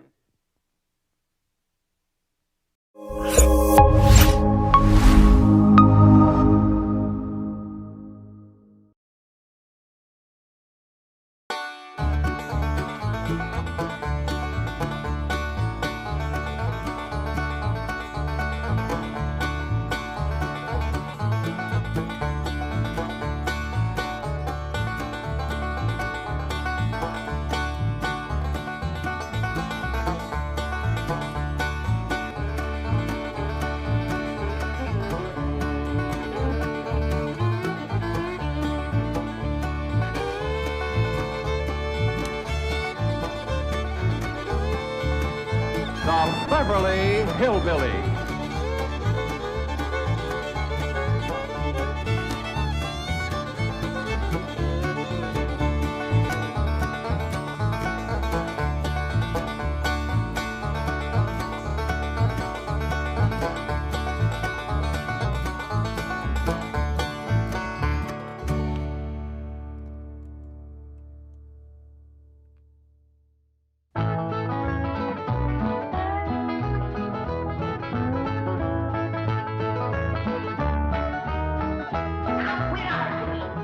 Come on. Granny, there's a lot of darn nonsense. Come on, it ain't no such thing. Now, it ain't gonna hurt you none. I got things to do. The first thing you gotta do is sit down here and get your hair cut. My hair don't need cutting. If it gets any longer, I'll have to braid it. I declare, you fight hair cutting like a steer fights branding. Well, the last time you cut my hair, you did brand me. How did I know somebody poured hot gravy in my bowl? Smarted considerable. Sure plastered your hair down nice, though. No, I might go to selling that stuff. Gravy? Sure made your hair look mighty sprucey. Yes, sir. You were slicker than a peeled onion. Smelled like one, too. Sir, I'd go to selling that stuff. I could put an ad in one of them catalogs. If you want the girls to stop and stare, put Granny's gravy on your hair. All right, Granny, come on. Let's get on with it. Hey, Uncle Jed, you're getting your hair cut. Thanks for telling me, Jethro. Oh, that's all right. Furnish, Jethro. What's going on? Is there going to be a wedding or something? I could be the way that Sonny Drysdale is a sparking Ellie Mae. Oh, he's with her right now, up by the cement pond. I better get right out there and keep an eye on him. Now, you sit still and leave those young'uns alone. Can't you remember how it was when you was a boy? Yeah. I better get right out there. It's broad daylight. And besides, they swimming. No, they ain't. He's a sitting on the bank, and he's a holding her hand. What an interesting hand you have. I see a man, a handsome man, A handsome Harvard man. Where? Right there on your heart line. Oh, that's just the one I got from picking up toes. Ellie, you mustn't let horrid, slimy creatures touch you. Oh, heck, you ain't slimy, Sonny. Just a mite greasy from all that oil you smear on yourself. What a precious paradox you are. What a charming contradiction. You look pure Park Avenue and you speak pure Tobacco Road. That good? Good, it's fascinating. You're a challenge to me, you child of nature. You are the raw clay from which I will mold a perfect woman, worthy of a perfect man. Me. You know Shaw's Pygmalion? I don't even know Shaw, let alone his pig. Oh, you woodland sprite! You forest little bird. You are so refreshing after all those intellectual types of Vassar and Wellesley. You make me feel superior. That good? Good? It's divine.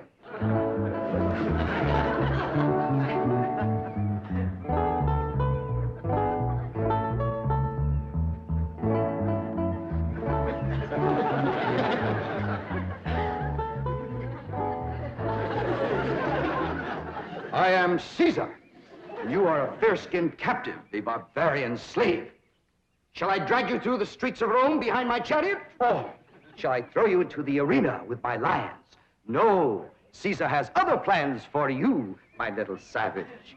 You shall be my slave, yes, but only the invisible bonds of love shall make you my prisoner. Come, I shall strum upon my lyre and recite odes to your beauty. What say you to that, fair maiden? How speak you now to mighty Caesar? I declare, Sonny, you're more fun than a bucket of tadpoles.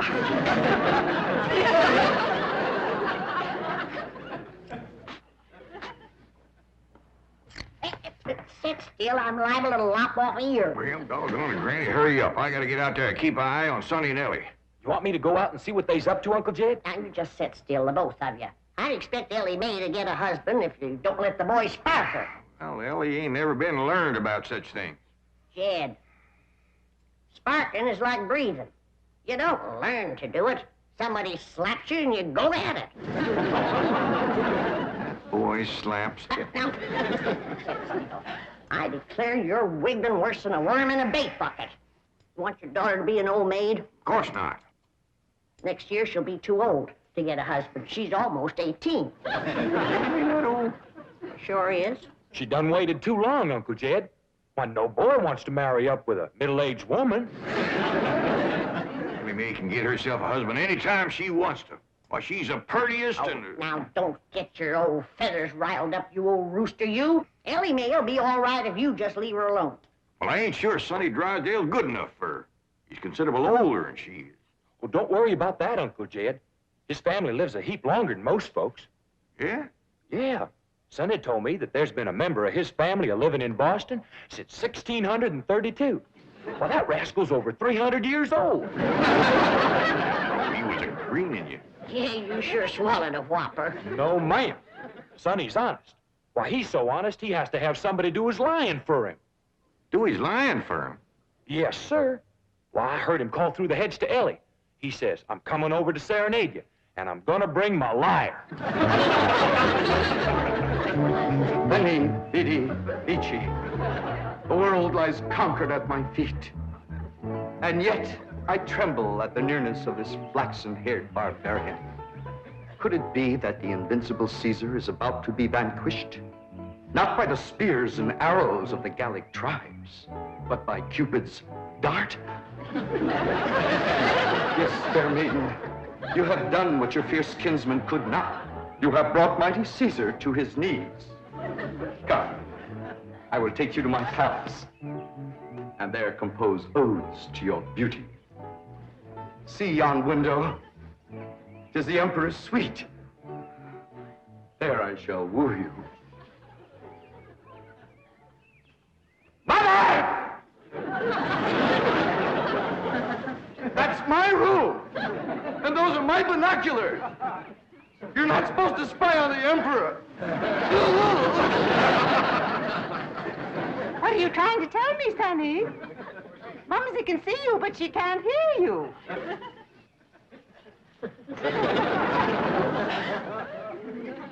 Yes, darling, Mumsy is watching. You look magnificent, like Apollo, the god of manly youth and beauty, the god of poetry and music. Look out! You're getting near the water. Be careful. Wait! Mommy will get your inner tube. Come, fair maiden, and I shall sing of your golden tresses, and your azure eyes, and your skin of alabaster, and your other charms that set me aflame. You mean you really burn it?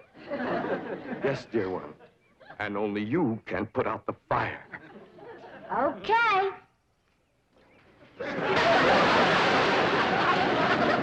How's that, Sonny? You feel better now?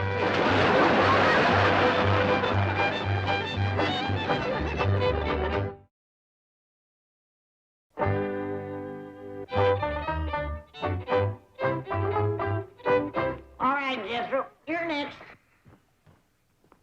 Oh, hi, Ellie Mae. Where's Sonny? Well, he run home to his mama. You didn't throw him down and hurt him again, did you?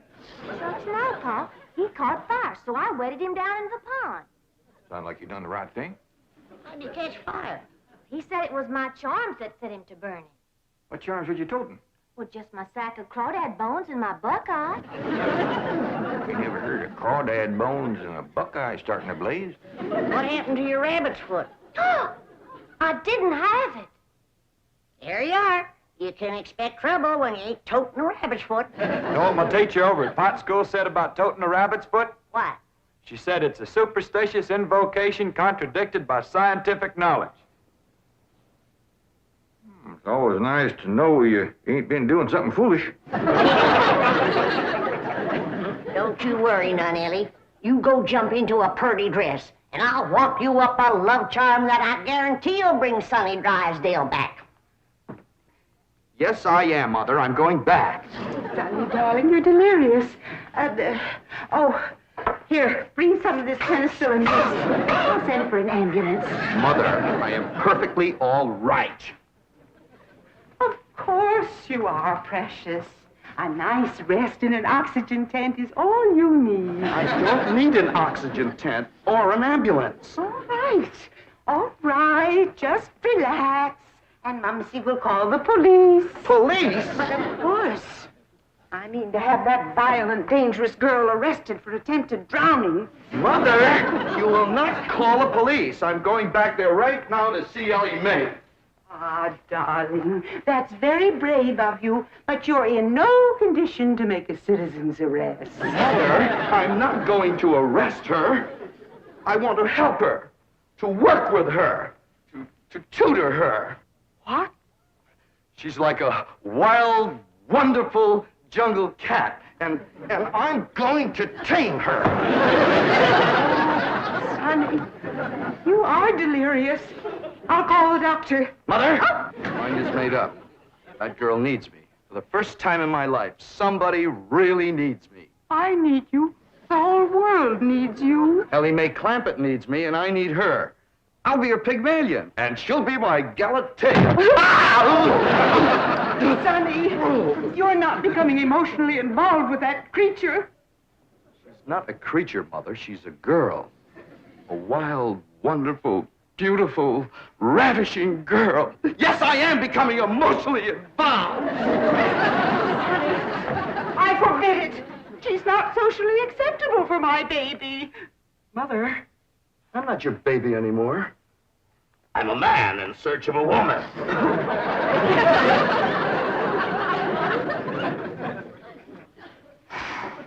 Where did he learn that language?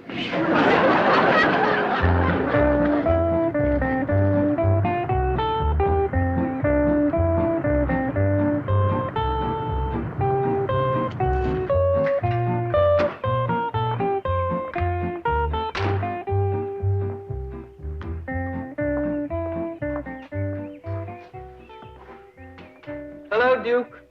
You noble veteran of the chase. Are you homesick for your forest paths and mountain trails? You look like a cashier waiting for the bank examiners to arrive.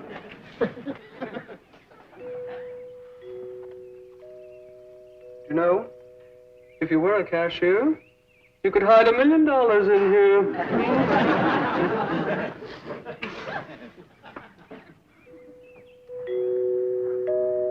There goes that music again. Did you ever find out where that's coming from? No, sir, I didn't. Every time I went to looking for it, somebody always come to the door. This time I'm gonna find it for sure. You see?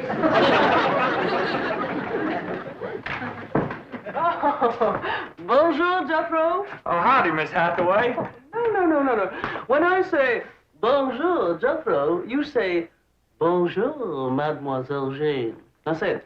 Bonjour, Mademoiselle Jane.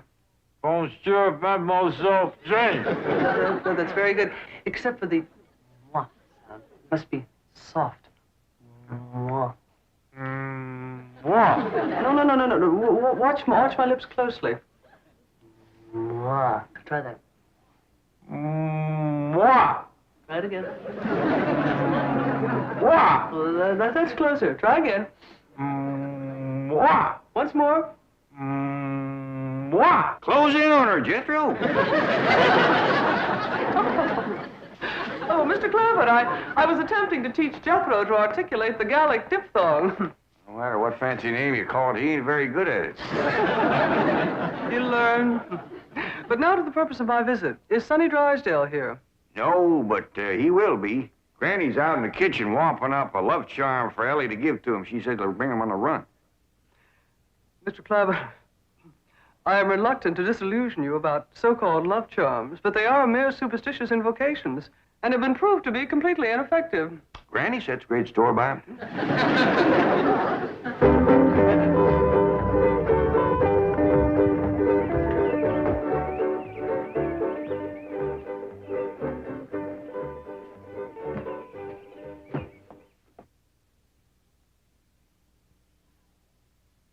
Here you are, Ellie. One guaranteed love charm. Guard it with your life. What's in it, Granny? Oh, I dasn't tell you. Leastways, not just yet.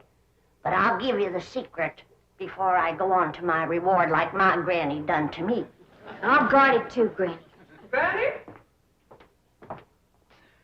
Granny, Mr. Clampett tells me that you've conjured up some sort of love charm for Ellie Mae. Right here it is. It's made out of all secret stuff. That is ludicrous, irrational, sophomoric, and pure hokum. You didn't even guess one ingredient. No, Granny. Don't you come spying. I'm telling you for the good of the country. If the secret of this love charm ever got out, I shiver to think what might happen. I wouldn't want it on my conscience. Hear me now, mongrel. Neither sleep, nor snow, nor vicious beast shall keep me from the side of my beloved. Here I come, ready or not.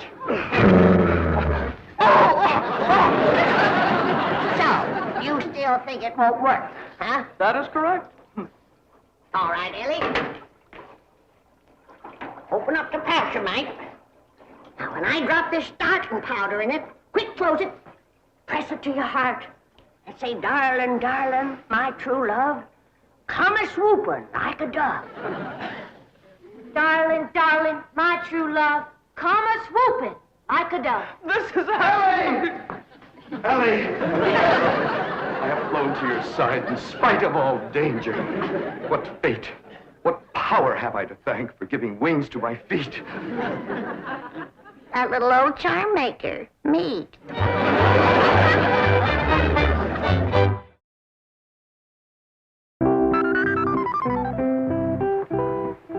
And now we shall begin the transition from Tobacco Road to Park Avenue. Now you watch me closely and I'll show you how to develop perfect posture and grace of movement. Ah, Kipling. Well, do you like Kipling? I don't know. I ain't never kippled. Oh, you are a challenge, you ravishing rustic, you child of nature. Now here, you try it. There we are. Now walk. Go. You'll have to try that again. Now, sit down. Now, watch me. We walk as though upon a cloud, and we glide with lissom grace. And as we walk, we always keep a smile upon our face. What's he doing? Out there is something called Kipperly. He's trying to burn it to Ellie. This is how you sit in a chair, smoothly and gracefully. There ain't no chair where he's a-sitting. I know. What do you reckon's wrong with that rascal? Appears to me he's about 2 bricks shy of a load. Turn old Duke loose so we can go in there and protect Ellie. Now we'll practice diction and intonation at the same time. How now, brown cow? How now, brown cow? What's he talking about? He thinks old Duke is a cow. You best fetch your granny. Appears to be she's throwed too strong a charm on that boy.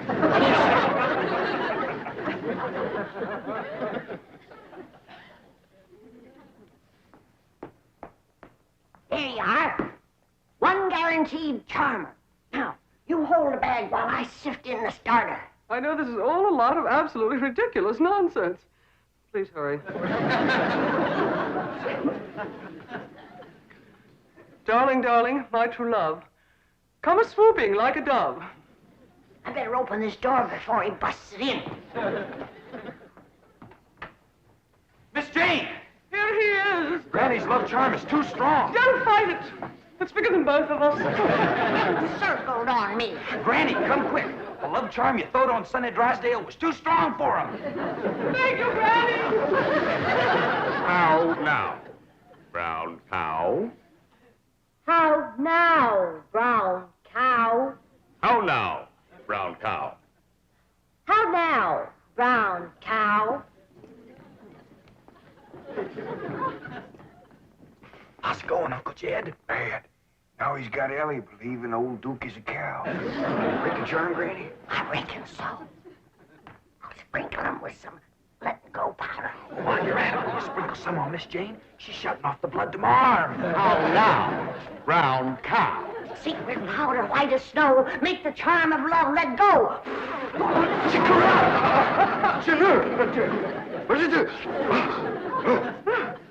The spell is broken. Now, please, everybody listen to me.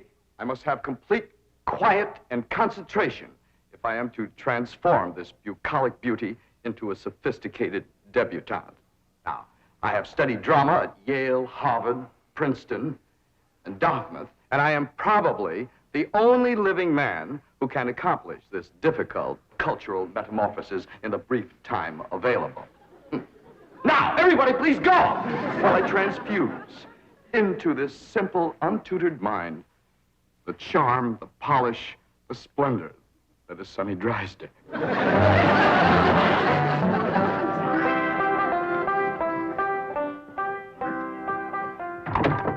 Jed? Hi, Granny. Is Ellie and Sonny still in that room alone? It was the last time I was listening, a couple hours ago. They was talking about the rain in Spain, a land in the plain. Well, I guess they can't be up to no nonsense if they're talking about the weather. Doggies, I can't wait to see Ellie all polished up and talking like Sonny and Miss Jean. While you're waiting, I got something for you. What is it? A love charm. What in Sam Hill I want with that? It ain't what you're wanting, it's what you're getting, a woman. And it's high time you got one, being a widower. Besides, the moon is right. That's why this stuff is working so high-fired powerful. So here. Well, I ain't interested in none of these la-di-da Beverly Hills women, so here. Well, they're interested in you, so here. Who said? Jethro says. Jethro don't know nothing, so here. I reckon Jethro ought to know what's going on in his own school. Besides, I saw her making sheep's eyes at you, so here. You caught who making sheep's eyes at me? Mrs. Millicent Schuyler Potts, that's who. Oh, now. You did? Educate a woman like that? Jethro says she asks for you every day. Oh, what'd she want with an old mountain goat like me? If I was to put a little starting powder in there, and you was to say the magic words, no woman could resist you. I don't hold with stuff like this. You're scared, ain't you? Oh, I ain't scared. Then go ahead. I double dog dare you. Well, Open the pouch, you might. well, this is just a lot of doggone nonsense. Close it tight, clamp it to your heart, and say the words.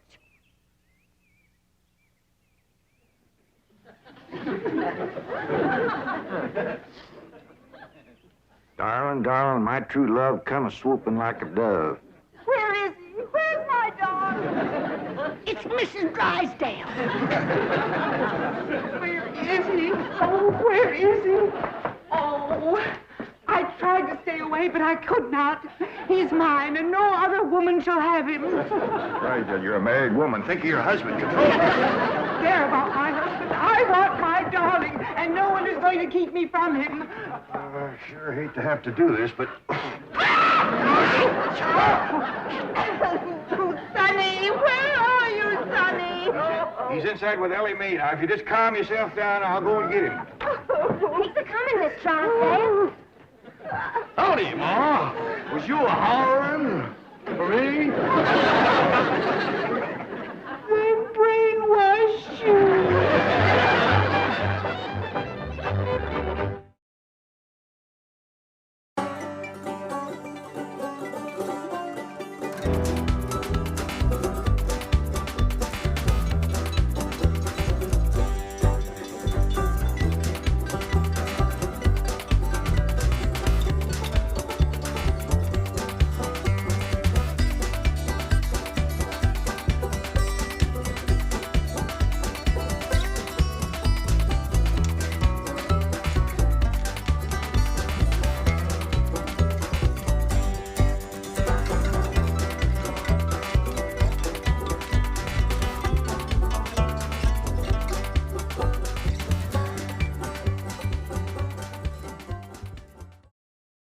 This has been a Filmways presentation.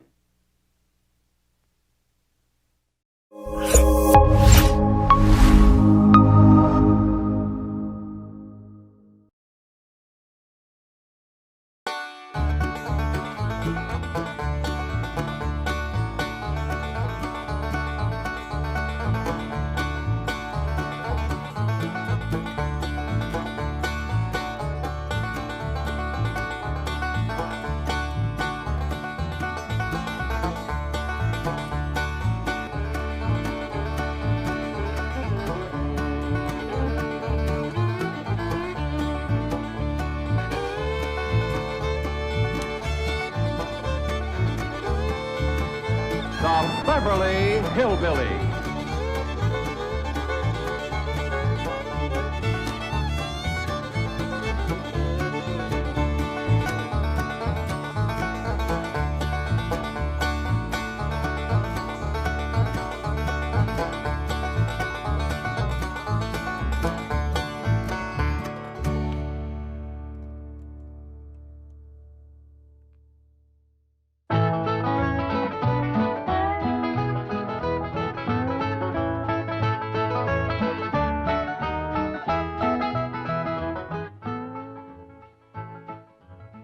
Oh, hi there, Granny. What you looking at? I'm looking at these pictures that Mr. Drysdale took of Sonny and Ellie. Oh, yeah. He's right good, ain't they? Dandy. Jed, I reckon we'll be having a wedding around here pretty soon. How'd you know? Sonny's giving Ellie a ring this morning. I couldn't get to sleep last night, and I heard them talking down by the door. All the way from your bedroom? Well, my window was open. That's still a powerful long ways to hear. Now I have to climb out into a tree and shinny down a ways. You heard Sonny asking Ellie to get engaged? Plain as day. Sonny said, Ellie, you're going to be home in the morning? And Ellie said, yes. Sonny said, I'll give you a ring at 10 o'clock. Yeah, doggies. Well, it's pretty near straight up for 10 right now. Hello?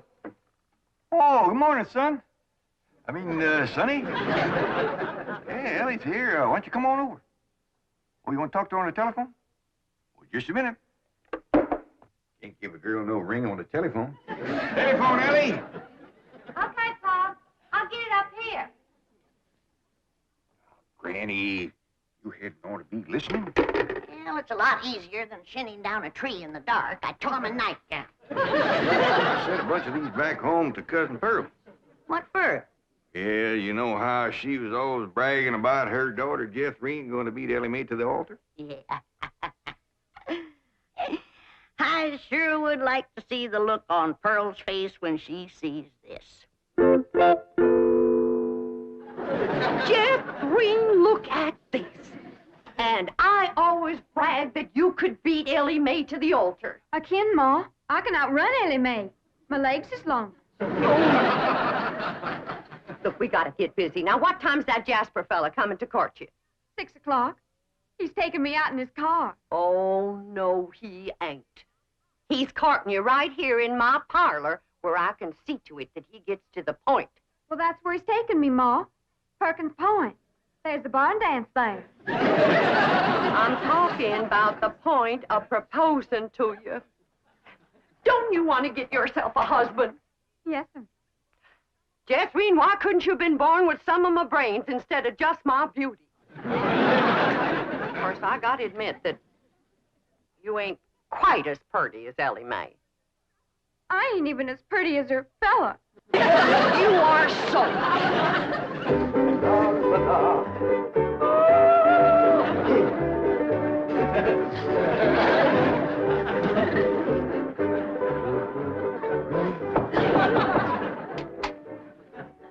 Hi, Sonny. Hi, stepdad. Well, how are you and Ellie Mae Clampett getting along? Marvelously. She's mad about me. Oh? How do you feel? The same. Really? I'm mad about me, too. Now, how do you feel about her? Oh, she's fun, stepdad. I like her lots. I'm going over there now and take her for a drive. Good, good. Her father has $25 million in my bank, you know. Yes, I know. She's, quite a beautiful girl, don't you think? Oh, ravishing.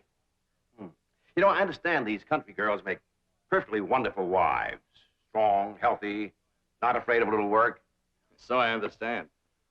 You know, Sonny, I have a position opening down at my bank. Oh, it's not much to start with, but advancement could be rapid with my help.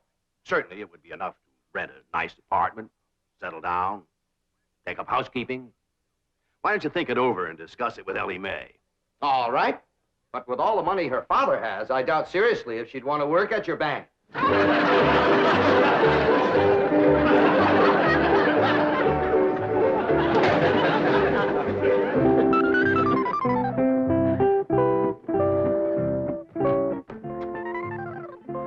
You got something to show us, Ellie Mae? Here, hold out your hand. Let us take a look. They's clean, Pa. I washed them with soap. No ring? No, Granny, I washed them all the way up to here. Sonny Drysdale didn't give you no engagement ring? Shucks, no, Pa. Why would he want to do that? He's gonna take me driving. That's bad. Out driving in broad daylight ain't no way to get engaged. What are you talking about? I proposed to your daughter out driving. In a horse and buggy, that's a heap different. Besides, that old mare of yours knew right where she was going. That way you could turn your attention on Rose Ellen. That's the truth. But out driving in an automobile in city traffic, with all them cars trying to hit you, by the time you turn your head to say, will you, somebody has. There's no two ways about it. That child is going to need help to trap that Sonny Drysdale. Ellie Mae don't need to trap no man to get him. Every man that ever got get was get that way. Not me.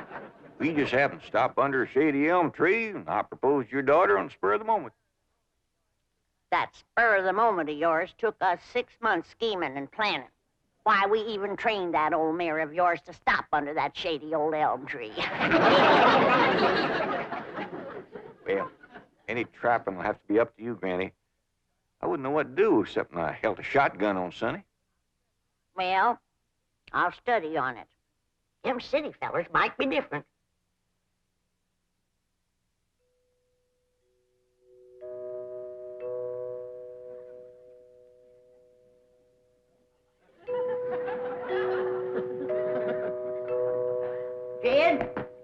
reckon we'll ever find out where that music comes from? I reckon if we keep a looking.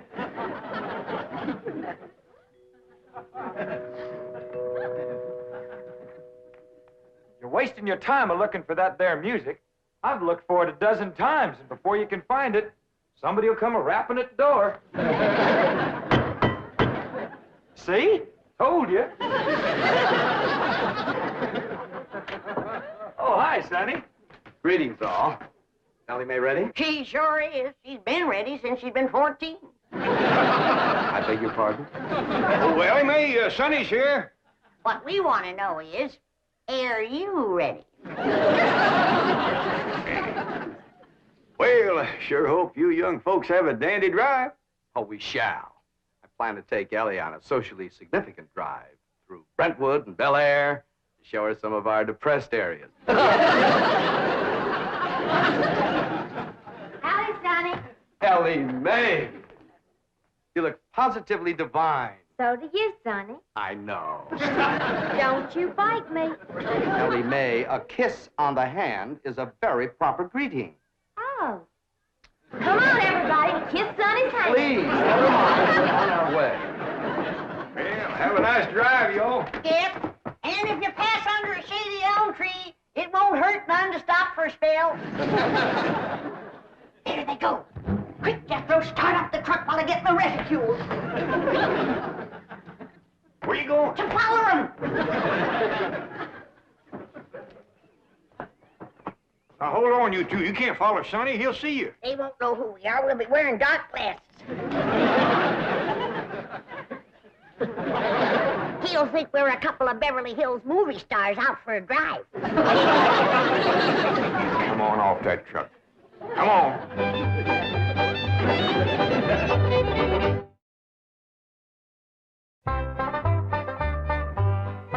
Jeffrey, did you pour the fudge out to cool?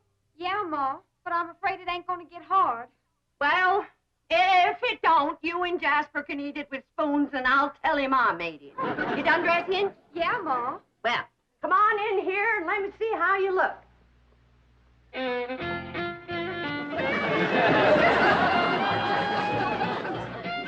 Turn around, let me see your sash. Here, do get the bow straight.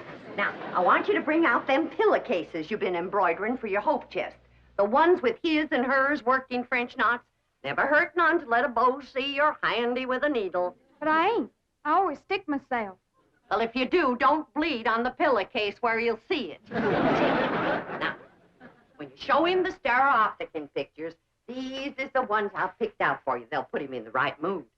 Niagara Falls by moonlight, Wedding under the Bower, The Stolen Kiss, Lily and Russell in tights. Oh, never mind. Now, what are you going to play on the pump organ for him to show off your music talent? How about Russell O'Spring? That's a dandy, full of runs and trills. And then there's the part where you cross your hands. Oh, I tell you, Jeffrey, that's one place you got it over your cousin Ellie Mae, playing the pump organ. Them hands can stretch pert near 2 octaves. And them feet is made for pumping. Well, it's almost time for Jasper to get here. How do you feel, darling? I feel like I'm gonna throw up. Now, Jed, Ellie and Sonny will be here on the settee. And when he gets on his knees and proposes to her, and Ellie says yes, you come a-running from that door, I'll come a-running from that door, so's we'll have him betwixt us and he can't back out. Granny, I don't want to be listening at no door, and I don't think you would ought to neither. Jed Clampett, no wonder your daughter's crowding 18 and still an old maid. Why, if we don't get busy, her cousin Jeff Green will beat her to the altar by a mile. She won't neither. Ellie Mae's a lot prettier than Jethrine. Looks ain't everything. Besides, Jethrine has Pearl helping her, and Pearl's parlor. And that's the styliest and best courting parlor in the whole county. I don't see nothing wrong with this parlor. Oh, that's 'cause you're a man. This ain't got no style to it. Ain't got no lace curtains and ain't got no portieres. Ain't got no tidies or doilies. ain't even got a pump organ. Got a piano? A piano ain't in it with a pump organ when it comes to courting. They's got a quiver to it. Just drives a man wild.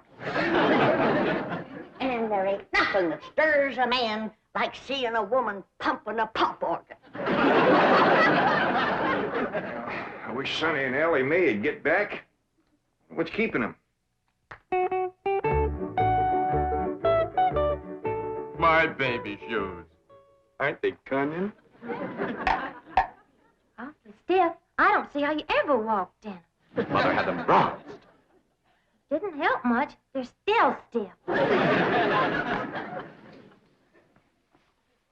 What's this thing? Oh, that's my teddy bear. His name is Pooh. Would you like to kiss him? Well, not especially. I guess you'd rather kiss me. I'll kiss the bear. Oh, I guess you're not in a very romantic mood. A little music will remedy that. Like to dance? I ain't never tried.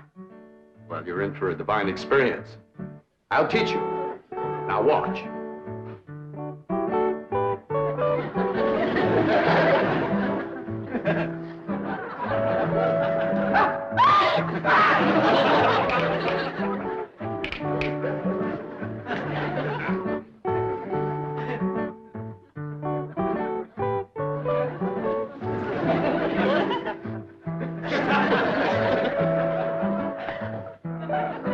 How do I look? Like something's a-hurting you. Maybe some rose thorns are sticking your gum. Enough of these preliminaries. Come here, my dear. Are you frightened? No, that ought to be. Yes, you're in great danger. How come? You're in a man's room alone. No, I ain't. You're here. You are not playing the game.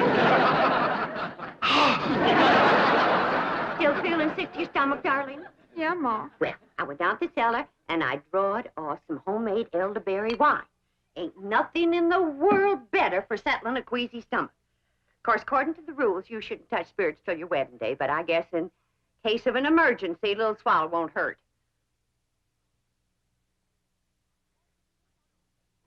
I know it's a mite bitter tasting, but try and force a little down. It'll make you feel better. Now, just a little more, Jeffrey. Do it for your ma. Jasper will be here any minute now.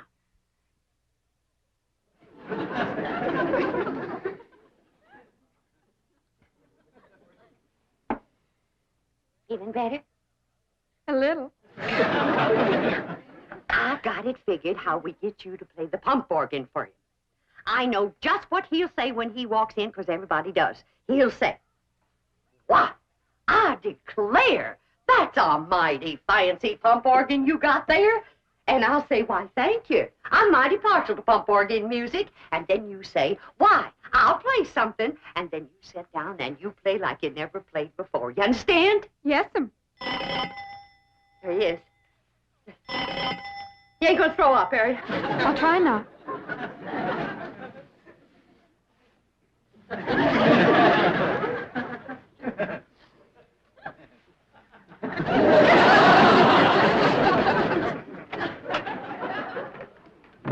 Evening, Miss Bodine.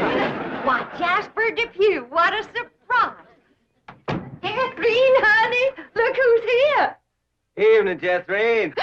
Jeffrey's had a little nervous upset. I reckon it's the strain of all those beaux that come a-courting. I swear I got to sweep 'em out of this parlor every day. Hey, that's a mighty fancy pump organ you got there, ma'am. Why, thank you.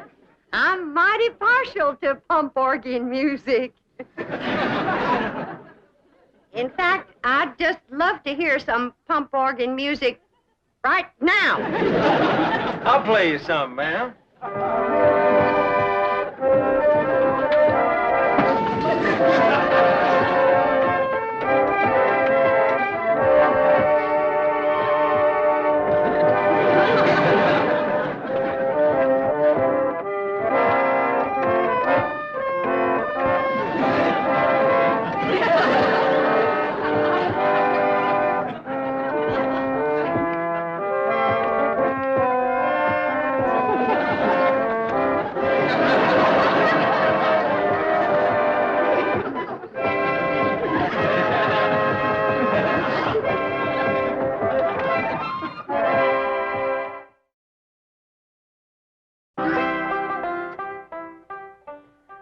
Jed, it's plumb past dark, and Sonny and Ellie ain't home yet. Where could they be? What are they doing? Are they engaged? Why don't we hear something? Oh, that poor, sweet, innocent Ellie Mae out there in the dark with a man. Jed, maybe something happened. Now maybe something. Granny, calm down. Ellie can take care of herself. I reckon you ain't nervous, huh? No, just sitting here whittling. Well, what you're whittling on used to be the arm of that chair.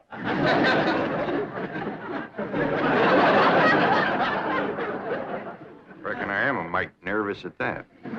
Now, Jed, when they do get home, you and me have got to see that Sonny don't get away without being proper engaged. Granny, maybe we's rushing things. Maybe Sonny ain't ready to get married. Jed, no man is ready to get married. You gotta get him ready. Like you get a steer ready for slaughter. Can't you find something else to compare it to? Well, here we are. I reckon it's time to say goodnight. I sure do thank you for the nice ride, Sonny. My pleasure, Ellie Mae. I'll give you a ring in the morning. Promises, promises. Would you like to take another drive tomorrow? Sure would. Where shall we go? To the preacher. Any place you say, Sonny. Well, see you tomorrow, then. Oh, here comes the bride. Here comes the bride. Howdy, Granny. Well, then, sakes, look who's here. Ed, come say hello to Sonny. Don't bother, Mr. Clampett. I'm leaving. I'll show you a shortcut.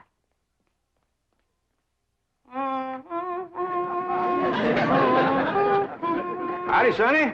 Good evening, Mr. Clampett. Jed, now's your time to have that talk with Sonny What talk? about Ellie Mae. I got nothing to talk to Sonny about, Ellie. Oh, that's right. I'm the one that's going to talk to Sonny. You talk to Ellie Mae.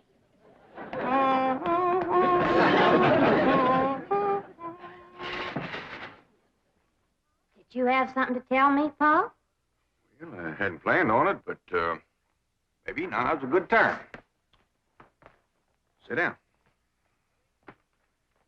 Ellie, Yeah, Paul? women folks like your granny, your Aunt Pearl, seem to set great store by matchmaking. They just can't rest easy till everybody's paired up, and the sooner the better. Now, your granny wants you to marry up with Sonny Drysdale. Do you want me to marry up with him, Paul? Ellie Mae, there's only one thing in the world I want for you, and that's to be happy. Do you reckon I'd be happy married up to Sonny? Only if you love him. Well, how do you know if you love somebody? Well, I can't exactly explain how you know, but when it happens, you know. You don't need nobody to shove you. You just can't wait to get married. Now, do you feel that way about Sonny? Well, I ain't sure. Do you reckon he feels that way about me? Now, tell me, how do you feel about getting married and settling down and raising a family? I find the notion completely repugnant. That's good. That's good. One man who simply cannot be monogamous. Fine and dandy. Tell me, how do you feel about Ellie? I find her beautiful, charming, refreshingly different, but somewhat lacking in the social graces. What's that mean? Well, for example, she can't dance. Ellie Mae Clampett? Why, she's got dancing in her soul. I'm her grandma, and I want you to know I was the best doggone dancer that ever came out of the Tennessee hills. And her pa can outstomp a riled-up mule. Come on, city boy. Us Clampetts is gonna set your shoes to smoking. Yeah? By the way, you young people can dance if you like. Not me. I'll go for some of that fudge.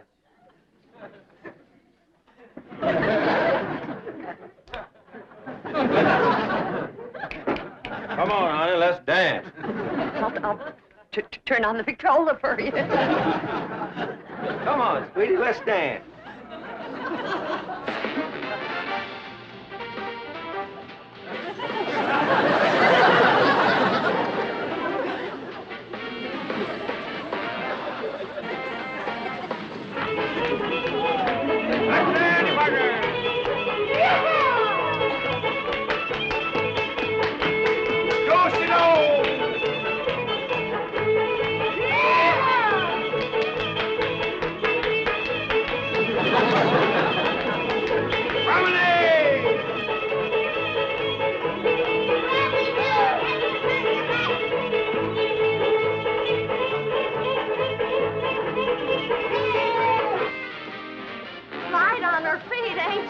never know she was moving 'em.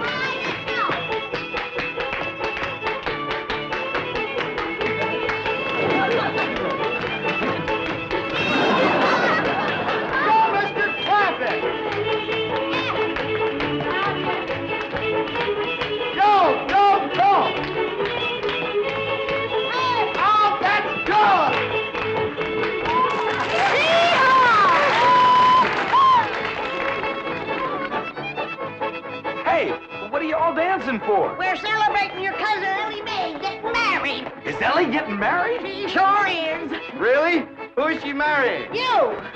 Me?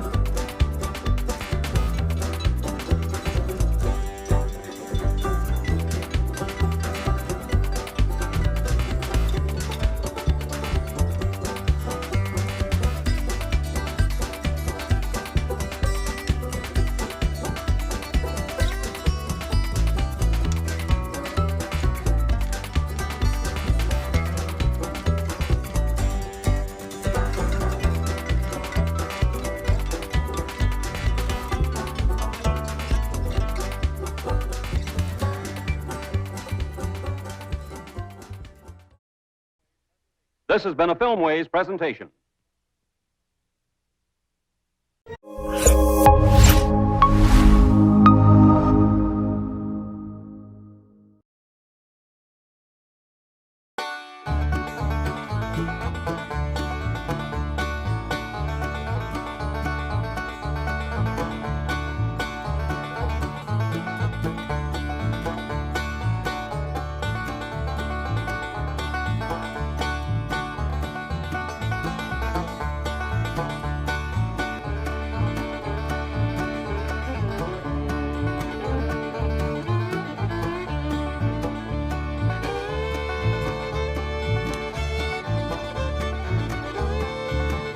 The Beverly Hillbillies.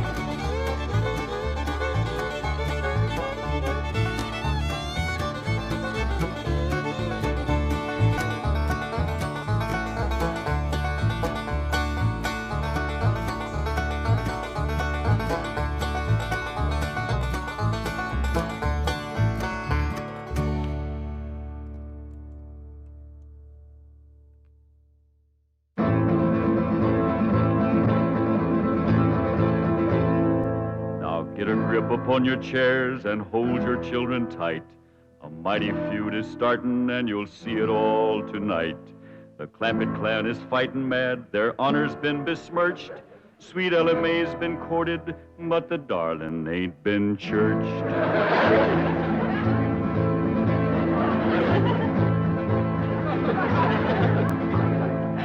It was young Sonny Drysdale that courted her and fled. And now the Drysdale family will feel hot Clampett lead. 'Cause stranger, you don't trifle with a hillman's daughter fair, or you will face his rifle and he'll deeply part your hair.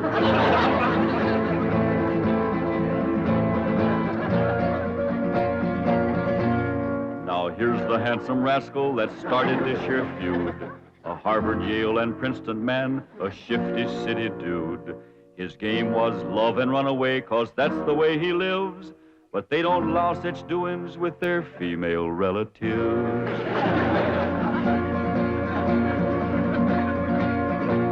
So now they're on their way next door, a loaded up for bear. And if my name was Drysdale, I'd be getting out of there. 'Cause mountain justice does demand that when a wrong's been done, the kin of him that done it must also face a gun.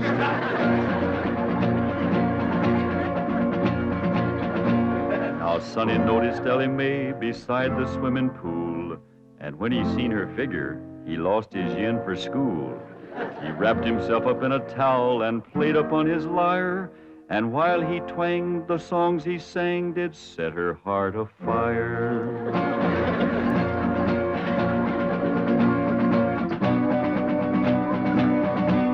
He drove his fancy auto up and took her out to Spark, and all alone, unchaperoned, he kept her after dark. He took her in the parlor and he taught her to be grand. He showed her how to walk and talk and tried to kiss her hand.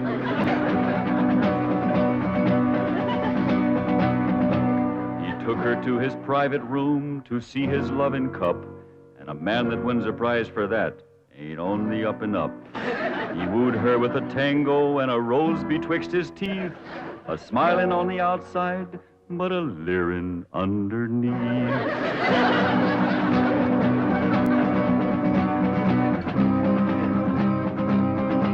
They even had a wedding dance, and he joined in the fling. He brought along his dancing shoes, but didn't bring no ring. The Clampetts was a-planning for a wedding in the Vale, but they was duped. He flew the coop and went running back to Yale.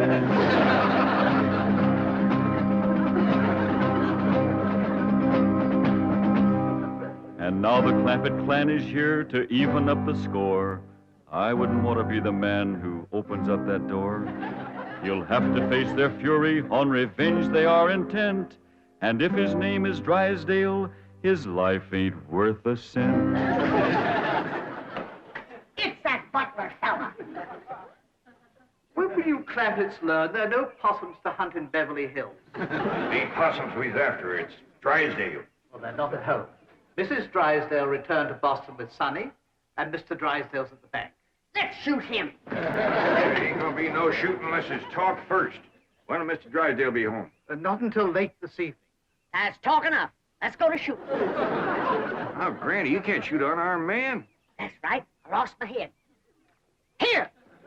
Now, when death row counts 3, we go at it. 1, 2. Ah, hold on. Mr. Butler here ain't done us no wrong. He's one of their clan. I said there ain't gonna be no shooting unless it's talk first. I'll speak to Mr. Drysdale. Thank you kindly, Mr. Butler. Yes.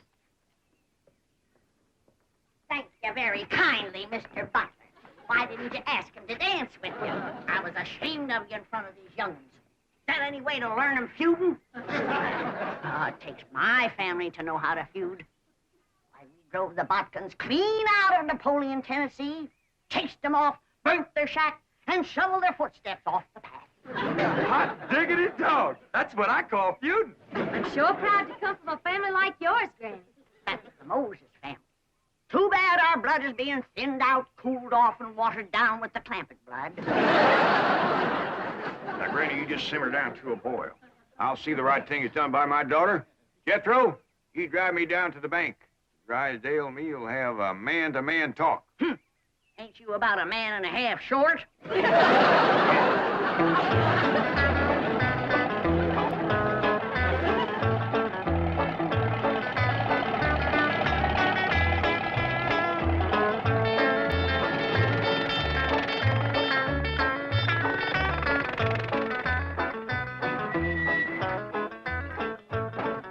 You wait here, I'll go and see Mr. Drysdale. You flush him out, Uncle Jed. I'll get him on the run. Now, who told you to bring that? Granny, she says there's got to be one fighting man in the family.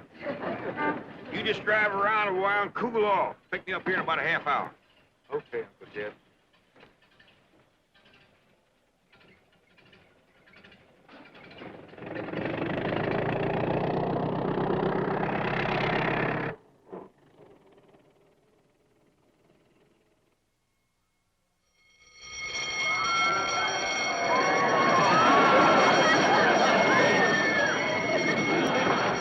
Mr. Drysdale, the bank's being robbed! Yes. and my duty is clear. Where are you going? As president of this bank, there's only one place for me at a time like this, my bulletproof closet.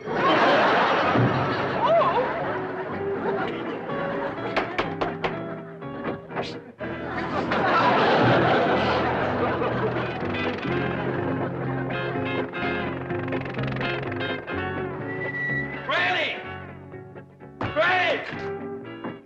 Granny! Ellie Mae! Come quick! They captured Uncle Jed! Granny! Jethro says they got Pa. Come on, Granny. The Drysdales got Uncle Jed. I dropped him off at the bank, and when I come back, they carried him off somewhere. Ambushed him, that's what it was. That butler feller. He told him he was coming, and they laid a trap for him. What'll we do, Granny? Eye for an eye and a tooth for a tooth. They took one of ours, we'll take one of them. Where's your gun, Jethro? I give it to Uncle Jed. I reckon the Drysdales got him. We lost the first battle. They took our leader and our best gun, but we ain't lost the feud. Come on.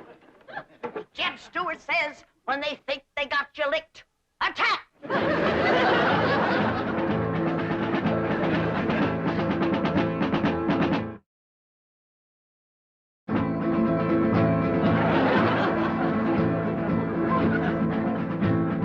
Now the feud is growing hot, the Clampetts lost a man. Their leader now is Granny from the fightin' Moses clan. Granny learned her feudin' while a child on mother's knee, when the Moses drove the Botkins from Napoleon, Tennessee.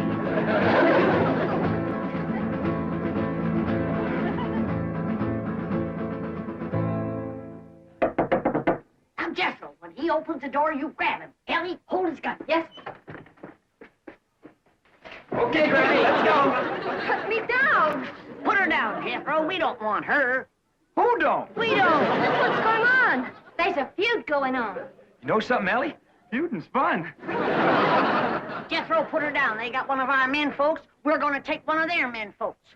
How about we take her along as kind of an extra? No, not unless they captured one of our women folks. Ellie Mae, you go in there and surrender. I ain't gonna do it. Jethro, put her down. How about I towed her as far as home and then let her escape? A little at a time.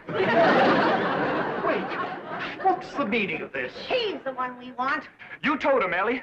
My arms is full. Put her down before I take you to the woodshed. You look awful busy, Granny. Maybe I should go to the woodshed and wait for you. I think I'd better call the police. Stop in your tracks while you're able to make them. Now you turn around. Walk towards our house. I refuse to take one step. Now, you want to walk or you want to limp? You better run to the telephone, please. Never mind her, Jethro. Shoot the telephone wire.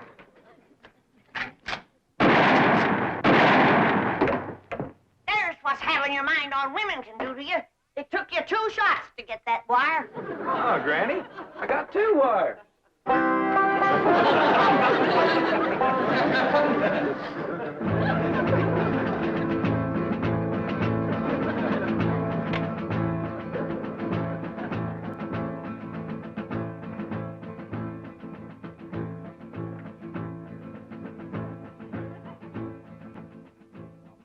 Good work, Lieutenant.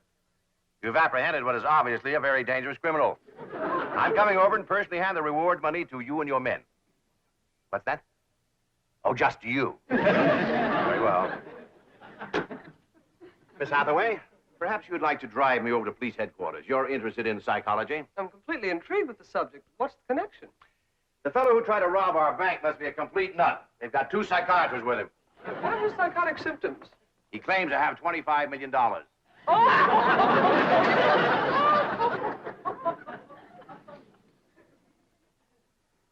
No, it couldn't be. I keep telling you and telling you, I got $25 million in Mr. Drysdale's bank. No, you didn't. They caught you before you got a penny. You're patient, Doctor. Obvious delusions of grandeur. Now, tell me, about this bank attempt, did you have any accomplices? Any what? Confederates. Oh, yeah, Granny. She's a Confederate. She's a Tennessee Moses. Tennessee, Moses? That's right. Tell me, did she lead her people out of Tennessee? Sure did after they whooped the Butkins. Don't you mean the Egyptians? Well, they probably whooped the Egyptians, too, if they got in their way. Granny's folks was fighting fools. They certainly were. They defeated the best fighters Pharaoh had. I don't know about that, but they whooped the best fighters Napoleon had. Napoleon? Doctor, may I? You may not. I'm the one who uncovered this hallucination. Tell me about Napoleon. Yes. You say Granny's folks won that fight? Sure did. Over Napoleon? Oh, yeah, they tromped all over Napoleon. Fabulous. But how were they able to do it? Did they fight with superior weapons? Oh, they fought with bodkins. I see. And Napoleon didn't have any bodkin? Not after Granny's folks got through with him, Napoleon didn't have a bodkin left. I remember the last day of the feud, they got Leif and Luke and Odds. Odds? Odds bodkin. Please. But just for a minute. Oh, perfectly safe to look at him through the bars. After all, it's Mr. Clappett. Gene, Mr. Drysdale, he sure didn't treat me very good over to your bank. My first visit, too. Let this man out of here. He's got $25 million in my bank. Open this door. Open it. Open it. Oh. Lie down, mister. Lieutenant!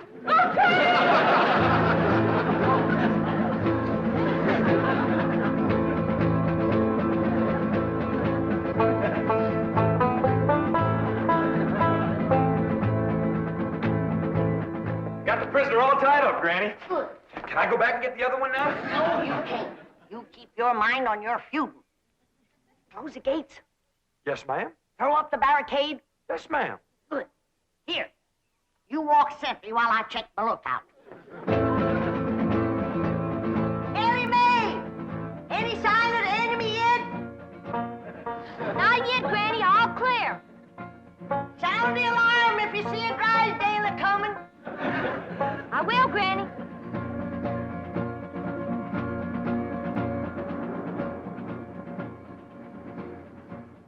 You see, all my employees are trained to be on the lookout for bank robbers. So, naturally, when they saw you walk in with your rifle, their first instinct, it appeared to them that was just, well, it was... You're not mad, are you, Mr. Clampett? Well, no, not about the bank, but we's all right upset at Sonny for running off and jilting Ellie Mae. Sonny? Jilted Ellie Mae? Well, that's what we'd call it. He sparked her for 2 weeks running. Took her driving, dancing, held her hand, kept her out past dark. Back where we come from, that's just the same as saying, will you? Provided the girl is 12 or better. Mr. Clampett, you have my word of honor. I had no idea that Ellie Mae or any of you took Sonny seriously. Now, the moment we get to your house, I'm going to telephone Sonny in Boston. Get him on the first plane, and he'll be here tonight to propose marriage to Ellie Mae. Well, now, that sure is going to smooth Granny's ruffled feathers. She's been madder than a barefoot centipede standing on a hot rock. We'll be happy when we get there. Yes, bless her sweet little heart.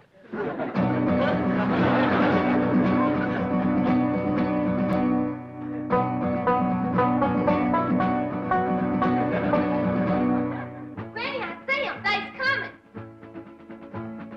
How many is they? Miss Hathaway and Mr. Drysdale. And they's holding Pa prisoner. Come on down. We'll stop them at the gate or blast them at the barricades. Jethro, they's a-coming. Get ready to do battle.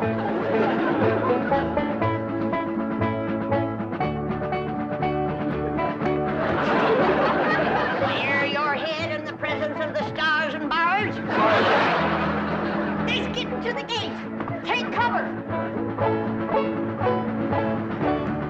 Everybody inside. We'll shoot at them through the porthole.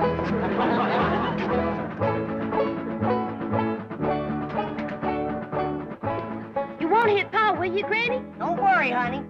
I can hit a new-laid egg out of the nest without budging the hen. I'll get big.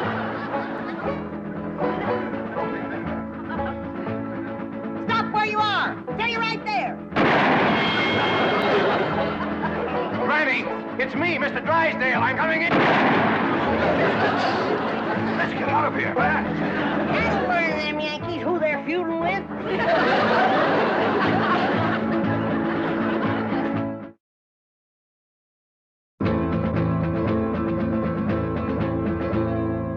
Now here's the Drysdale mansion where he's fleeing like a rat, since Granny put a bullet through his $20 hat.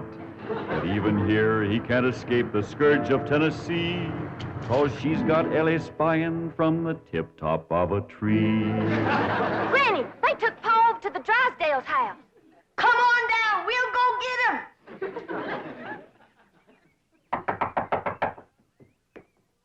Well, I reckon we'll have to call her on the telephone. When Granny's feuding, she's sometimes hard to reason with. Reckon seeing you with that rifle kind of set her off.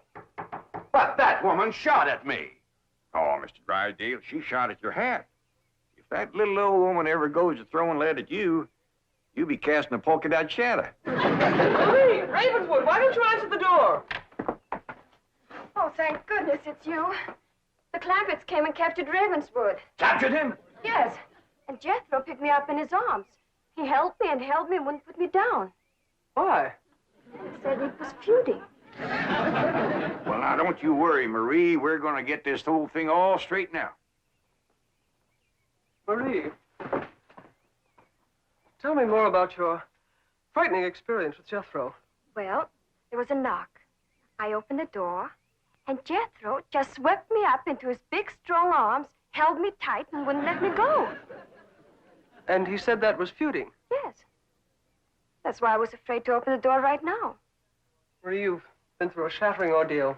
Go and lie down. I'll watch the front door.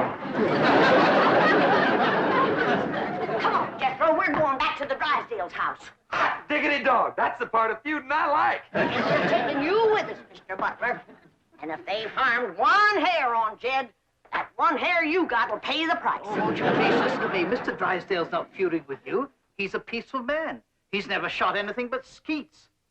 Skeets? How many did he get? We did very well. 98 out of 100. That's better than we did with the Bodkins. Ready, Granny? Come on, younglings. We got our feuding cut out for us. That Drysdale's a shooting fool. Now, Ellie Mae, you carry the flag high and proud. If they shoot you, don't you let it touch the ground. Throw it to Jethro as you're falling. I'll do it, Granny. What'd you do that for? If there's any long-range shooting, they'll think he's one of us and drop him first. Forward, march!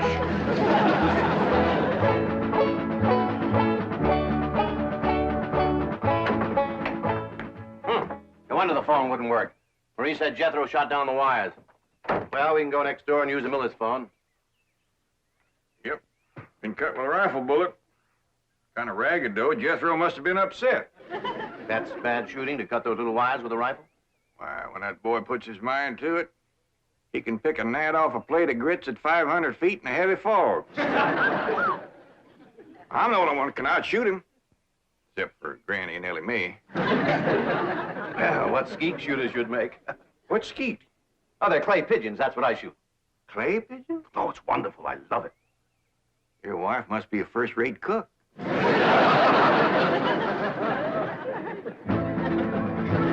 Now here comes Granny's little band to free their leader, Jed.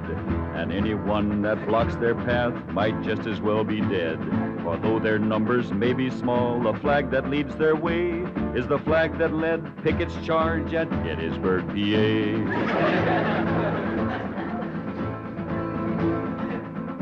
Stop for a minute. I got an idea.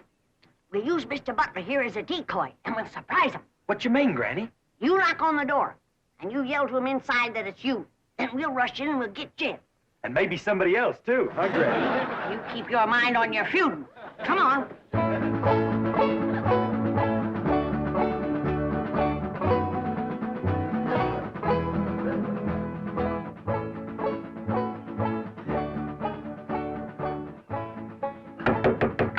It's me, Ravenswood. Open up. Marie, you may open it. Nothing to be afraid of. It's just Ravenswood. Step aside, decoy. Ellie, you guard him. Jethro, when they open the door, we'll rush 'em.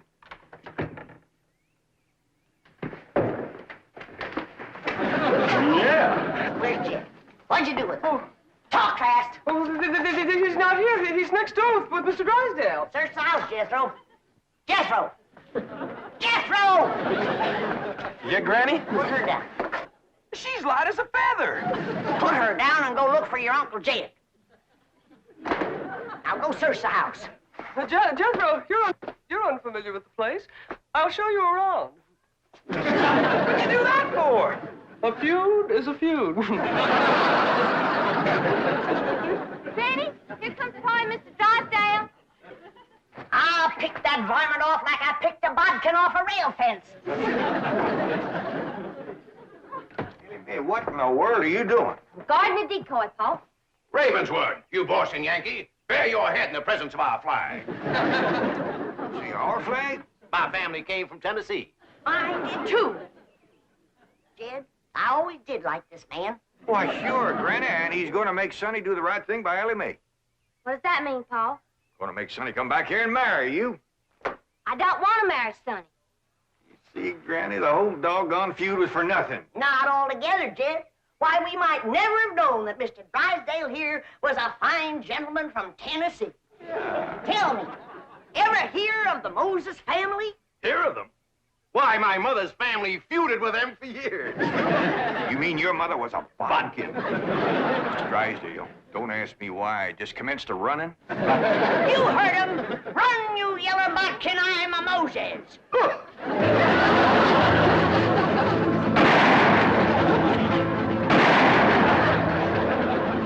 For a city feller, he sure can run. Like a scared rabbit. Well, let's go home. Put her down. Oh, listen, Granny. I heard you and Uncle Jed talking about what to get me for Christmas. This here'll save you shopping. Well, you can't take her home for Christmas. Now put her down. One of these days, I got to have a long talk with this boy.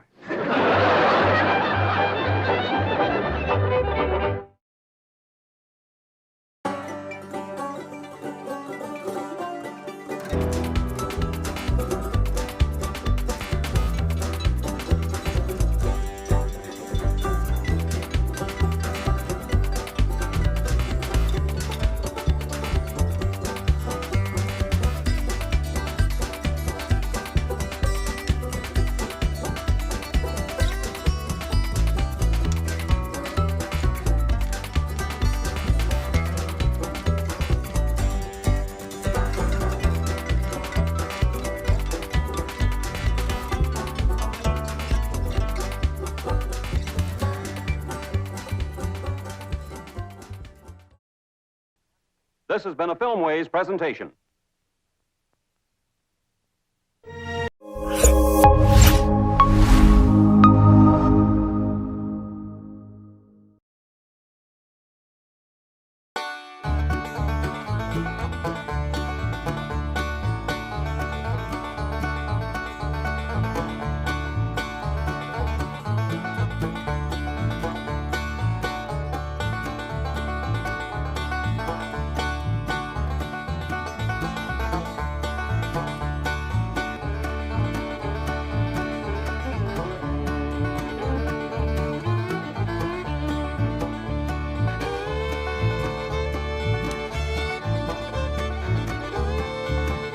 The Beverly Hillbillies.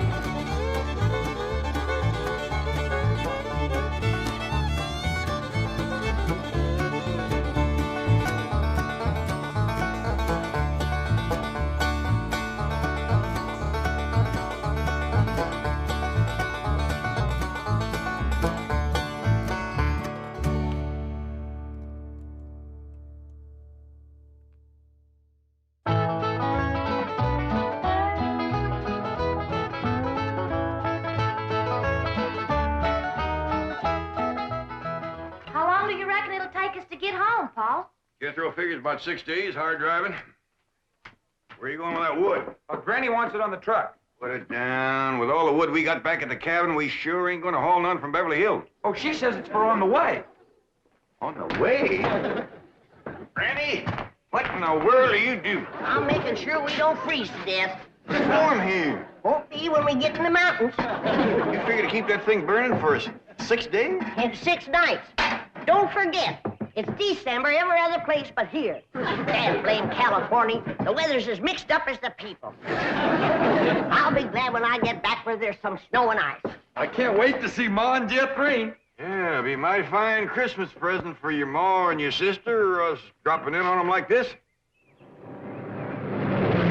Now tell me again, exactly what did Marie say?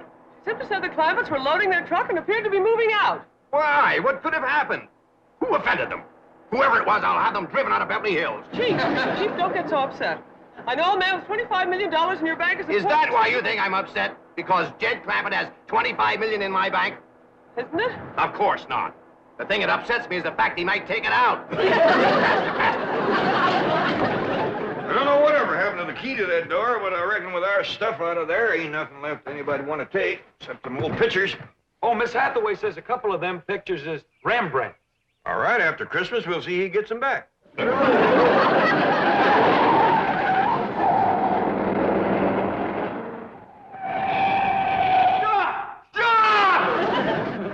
are you going? We're going home. What? Oh, please, you can't go away and leave me like this. All right, climb on. I reckon we got room for you. Oh, my heavens, we caught you before you left. Granny, is there room for 2 back there? Yeah, if you want to squat next to the stove. No, we don't want to go with you. We want you to stay here. We'll be back after Christmas. Well, Mr. Clampett, if you want to go home for Christmas, let me make the arrangements. I'll have you there tonight. Nice. Plane back home? Yes, and you'll arrive in style, too. Well, Miss Hathaway, I think Granny and Ellie Mae should have mink coats for the trip, don't you? Of course. Well, let's go take care of it, and the reservations, too. Mr. Clampett, you start unloading the truck and leave everything to us. You'll be home in 5 or 6 hours on the jet. What's a jet, Pa? I don't know, bus or jitney, I reckon. Get us there tonight? You heard what he said. Well, that will be a surprise to Pearl. Uncle Jed, it took us 6 days to get out of here. How are we going to get back home in 5 or 6 hours? That bus driver must know a doozy of a shortcut.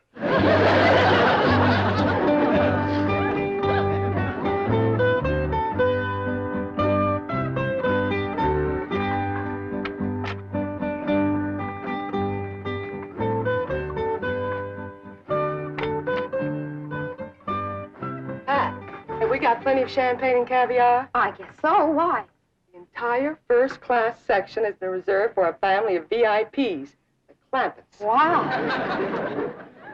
Young ladies, I presume you've been advised of special arrangements for the Clampett family? Oh, yes, indeed. Certainly have. Here they come now. Oh, get a load of those minks. Granny, Ellie Mae, right this way.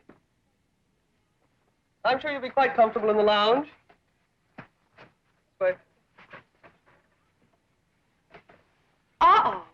How did they get past the gate? Let's get them out of here before the Clampetts see them. I'm afraid you're in the wrong section. May I see your tickets, please?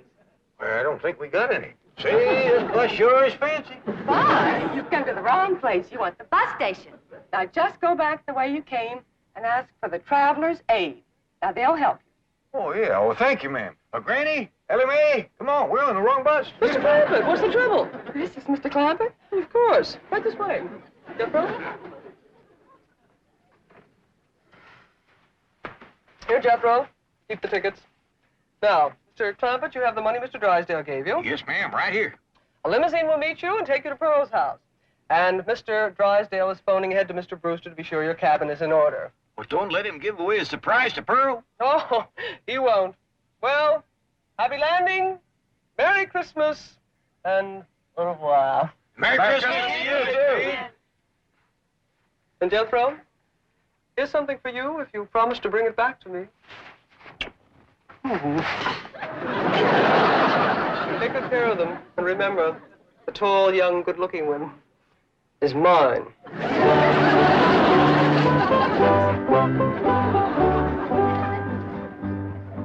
May I have your coat? My coat? Please.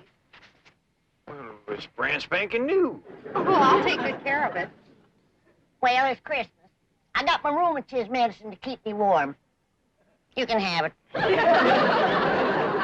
coat, please? Should I, Pa? Well, I reckon not. We don't mind sharing with folks, but when they get grabby and wanting everything, well, we just gotta mule up and say no. If you can't afford to buy a coat of your own, here, you just peel off whatever you need. Oh, no, Mr. Clampett, you misunderstood. We just want to hang the coats up. We don't want you to give them to us. Oh, well, that's very neighborly of you. Thank you very much. Sure.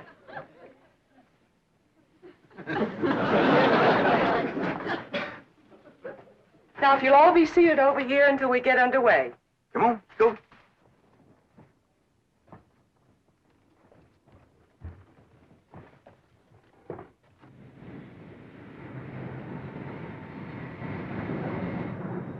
Now, fasten your belt. Well, I ain't wearing one, ma'am, just my Gallisons. I meant your seat belts. Doggies, this is a fancy bus.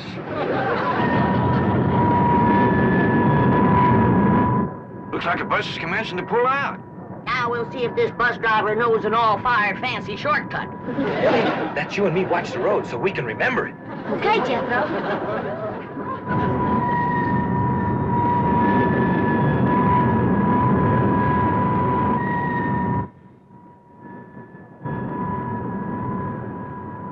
If you ask me, this bus driver of ours is lost.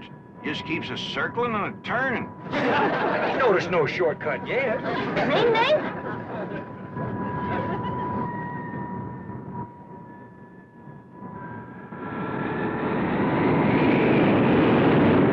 Listen to him erasing that engine. Yeah, but the wheels must be spinning in the mud. We ain't moving.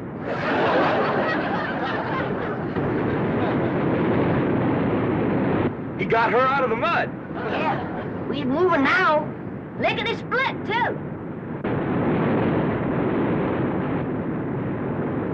My doggies, if he gets to going much faster, this thing is gonna leave the ground.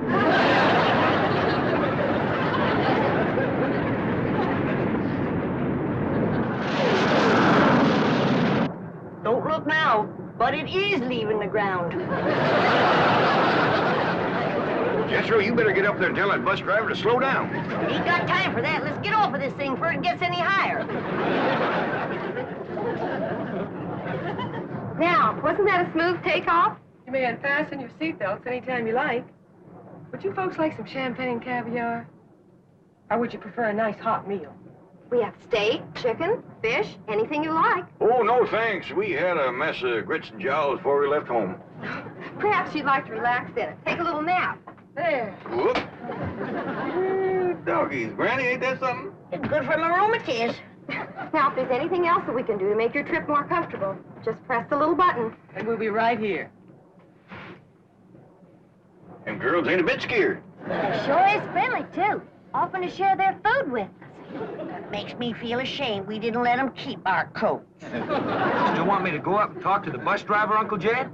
I reckon not, Jethro. Don't nobody else seem skittish, and we don't want folks to think this is our first bus ride.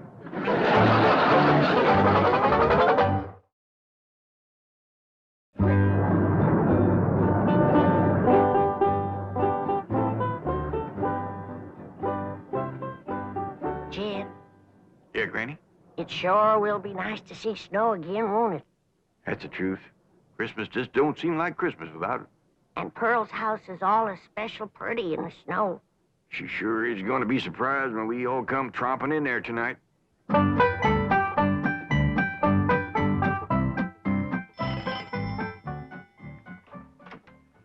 Howdy, Pearl. Homer Winch, when are you gonna learn not to walk into a body's house without a body inviting you? Well, I rang and you didn't come. You didn't give me time, you old coot. Now don't you never do that again. Get out of my parlor. I like you when you're mad, Pearl. You're an exciting woman. Homer, you get out of here. I don't have time for your foolishness. Jethrine and me's going to California to spend Christmas with Cousin Jed. Well, and I reckon you don't care to hear what I got to say. That's right. About Mr. Brewster. Mr. Brewster? Yeah, that tall, good-looking city fella works for the oil company. Drives that big car. What about him? Is he in town? I've been ordered from your parlor, Pearl. I think I'd best be going. Homer, I didn't mean it. Please, Homer, you tell me about Mr. Brewster, and I'll bake you a sweet potato pie. Well, And for dessert, red horse swimming in elderberry wine. you're an exciting woman, Pearl. Tell me. Well, you see, he stopped over at the Emporium to get some cheese and crackers. Said he was going to be over at Jed's cabin alone all day, and he didn't have no food. Thank you, Homer. Merry Christmas. Now, wait a minute, Pearl. You ain't going to do me out of my tater pie, are you? Well, of course not. You'll get it. Well, when? Well, I'll let you know. I'm busy right now. Bye, Homer. Ding, dang, darn it, I done it again. Let some pretty woman twist me around her finger. I hate to go home. Mama's going to give me the ticket.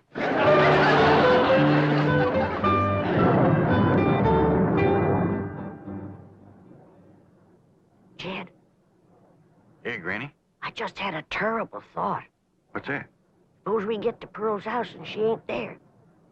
Where would she be? Out chasing that Brewster fella, that's where. Ah, she ain't likely to catch him in her horse and buggy.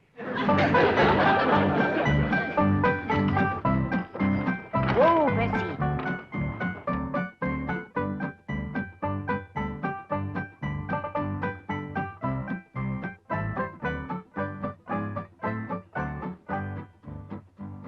Now, Bessie, I play my cards right. You get to keep that there blanket permanent, 'cause I'm going to have something else to keep me warm. A husband. Ain't that a beautiful word, husband? Husband. And what's more, I'll be riding in that big, fancy automobile. So you can retire to pasture with that good-looking racehorse from Hot Springs. Well, I thought I heard a horse. Mrs. Bodine. Won't you come in? Well, thank you. It's mighty cool today, ain't Yes, it? it is. Well, it's nice to see you again. I'm sorry it's so cold in here. Didn't bother to build a fire in the fireplace, and I'm afraid that kerosene stove doesn't put out much heat. Well, I can't stay but a minute. I just came by to give you this and say Merry Christmas. Thank you. Oh, you shouldn't have. Oh, it's just something that I made myself. Oh, it's nice. Land to mercy. Look at this place. Why, you men just can't manage alone, can you? It takes a woman. Oh, please don't bother. I won't be here. See, I'm going home to Tulsa for the holidays. I won't go no trouble. I'll just throw together a little snack, and while you're eating, I'll tidy up a bit.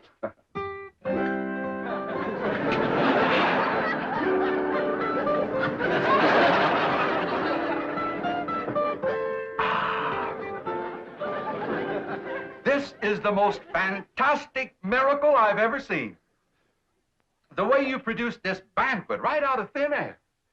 Ham, fried chicken, roast pork, and this delicious sweet potato pie.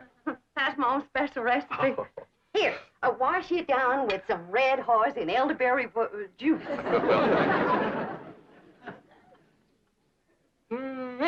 Oh, that is sensational juice. But, Mrs. Bodine, I just can't eat another bite. Why, Mrs. Bodine, what have you done to this cabin? Oh, do you see a difference? And where did you get those curtains? I just run them up while he was eating.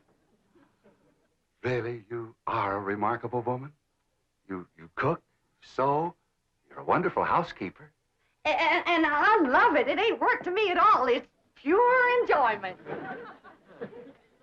Mrs. Bodine, I know that this must seem awfully sudden to you, and I know you have lots of ties, lots of activities here in the hills, but I was wondering, do you think you could possibly be happy living in a city like Tulsa? Tulsa?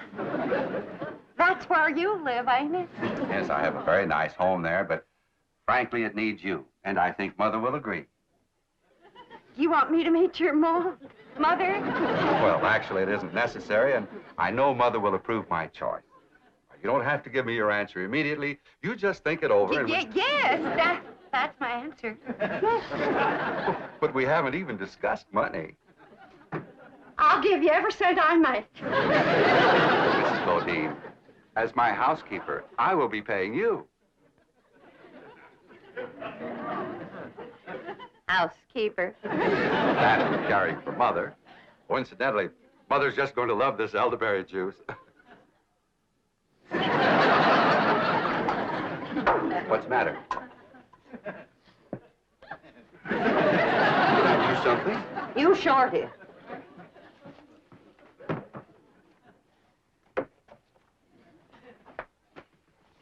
You let me cook for you. You let me sew for you. Hand me the ham. You let me house clean for you. Now then, I don't know what it takes to get engaged in Tulsa, but in these here hills, you've done enough to get yourself promised, hitched, and honeymooned.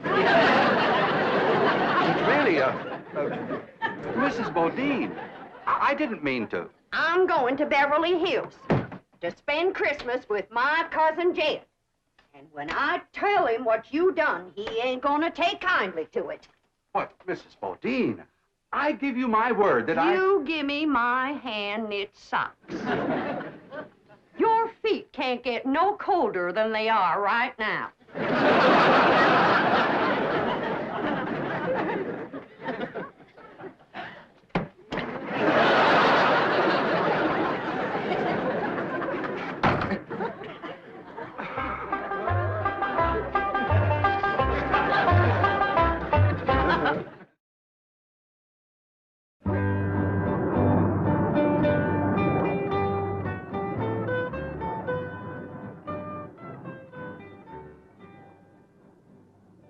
They're sleeping like babies. Do you think we should wake them for the movie?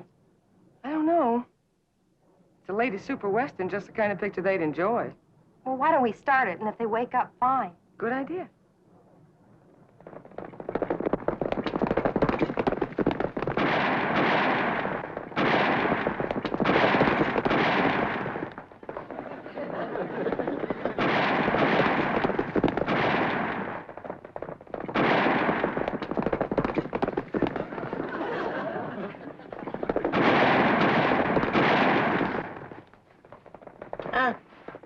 What?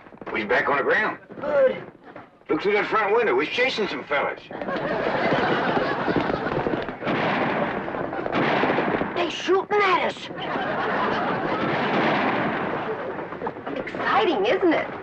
Get down! You was right in the line of fire. What's going on? Whatever it is, I'm getting in on it.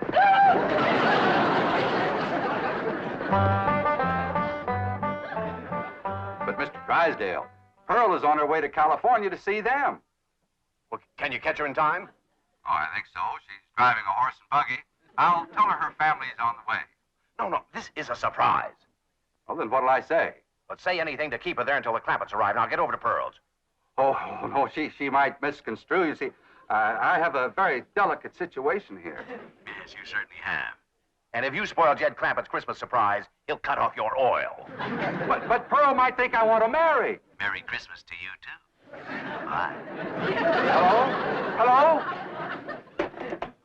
Oh, boy. Here's the sweet potato pie and red horse I promised. Hey, there's a piece of this pie missing. And a gulp or two of these red haws. Who got it, Pearl? None of your business. Now get along. Jethrine and me is leaving for California. Yeah, I want a whole pie just like I was promised. Now you get out of here before I throw you out of here. Men is all alike. Gimme, gimme, gimme. You're an exciting woman, Pearl. Oh, don't you even speak to me. There ain't a man alive worth the powder it'd take to blow him to you nowhere.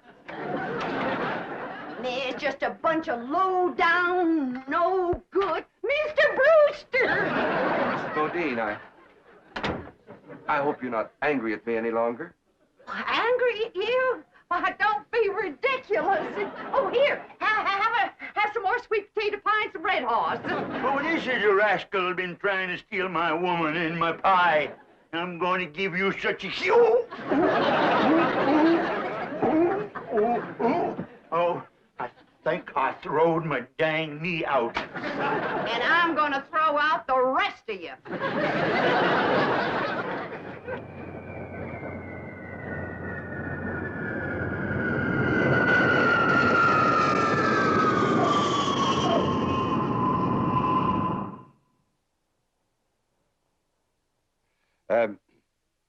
You see, in my business, what I mean to say is that I'm away from home a lot. And, well, I think that a husband should, that is, what I mean to say is that, in my opinion, could I have another slug of that elderberry juice? No, you cannot. Now then, I've been sitting here for 3 solid hours listening to you, and you have yet to say one word that a widow woman could get her teeth into. Jethrine, bring the suitcases. Oh, please don't go. I ain't listening to one more word you got to say lest you say it on your knees. Don't come in yet, Jethrine. Say it. Please don't go. You are the slipperiest man that ever lived. Come on, Jethrine. You get out of my parlor and you stay out. You want me to throw him out, Ma? He can walk. Homer Winch, is that you again? Oh, Pearl, it's us.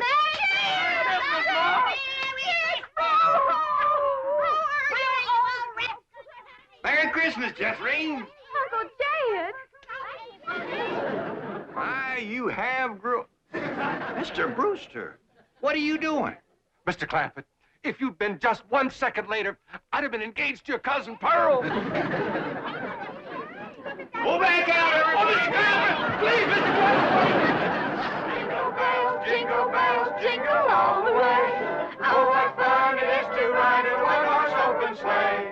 Dashing through the snow in a one-horse open sleigh. O'er the fields we go, laughing all the way. Bells on bobtails ring, making spirits bright. What fun it is to You're nothing but a two-timer, Homer Winch. Pearl told me about you sparking her, you old rascal, you. You're exciting when you're mad, Granny. Say, how about going for a little sleigh ride with me? You promise to behave? Sure I do. Well, we might as well stay here and sing. wish you a Merry Christmas. We wish you a Merry Christmas. We wish you a Merry Christmas and a Happy New Year.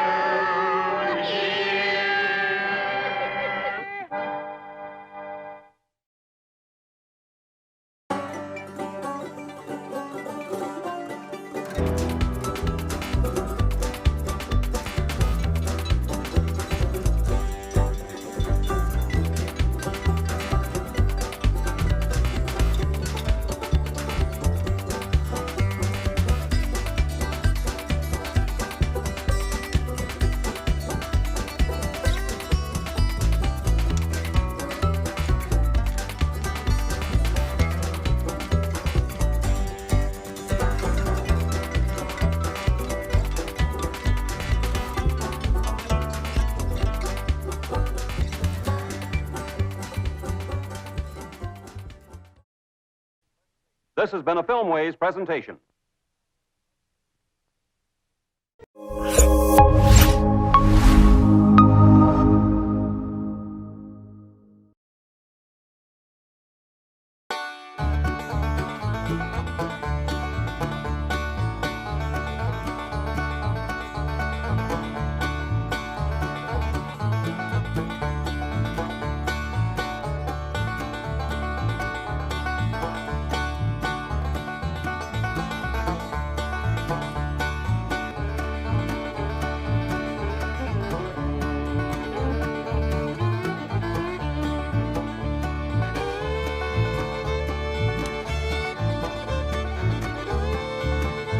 the Beverly Hillbillies.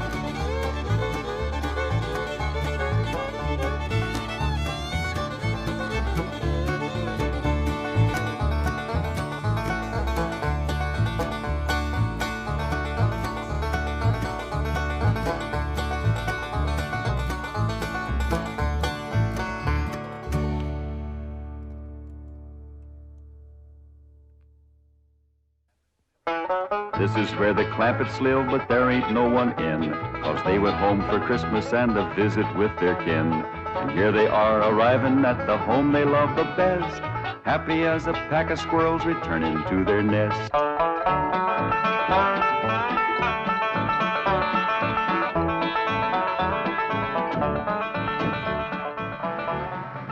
Hi, Thunder Granny, the old place ain't changed a bit. Pretty as ever. Prettier with the snow. Excuse me, Pa, but I got some friends to say howdy to. Yes, sir. They just don't make houses like this no more. Sure don't make them in Beverly Hills. I'll go get the bags, Uncle Jed. Reckon they just can't get wood like this. My grandpa chopped down the trees and built this all by hand. You say your grandfather built this cabin? He sure did. Oh, he must have been a remarkable man. He sure was. He finished the cabin in the morning, went to town, found a girl, courted her, married her, and carried her across that doorstep all before sundown. Tell me, Granny, was that 1897 or 1898? 1898. Yeah, that's right. She was 18 and Grandpa was 98. You say he was 98 and his bride was 18? That's right. Marriage didn't work out too good. Well, I don't doubt it. Yeah, Grandpa made the mistake of having his ma come live with him. Awful bossy old woman. Wouldn't let that little bride do nothing. Did everything herself. Your family has remarkable longevity. No. Yeah, they stretched the truth a little, too. Oh? Grandpa was a day over 90 when he married that girl. And his ma didn't bust up the marriage. That poor little bride just wore out, having so many young'uns to take care of. Oh, what happened to Ellie Mae? Well, she just went to say howdy to some of her friends.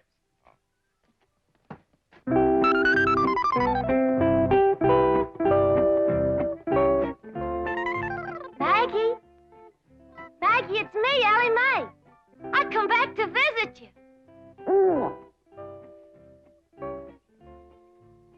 Not you, Henry. Right now I'm looking for Maggie. You seen her?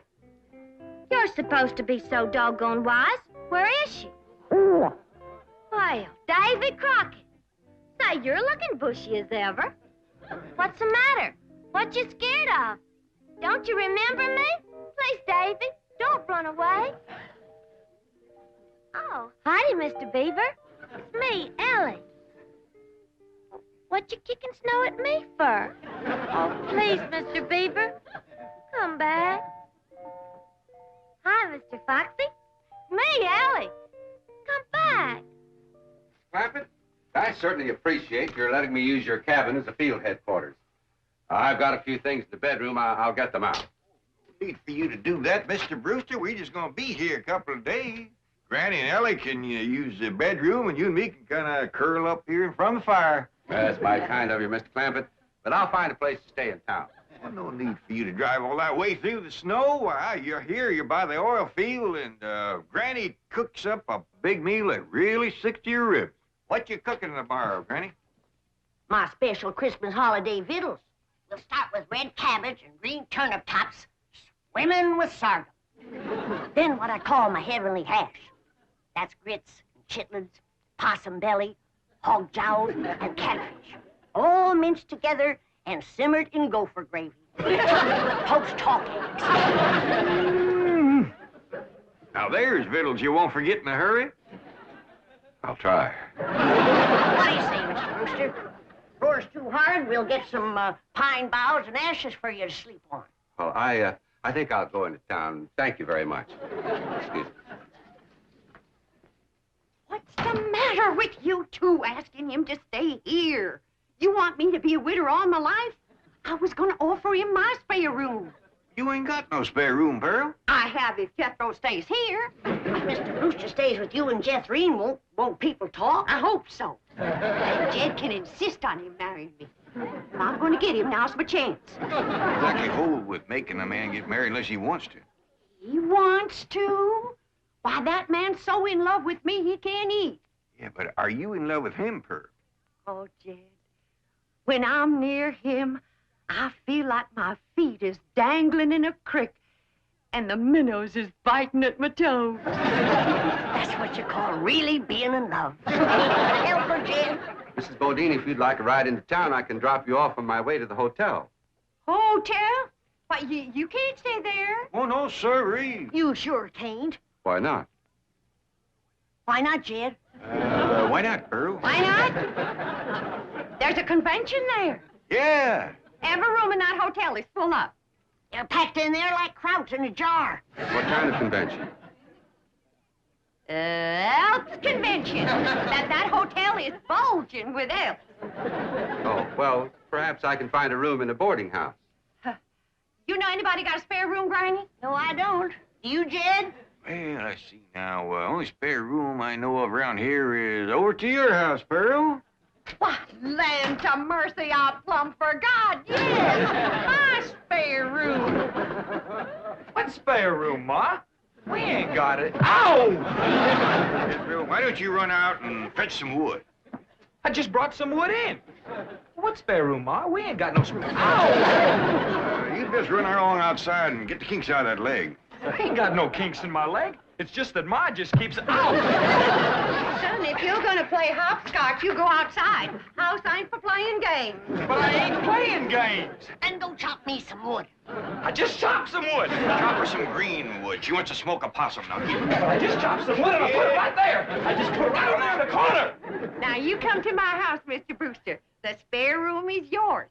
Well, all right. If it's not... Why should I sleep here on the floor? I got a room. Ow! He's given to seizures in the leg, ain't he, Granny? I'll have him rub it with some hot possum grease tonight. Yeah, well, let's get going. Aunt Pearl, would you do me a big favor? Well, of course, Annie Mae. What is it? Would you take this here fur coat? Your mink? For keeps? I sure would appreciate it. It makes my friends in the woods kind of skittish. They must reckon I'll be wearing them next. Well, I don't rightly know if I Go should... ahead and take it, Pearl. That is, if you don't mind it's been war once or twice before. Oh, not at all. I tell you what. I'll put it in one of my hope chests, and I'll wear it on my honeymoon. Say, Mr. Clampett, isn't that an awful big tree that Jethro's chopping down? Yeah, he's notching it on the wrong side, too. Hey, Jethro, quit notching that tree on this side. It's liable to fall right down on the gear. Look out,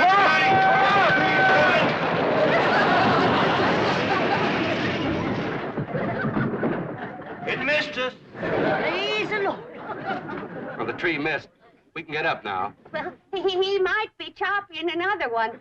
Let's wait and see.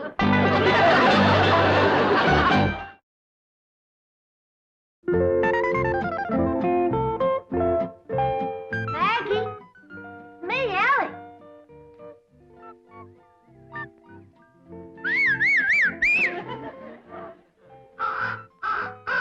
Freddie, you old rascal.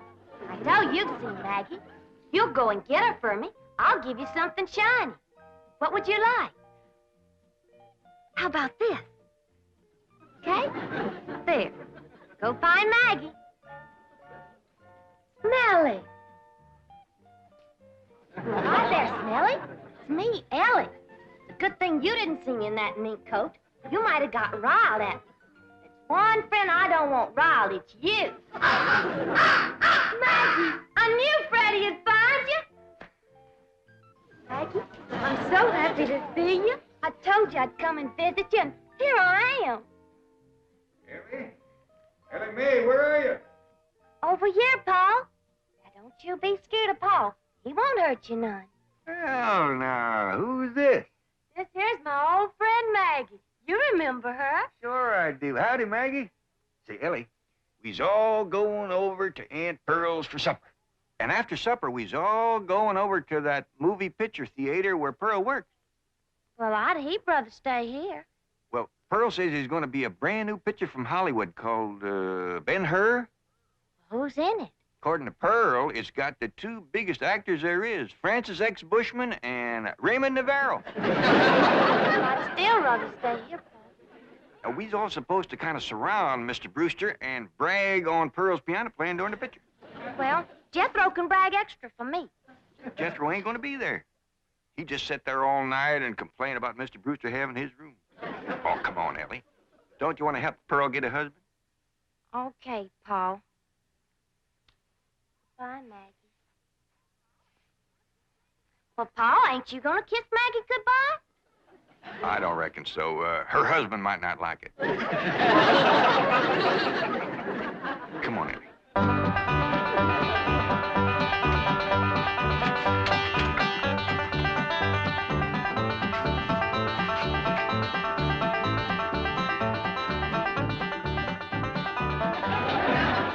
Come on, everybody. Well, doggy. Jethry, here's a picture of your ma. Yeah, it says, in person, Pearl Bodine, Wizard of the Keyboard. That means Piany. Hey, your name is as big as Ben-Hur's. I begged the manager not to put that up, but he says it's a drawing card. My playing during the picture. During the picture, don't you have sound? Loads of it. Between the people crunching popcorn and crying and reading the titles out loud, you got plenty of sound. Now, everybody go on in and sit down. You're all on complimentary passes. Now, I gotta pop some corn and sell tickets before I come in and play the overture. Mr. Brewster, did you ever in all your born days see a woman who could do more things than my cousin Pearl? She can cook, sew, keep house, play piano, and no wonder the men around here are just beating her door down to propose. But Pearl's choicey. She's waiting for the right man.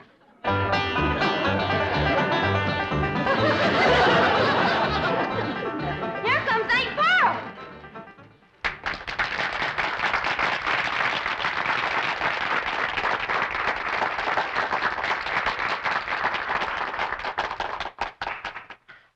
Ladies and gentlemen, before our big premiere gets underway, I know you'll want to meet the celebrities in our audience tonight.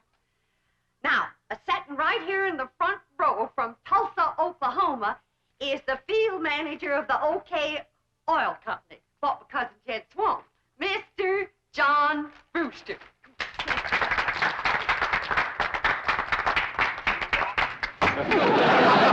Who threw that tomato? Come on. Homer Winch, get up there and you clean off that screen right now. Ain't you ashamed?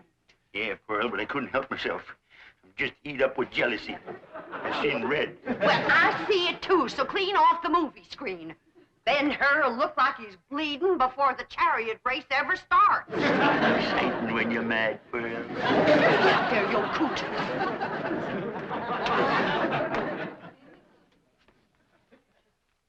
And now, folks, you're gonna meet a real live millionaire and his family all the way from Beverly Hills, California. Your friends and my kinfolk, the Clampets.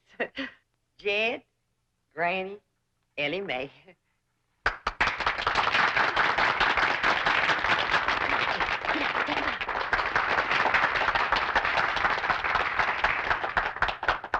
Folks, mighty nice to be back here with you again, and you're all invited to come visit us in Beverly Hills.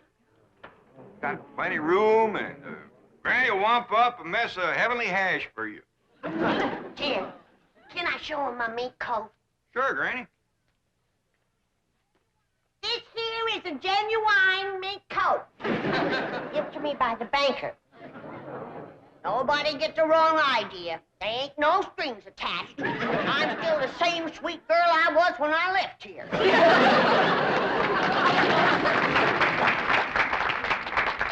And now, folks, I got a real big surprise for you. As you know, those that can read, the picture for tonight is Ben-Hur, and I have wrote and composed a special song in honor of the chariot race, which is the most exciting part of the picture. And this here special song is going to be sung by my daughter, Jethry. Think about Jethry.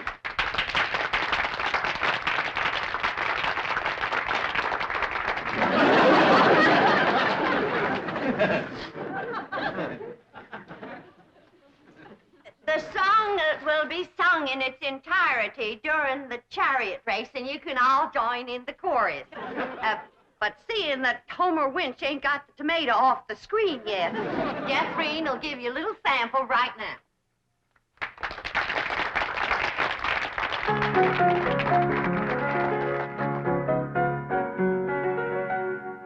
A mighty long time ago, couple of thousand years, in a town named Rome, which is far away from here, a feller named Ben-Hur lived and went to school, and that young feller was a chariot driving fool. Drive them horses, Ben, Ben, drive them horses, Ben. Drive them horses fast, Ben, drive them for to win. Don't let that other rascal get ahead of you, or he'll win the race, and that'll never do. That's enough for now, Jethry. You'll hear the song again during the chariot race, and everybody can join in the chorus. And now, during the playing of the overture, we invite your kind attention to the advertisements which will appear on the screen. I thank you. All right, Charlie!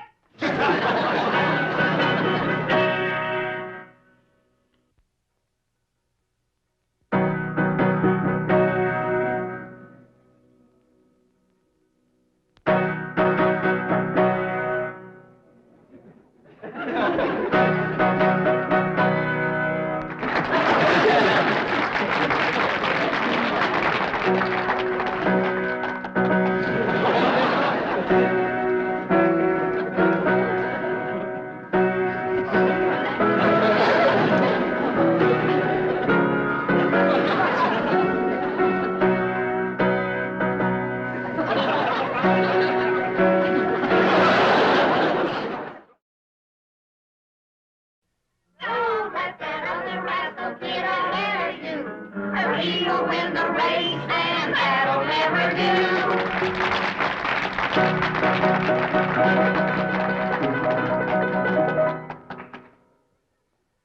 Well, Mr. Brewster, Where's Mr. Brewster? Dog to find him. I never felt him leave. That serves you right, Pearl. That's what you get for throwing yourself at a city dude. Hush up. Well, them fellas ain't nothing but a bunch of playboys. Just like bees flitting from flower to flower, grabbing up the honey. And then when your petals is drooping, they fly away. Everybody can hear you. I ain't ashamed of what I got to say. I love Pearl Bodine. Shut up, Homer. Now, quieten down, Homer. You're making Pearl blush. Be my blushing bride, Pearl. Right here before your kinfolk, your neighbors, and Ben-Hur, I'm asking you to marry me. Get up off your knees. You're making a spectacle of yourself. I caught him, Ma. I was sneaking out the door, and I caught him. I was not sneaking. I simply went outside for a breath of fresh air. Put him down. You, wasn't running away, was you, Mr. Brewster? No, of course not. Everybody's invited over to my house for apple cider.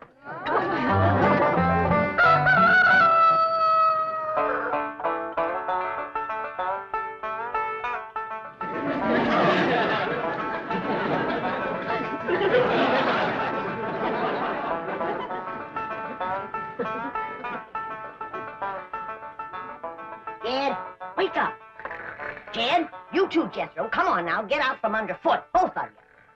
Hey, we was up late last night. Yeah, Granny, we want to sleep.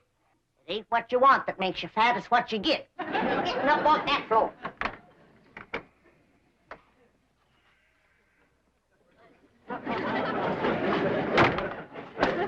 Hey! What do you want to do that for? Yeah, that's cold. Now, when I say get, you get. Floor is cold and hard. You're getting soft from city life. Now get dressed, and get washed, and get packed. Packed? You heard what I said. I ain't gonna spend another night in this place. Not with that wild daughter of yourn. I didn't sleep a wink. Appears to me like you're getting a mite soft from city living, too. Time was when you never minded sharing a bed with Ellie Mae. I still don't mind sharing a bed with Ellie Mae. But I draw the line when it comes to sharing with them others. What others? Well, there was an owl, and a squirrel, a crow, and a fox, a possum, and a skunk, and a porcupine. Well, I'll go in and speak to Ellie Mae. I wouldn't go in there if I were you unless you want them flannels took right off you. What are you talking about? You know where my mink coat is right now? Where?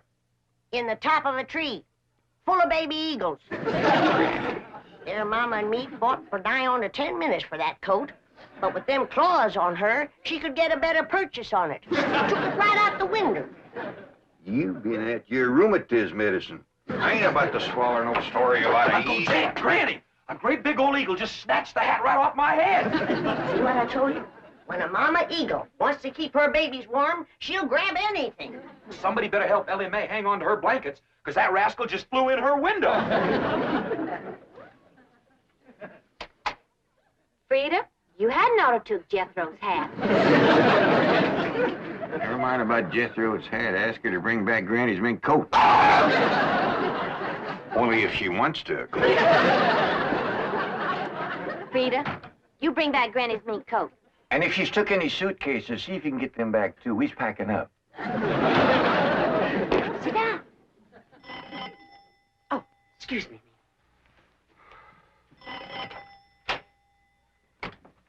Good morning, Pearl. Homer Winch, I told you and I told you, don't come into my house without I invite you. I happen to be here in my official capacity as a jitney driver. You want no jitney? Well, Mr. Brewster does. Don't say nothing to Mr. Brewster, and I'll bake you 2 pies. Pearl, there's only one way you can seal my lips and stop my jitney. And that's with a smack. All right. No, I didn't say that kind. I mean, with a kiss. A kiss? That's my price. Take it or leave it. Homer, why, that's the most shocking, disgusting, insulting, disgraceful... Oh, Mr. Brute! Pearl? Where'd you go, Pearl?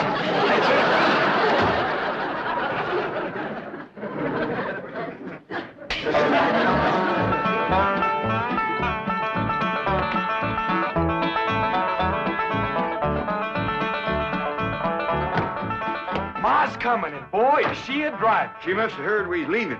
Without getting her married to Mr. Brewster. I reckon we's in for considerable bawling. Ain't nobody can outcry Ma when she commences to gushing. Pearl? I reckon you's heard. We's going back to Beverly Hills. Oh, now, Pearl, you's bawling already.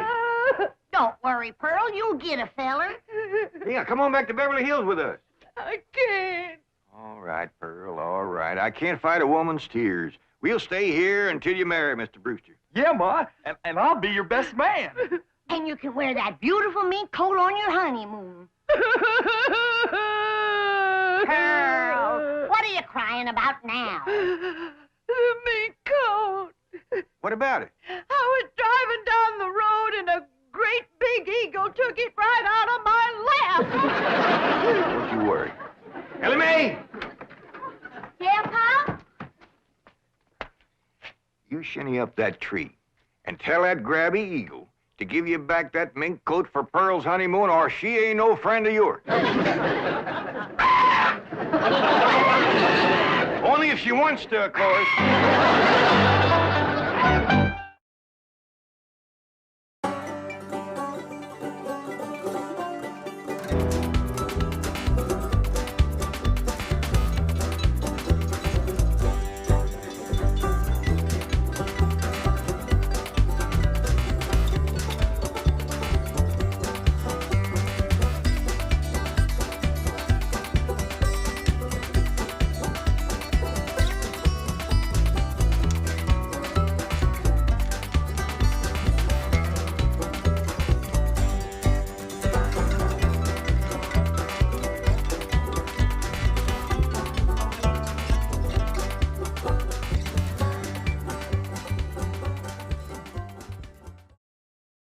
This has been a Filmways presentation.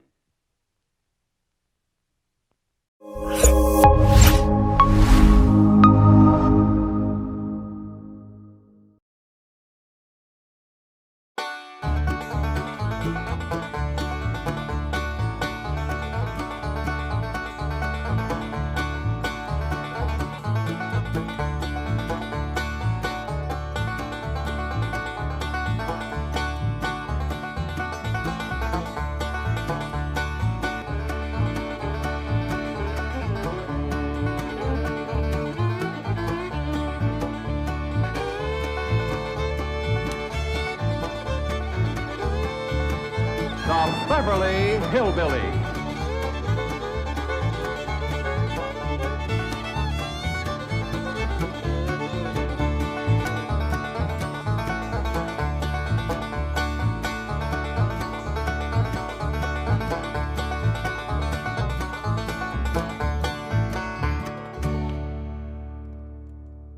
Instead of California where the sun so warmly shines, tonight we find the Clampetts in their cabin in the pines. The weather is so cold, hot coffee freezes in the cup, and when the chickens lay their eggs, they lay 'em standing up.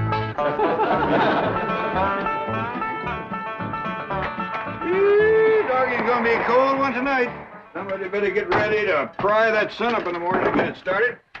Yeah, sure we'll be glad to get back to that nice warm mansion in Beverly Hills. It ain't no fun sleeping on this cold, hard floor. That's a fact. You think that's bad? You ought to try sharing a room with that wild daughter of yourn. Leastways, you got a bed. That ain't a bed. That's a nest, a roost, and a den and a hutch all in one. Is them animal friends of Ellie's still coming in at night, Granny? Everything that can get through the window. Why don't you shut the window? Because I can't sleep without fresh air, especially with that third party in bed with us. What third party? Ellie, can you come out here and bring your friend with you? Yeah, Granny? Now, don't you worry about it, Granny. I'll chuck it out. Whatever it is, you got to get your sleep. It's us, Granny. Your pa wants that polecat. Give it to him. Now, wait a minute. Don't point that thing at me. We don't want to get drove outdoors on a night like this. Well, don't you want him, Pa? I just want to say that Granny'd appreciate it if you'd have this little fella sleep with his own family. All right, I'll go get the others in. Oh, no, outdoors with his family. Otherwise, when we go to California, they might not take him back in. And if a skunk ain't welcome with his own family, he just about ain't got nobody to turn to. All right, I'll put him out the window. Uncle Jed, why can't we go back to Beverly Hills right away? Reckon we can tell him the truth, Granny? I reckon he's big enough. Well, you see, we promised your ma we'd stay here and help her till she gets herself married to Mr. Brewster. Well, how long will that take? Well, it hadn't ought to take long. She's got him boarding in your room now where she can get at him. Pearl told me tonight's the night. She's gonna feed him into a stupor, then set him in the parlor and sing to him until he proposes. It's a powerful combination, Pearl cooking and singing. Yeah. If he can get got, Pearl will get him. Ain't that a precious picture? Niagara Falls, where the honeymooners go. Understand they're having special winter rates there now. I think I'd better turn in. I've got to get up awfully early in the morning. No. You sit down and relax. Jethrine and me's got a special surprise for you. It isn't food, is it? Food for the soul and the spirit. Music. What would you like to hear? Oh, anything you'd like to sing. Well, I'll just pick out something at random. Let's try this, Jethrine.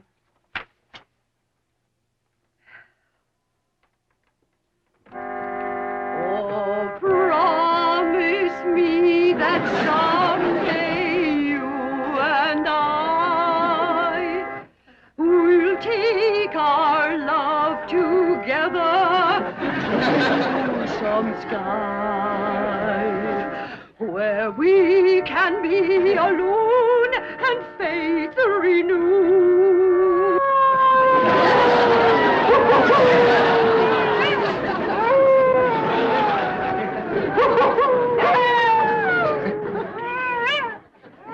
Uncle Jed. Uncle Jed. What's got them wolves so stirred up tonight? Oh, but something sure is setting them off. Frank, can't sleep a wink. Go to the right, Granny. Go to the left, Granny. Them wolves keeping you awake too, Granny? Hey, sure is. Howling goes right through you. It ain't their hollering that's getting me. They're snoring. Look for yourself. Ellie's got 2 of them under the bed. Granny, we gotta get that girl back to Beverly Hills. She's going right back to being a wild cougar. What y'all all doing out here? Trying to keep warm. Sure is cold in there without you, Granny. Mind if I join you? I reckon so, if you don't mind a little human company for a change. Uncle Jed, we just gotta get ourselves back to Beverly Hills. We will, Jethro, as soon as your ma gets proper hitched to Mr. Brewster. Bless you. Oh, Pearl, give it all you got tonight. Oh, we's all gonna be down with pneumonia. Just a song at twilight when the nights are low and the flickering shadows softly come and go.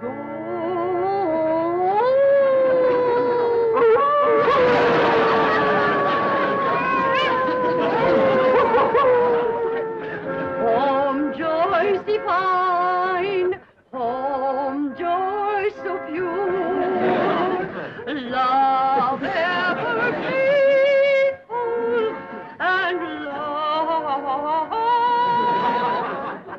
ever sure. Ah, that was a wonderful concert. You both are unusually talented. Thank you. Yes, indeed. That means a lot coming from you. Naturally, folks around here brag on us. In fact, they think we ought to go on a concert tour. Oh, really? Oh, yes. My neighbors is always after me to sing out of town. Well, I can understand that. Mr. Brewster, do you really like music and singing? Well, I used to. I mean, I used to sing a lot myself in college musicals, amateur theatricals. Was you on the stage, Mr. Brewster? Oh, yes, yes. After college, I did quite a bit of little theater work, summer stock. Matter of fact, there was a time when I seriously considered the stage as my career. Ma, Mr. Brewster's an actor. Well, not any longer. My father had other ideas. He insisted I get into the oil business. Mr. Brewster, did you ever do anything from the Bard of Avon? That's Shakespeare. Oh, I just love him. Well, as a matter of fact, I once played the lead in Romeo and Juliet. Which one was you? I was Romeo. In my youth, I was considered quite a leading man type. And there were those who thought I had rather a handsome profile. Well, you still got it. And I'll bet you can act to beat the band. Oh, come on. Take off a part for us. Something from Shakespeare. Sit down, Jeffrey. Well, I doubt if I can remember anything. Oh, please, Mr. Brewster. Well, perhaps I can recall something from the balcony scene. Let's see now. How does it go? But soft, what light through yonder window breaks? It is the east, and Juliet is the sun. Arise, fair sun, and kill the envious moon, who is already sick and pale with grief that thou, her maid, art far more fair than she. Go to bed, Jeffrey. I think I'll turn in. Please, do some more of them love speeches from Shakespeare. Well, my throat is a little sore. I think I'd better gargle a little warm salt water and go to bed. Well, I can take care of you. That's another one of my specialties. Nursing the sick. Well, it might be the flu bug, and you wouldn't want to catch it. Good night. If his flu bug is as hard to catch as he is, I got nothing to worry about. Jed, have you ever known it to be so cold? Never have, Jethro. This ain't cold. Your blood is thinned out from living in California. You say this ain't cold, Granny? Look who else is huddled up to the fire. Ellie and her wolves.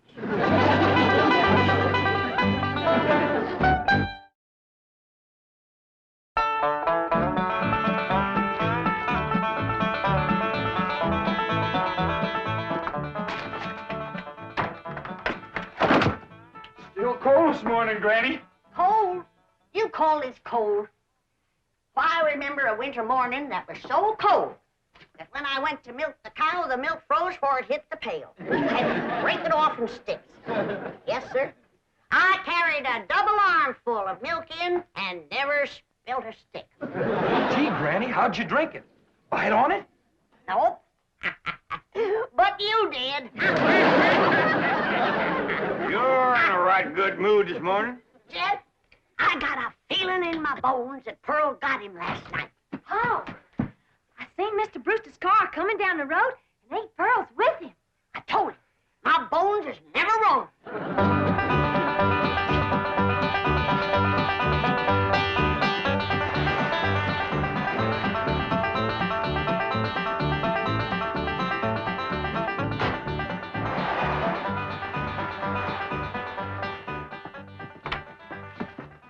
When's the wedding, Hi, Pearl? Ma. Are we married in church? Yeah, let us see your ring, Pearl. You want me to carry Mr. Brewster over the threshold for you, Ma? You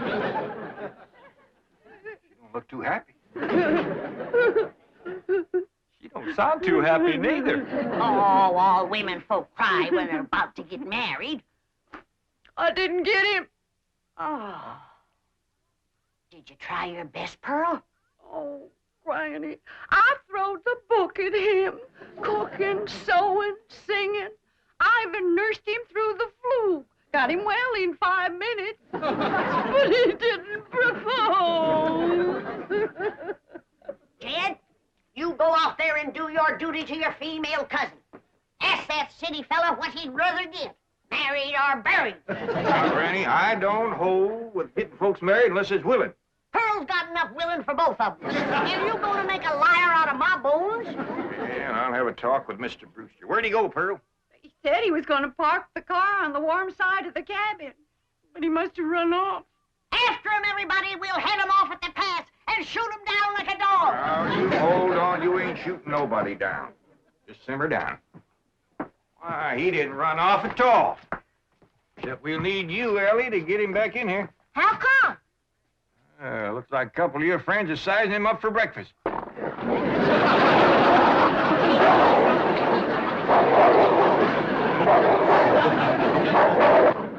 Well, in all sincerity, Mr. Clampett, your cousin Pearl is a very remarkable woman. It's just that, well, I don't want to get married. Oh, I understand that, Mr. Brewster, and I thank you for speaking the truth like a man. But my cousin Pearl has got herself a problem. Oh, what's that? Well, ain't no secrets in the hills. Everybody's dog knows that you've been boarding with her over at her place, and they all know she's had her cap set for you. Oh, I ain't blaming you, Mr. Brewster. Jed? Did he say yes? Can we come out now? Well, not yet a while, Granny. Well, if you're too chicken to shoot him, Ellie's got her wolves standing by. Mr. Brewster, in order to save my cousin Pearl from shame, I'm going to ask you to do me a big favor. Anything I can do. I want you to propose to her in front of somebody. But... And let her turn you down, of course. Oh, I see. Of course, yes, that'll save face. Pearl will know that she's supposed to turn me down. Oh, sure, we'll have an understanding with Pearl. Now, the one I think you ought to propose in front of is Elverna Bradshaw. You know, Mr. Clampett, this idea of yours is quite inspired. Oh, just a notion. You see, Elverna is the biggest gossip in the hills. No, really, it's brilliant. It combines drama, pathos, suspense. It has a happy ending. Great third-act curtain. It's real theater. Of course, you'll have to be convincing, so Elverna will... Convincing? Why, I'll give a performance that the people of these hills will remember as long as they live. Well, just so that... When Pearl Bodine turns down my impassioned proposal of marriage, there won't be a dry eye in the house. Elverna, don't cry easy. Oh, well, now, surely you're not going to waste this dramatic scene before just one person. Well, I reckon Elverna's daughter... I've got it. I've got it at the movie house where Pearl plays the piano. You want to propose there? Well, it's perfect. Everybody in town will see it. I want to kind of shame you to be turned down in front of all them people? Well, it's just a performance. I've learned one thing in the theater. An actor always gives a better performance in front of a full house. Doggies. That sure is nice of you. It's my pleasure, Mr. Clampett. Mrs. Bodine, Granny, come on in. Come on in, everybody. How about it, everybody? I reckon we better let Mr. Brewster tell you what's going to happen. Well, Tonight, at the movie house, Mrs. Bodine, while the whole town looks on, I'm going to ask you to marry me.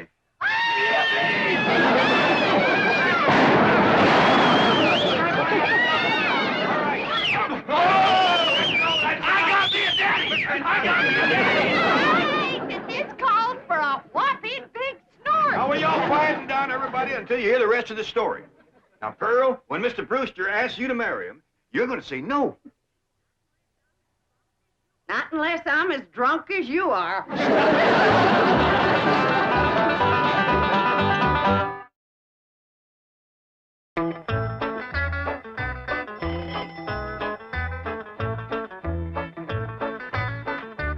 Howdy, Pearl. Evening, Pearl. Evening, Granny. Jethro went on ahead down to the theater to get a fire going in the stove. Where's Jethrine, Aunt Pearl? Well, she's in her room getting dressed. Go on in and see her. Granny, what happened to your mink coat? This is it. Tonight's kind of special, so I'm wearing the pretty side out. You sure got your pretty side out tonight, Pearl? Oh, I tell you, Jed, I'm as nervous as if I was going to get a real honest-to-goodness proposal. And it would be real if your cousin Jed would do his duty and hold a shotgun on that fella, Brewster. Now, ladies, let's settle for what we got. This way, Pearl can come to California without nobody saying she left town in disgrace. Good evening. Good evening. Ain't you dressed up? That boiled shirt makes your face look kind of dark. Well, as a matter of fact, I'm wearing a little theatrical makeup. Mrs. Bodine, how would you like some pancake on your face? How'd you like some sweet potato pie on yours? Fetch me some hot possum grease, Pearl, and I'll fling it on. Now, ladies, you misunderstood me. Pancake is a type of makeup we use in the theater. An actor, like myself, would feel positively undressed without it. I thought you was oil man. Well, that's my business. But at heart, I shall always be an actor. Say now, speaking of acting, you two got it figured out what you want to say? Oh, yeah, we rehearsed 12 times. Mr. Brewster will be sitting on the front row, and when the picture's over, he'll jump up and he... Excuse me. I've been thinking about that. I believe it would be more effective if I made an entrance. Entrance? Yes, I'll come down the aisle. Oh, all right. And then Mr. Brewster's going to say, Mrs. Bodine, don't go to California with your cousin Jed. Stay here and be my wife. I've been thinking about that, too. After a big entrance down the aisle, that's going to seem like a pretty flat opening speech. Well, you just say what you want to say. All I got to say is, no, I won't marry you. If that's Homer Winch, I'm going to hit him right in the head.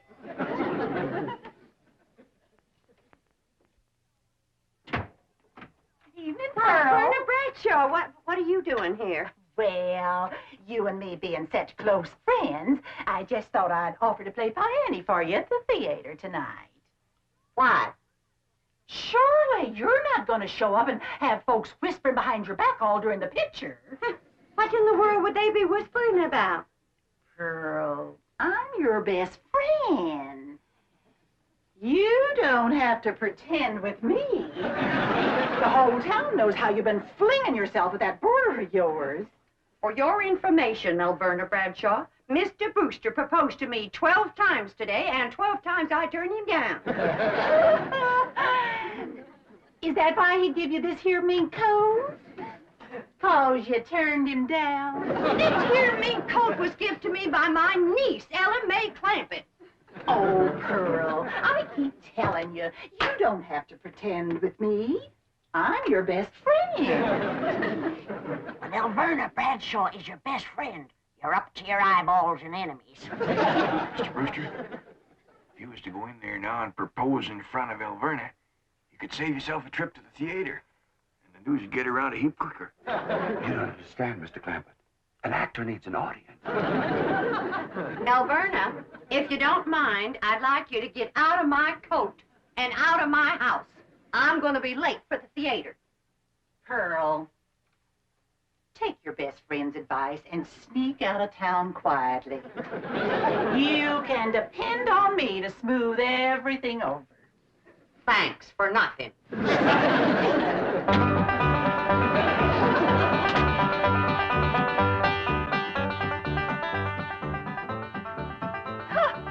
Farewell performance is right. I reckon she'll sneak out of town in a hurry if she ain't already snuck. Mind you, Pearl's my best friend, and I ain't one to talk, but...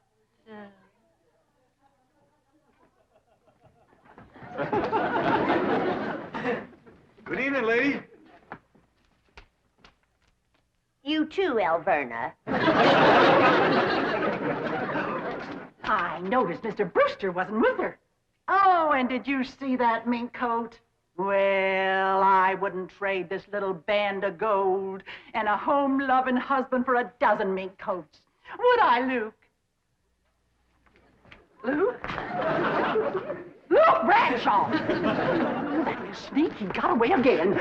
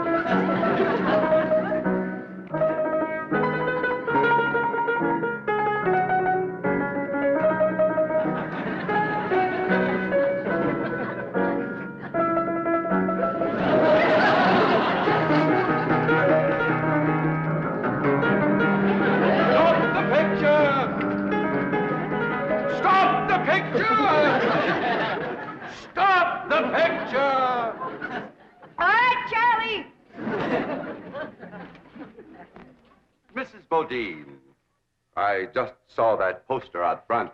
Farewell performance. Does that mean you are leaving? Oh, yes, Mr. Brewster. I'm going to California with my cousin Jed and his family. Oh, no, please. Please, I beg you. I implore you. I beseech you. Don't go. Stay here and be my wife. No, thank you, Mr. Brewster.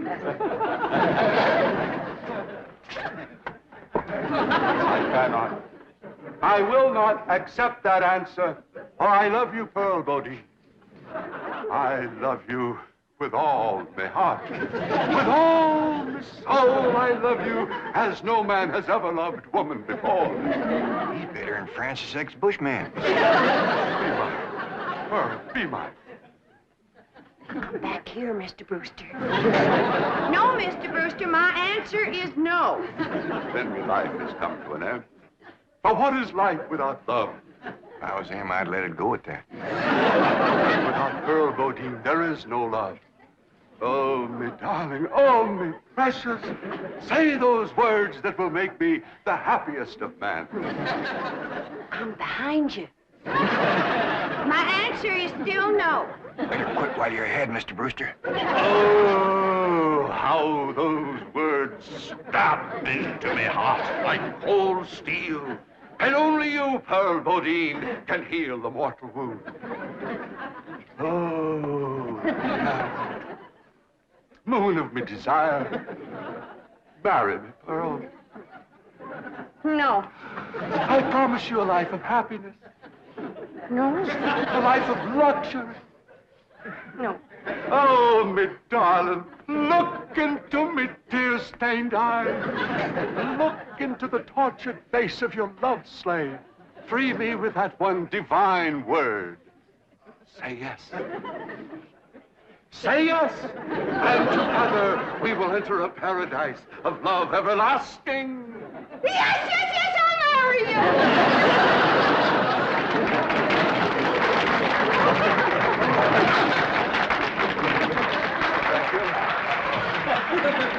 Thank you very much. Did you say yes? You hadn't said yes. I was ready myself.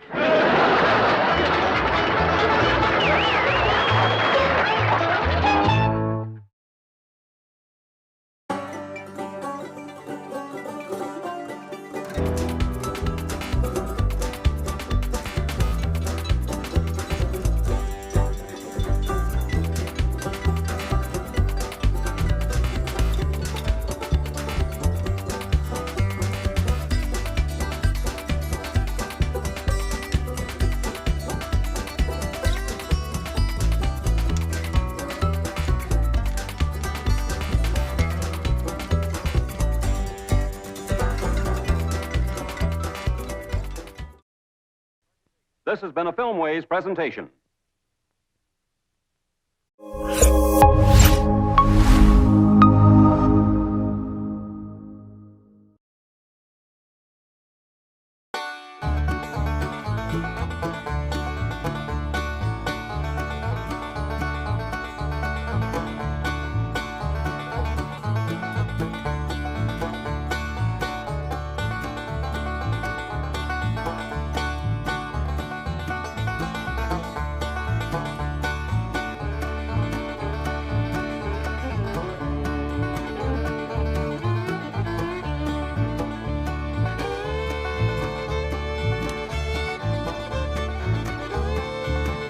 The Beverly Hillbillies.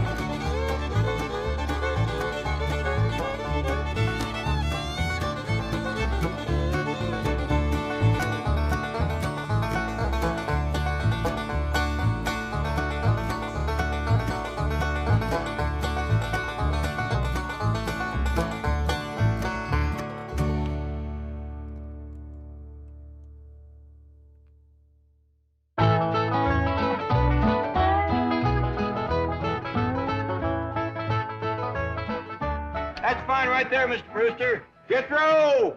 You can start bringing them things out now. Oh, boy, I can't wait to get back to California. I ain't been warm clean through since we got here. Jethro, take it easy.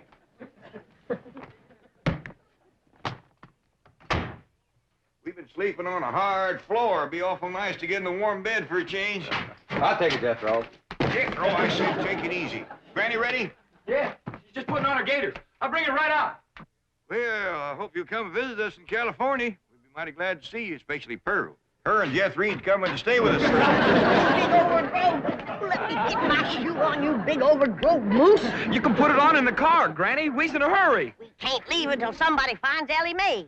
Where is she? She took to the woods early this morning with those 2 timber wolves that she's let sleep under her bed. Yeah, I'll find her. By doggy, it's a good thing we're leaving. One more night and she'd be baying at the moon. Now, you 2 rascals has got to stay away from Maggie and her family. You hear me? Is it a deal?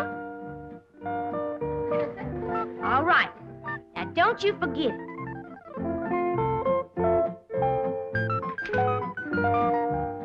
You seen 'em, Maggie. Give their word. What's more, Frida's gonna keep an eagle eye on 'em. And if they goes to pestering you, she's gonna snatch 'em bald. Ain't you, Frida? I wish you could come to Beverly Hills and live with us. But I reckon it'd be too long a trip for you and your young'un. But I'll come back and see you in the spring. Ellie Mae, Over here, Pa. you got them wolves with you? Oh, they won't pester you none. And that no-biting promise goes for my Pa, too. Hello there, Maggie. Ellie, honey. Mr. Brewster's waiting, and we got to pick up Pearl and Jess Reen and drive clean to the airport. St. Pearl and Mr. Brewster are getting married? Well, no, not yet. Maybe never. But Pearl's satisfied. Everybody in town seen him propose to her. And now she can leave town with her chin up and her head thrown back, proud and happy. I'll bet you Cousin Jethrine ain't happy. She says she ain't going to California and leave her sweetie Jezbo to Pew. She's powerful in love with that little feller. Yeah, I reckon Jethrine will do pretty much what her ma tells her to. That Pearl's a mighty strong-willed woman.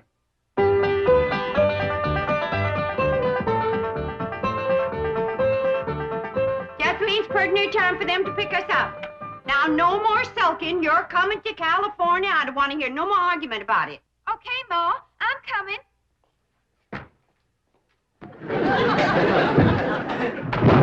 What in the world have you got there? It's a trunk, Ma. Well, I can see that, but what you got in it? Well, I got some clothes, and some shoes, and some food, and some water. I forgot the water. Water, why?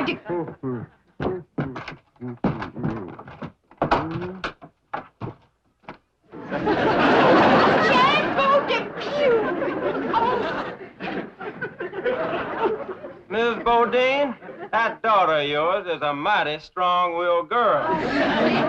Did she put you in there? I think so. I told her I couldn't go to California with her. And that's the last thing I remember. Oh, don't let him get away. Jed Green, you put him down. This minute. What's the matter with you?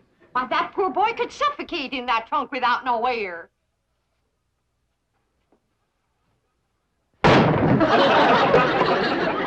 Jed Green, am I gonna have to take a switch to you? Jethrine, honey, like I told you, I can't just pick up and go. I got a big business going here. Well, couldn't you be a traveling salesman in California? Darling, it's taken me years to build up this territory, and this is my big selling season. Well, I can knock down $100 in the next 2 or 3 months, and a fella don't walk away from a gold mine like that. Talking sense, Jethrine. But Uncle Jed's a millionaire, and Cousin Ellie says they got plenty of room in that mansion. He could stay there with us. Jethrine, I got my pride. Well, I'd rather die than take charity from my sweetheart's kinfolks. Now, what, sure, you can write to one another. Of course. And I'll be here when you get back. Oh, there they are. Now, Jethrine, you get ready to leave.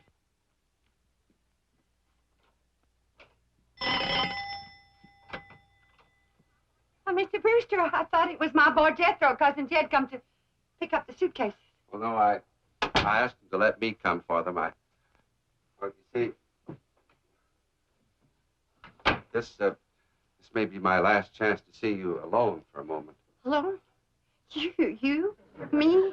Us? Why would you... Well, first, I want to thank you for publicly breaking our engagement after I lost my head, as I did last night.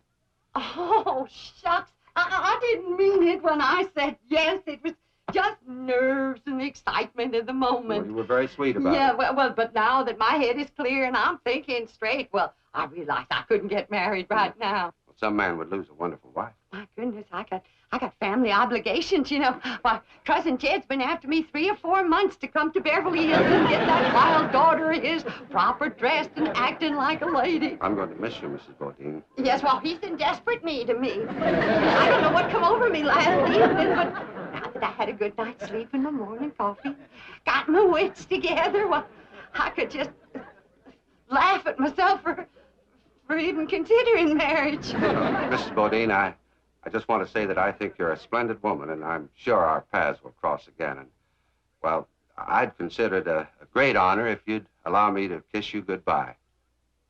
Kiss me? Well, I hardly think there'd be anything wrong with that. Now, Miss Brewster, is that a new hat, ain't Pearl? Oh,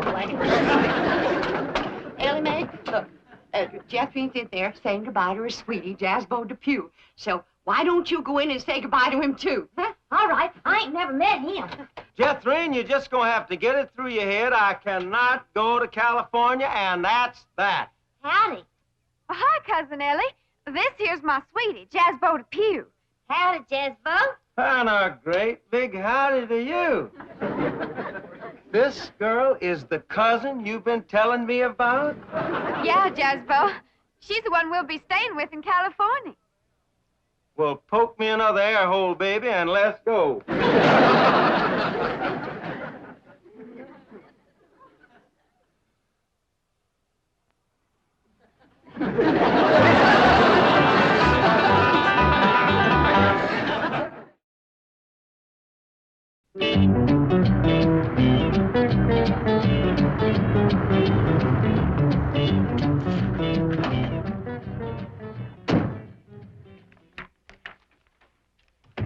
Oh, good morning, Chief. Morning. Well, I just had a call from Brewster in Tulsa. The Clampetts are on their way home. Jethro? Oh, I mean the Clampetts. Yes, and they're bringing a cousin and her daughter along. That'll be 6 of them. I think I'd better order an extra limousine. Chief, if I may suggest, the personal touch is very important to these people, and they are the bank's largest depositors. I would be happy to volunteer my car and myself. I can take at least half the load. Jethro. And the luggage. See, Chief, I have bucket seats, and Jethro is quite a bucketful.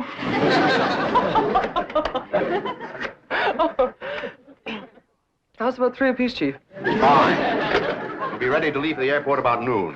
Entendu, mon capitaine.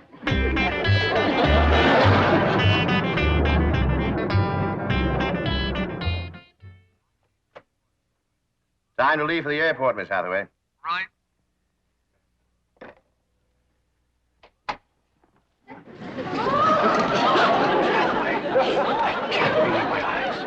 Don't be alarmed, Chief. This is just for the Clampetts. I have no intention of disrupting office discipline with my seductive appearance. What a remarkable change. 3 hours in the beauty salon. Tell me, are you busy tonight?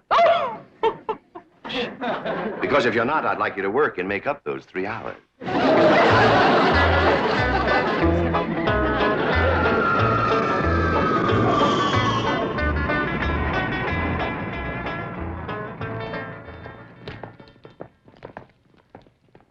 They could have missed the plane. Oh, impossible. Brewster phoned me after he put them on board. Oh, miss, are there any more passengers aboard? Yes, there are 6. Well, they appear to be hillbillies. Was there anything wrong with them? Oh, no. You see, we served lunch before we arrived, and they refused to leave the plane until they helped do the dishes. And we served 120 lunches. Well, here they come. Flight 201 for Chicago and New York is now loading at the East Concourse. Oh. Thank you for sharing your food with us. Thank you for doing the dishes. You sure you don't want us to wash the windows? It won't take long if we all pitch in. Thank you. Drysdale, howdy. Welcome home, Mr. Clampett. This here is my cousin, Pearl Bodie. Oh, howdy, Mr. Drysdale. Oh, excuse my wet hand. Oh, it's quite all right. Well, how did you enjoy your plane ride? I don't believe it. I plain don't believe it. It's a miracle. Oh, well, it ain't nothing. You ain't seen nothing, Pearl. Wait till we ride on that escalator. Yes. Well, my car's out in front, Mr. Clampett. Come on. Mon amour. That ain't my name.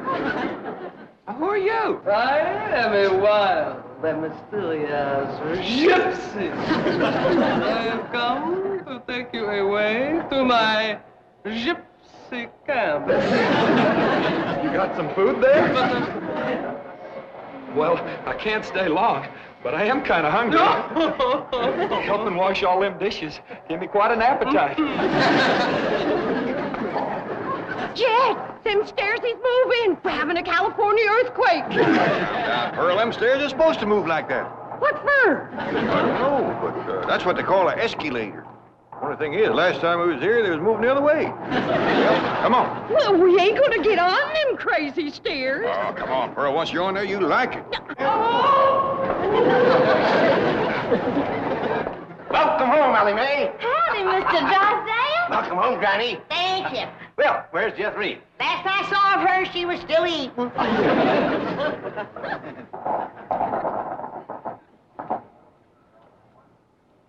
Well, now, that wasn't bad, was it? No, it was fun. Let's go up and ride down again. Oh, no, Pearl. It's fun, all right, but it just ain't worth fighting your way back upstream.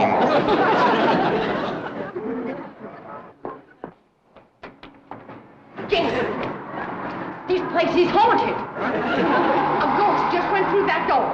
That ain't no ghost, Pearl. That's what they call, electric eye. They got 'em all over out here. Well, you go first. I ain't taking no chances on crowding a spook. Come on, Benny. I can get on that. Come on, Benny. Oh, howdy there. So this is California. It's so warm. And the air smells different from the mountains. Yep, looks different, too. Out here, you can see what you're breathing. Yeah, it's got a lot of body to it. I tell you, Pearl, there's some days when you can cut it with a knife. Don't try it, because it gets the knife awful smudgy. We can wait here in Mr. Drysdale's car till the rest of them come.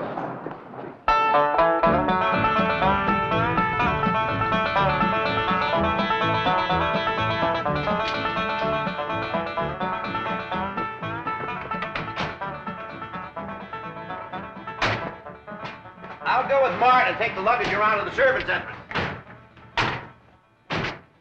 I can't believe it.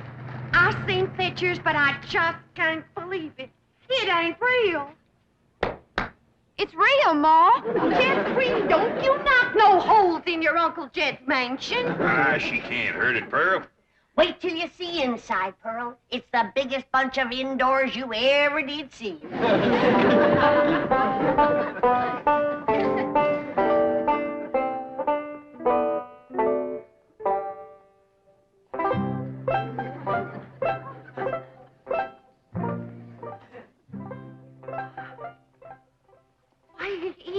It's a palace. There just ain't no other word for it. It's a daggone palace.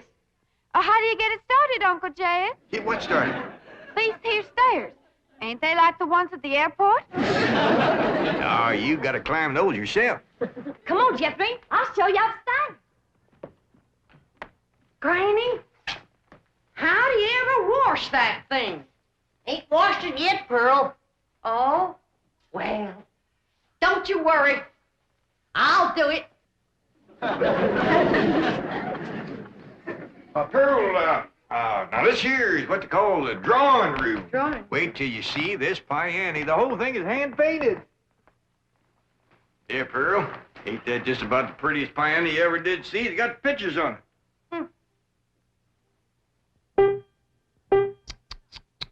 Look at the dust.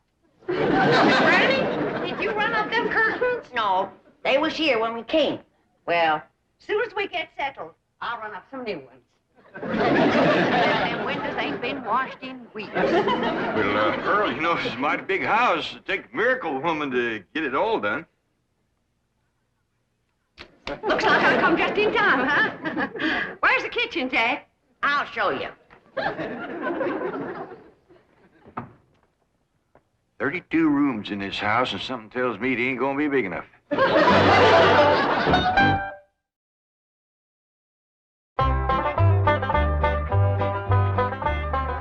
Paul, where's St. Pearl? Well, her and Granny's in that little room they call a butler's pantry. This is a nice enough kitchen, Granny, but it sure ain't as big as you led me to believe. Pearl, this is the one with the stove. The stove is... This here's the barest cupboard I ever did see, but I reckon if you ain't got a stove, you don't need food. This room... Well, Pearl, what do you think? Well, I think I should have brought my coal oil stove. For your information, Miss Pearl, we got gas. Well, I don't wonder. Nothing but uncooked food. Your pump is stuck tight. It ain't been used so long. Pearl. You know, Granny, we got a lot of work to do to get this kitchen in shape. Granny, did you tell Pearl this is the kitchen? I ain't been able to tell Pearl nothing. She won't quit flapping her trap long enough. Pearl, come on. This here's the kitchen. That there's what they call a pantry. My stars and God.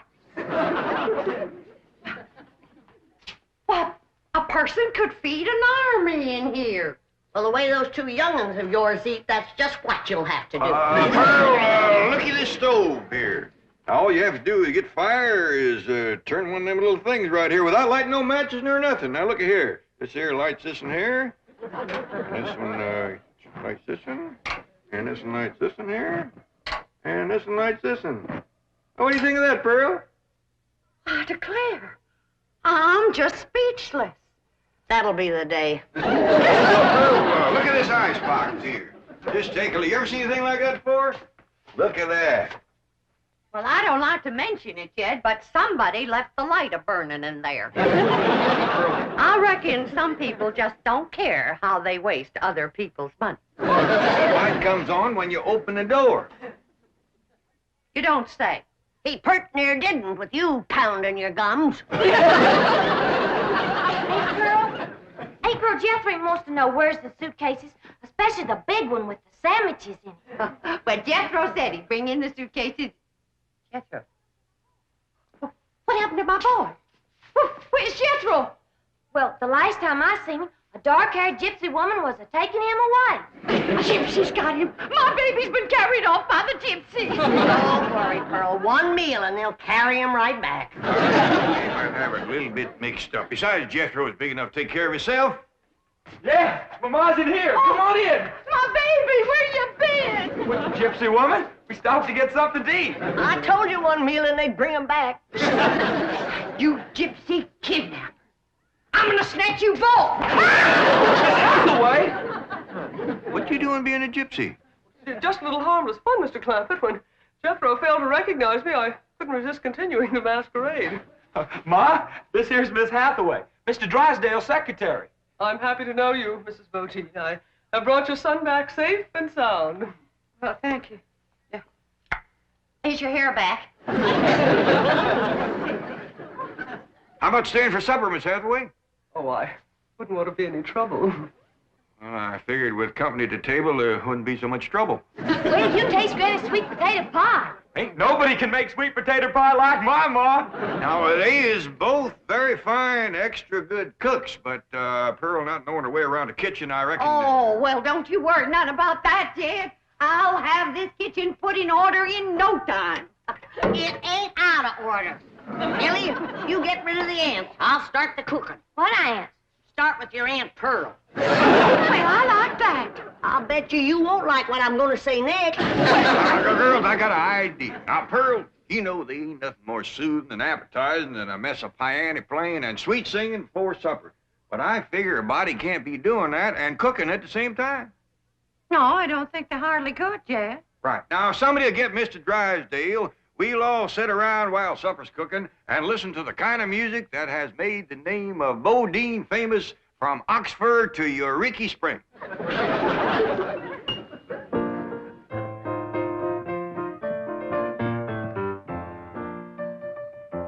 Pa, it's pretty near supper time. Want me to start setting the table? Yeah, and let's use that big company table in the fancy eating room.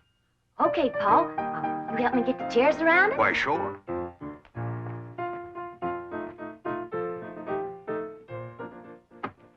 Leave the door open so as we can hear the music. Okay, Pa. I'm kind of glad we got company so we can show off this fine eating table. Yeah, we ain't used it since Thanksgiving. Has Granny figured out a way to get this tablecloth unstuck yet? No, she ain't, Pa. She even tried to steam it off. She couldn't get it loose. She said if she didn't know better, she'd think somebody stuck it down on purpose. Well, I'm glad I got all my pot passers notched. They come in real handy. See? If you find out there what you want, you can reach for it and get it or pass it without bothering the fella sitting next to you. Yeah, the good thing about this table is things can't go a-sliding off. Oh, I gotta tell Granny. Since we're gonna use this table, she can leave the victuals right in the pots. Doggies, ain't Pearl getting fancy.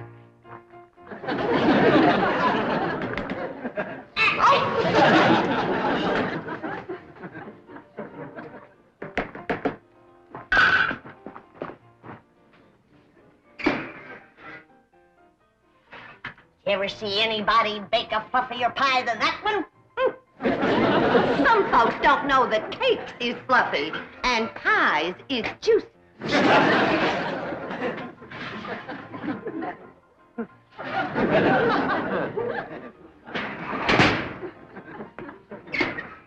It fell. You did that on purpose, Pearl Bodine. My pie can't fall. It can't, huh? Just did.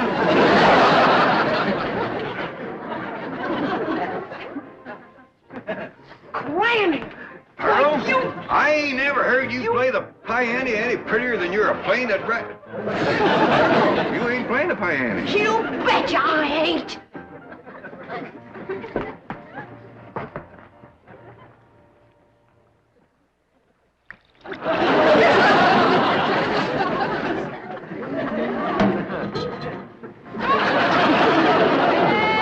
Before the battle, mother.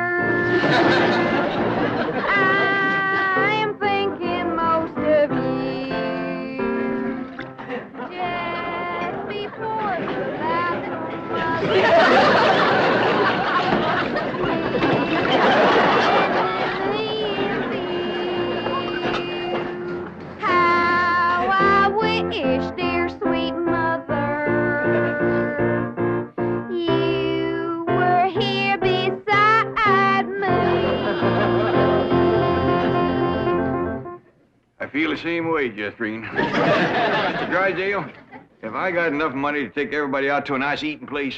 Mr. Clampett, with your money, you can buy the finest restaurant in Beverly Hills. Before the battle's over, that's just what I might have to do. Come on, everybody.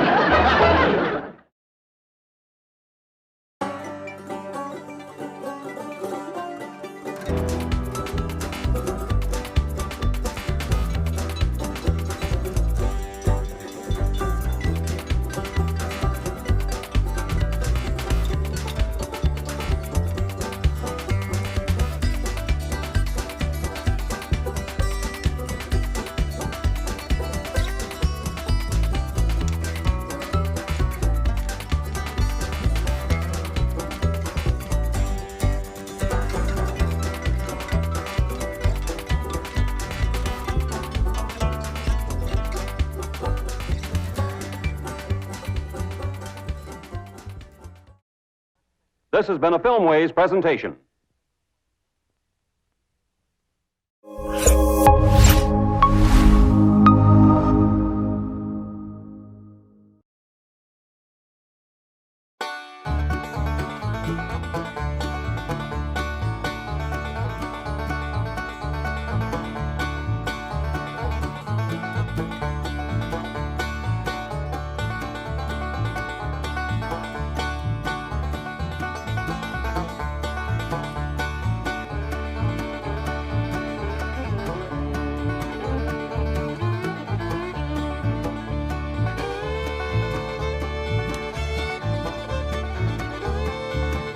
The Beverly Hillbillies.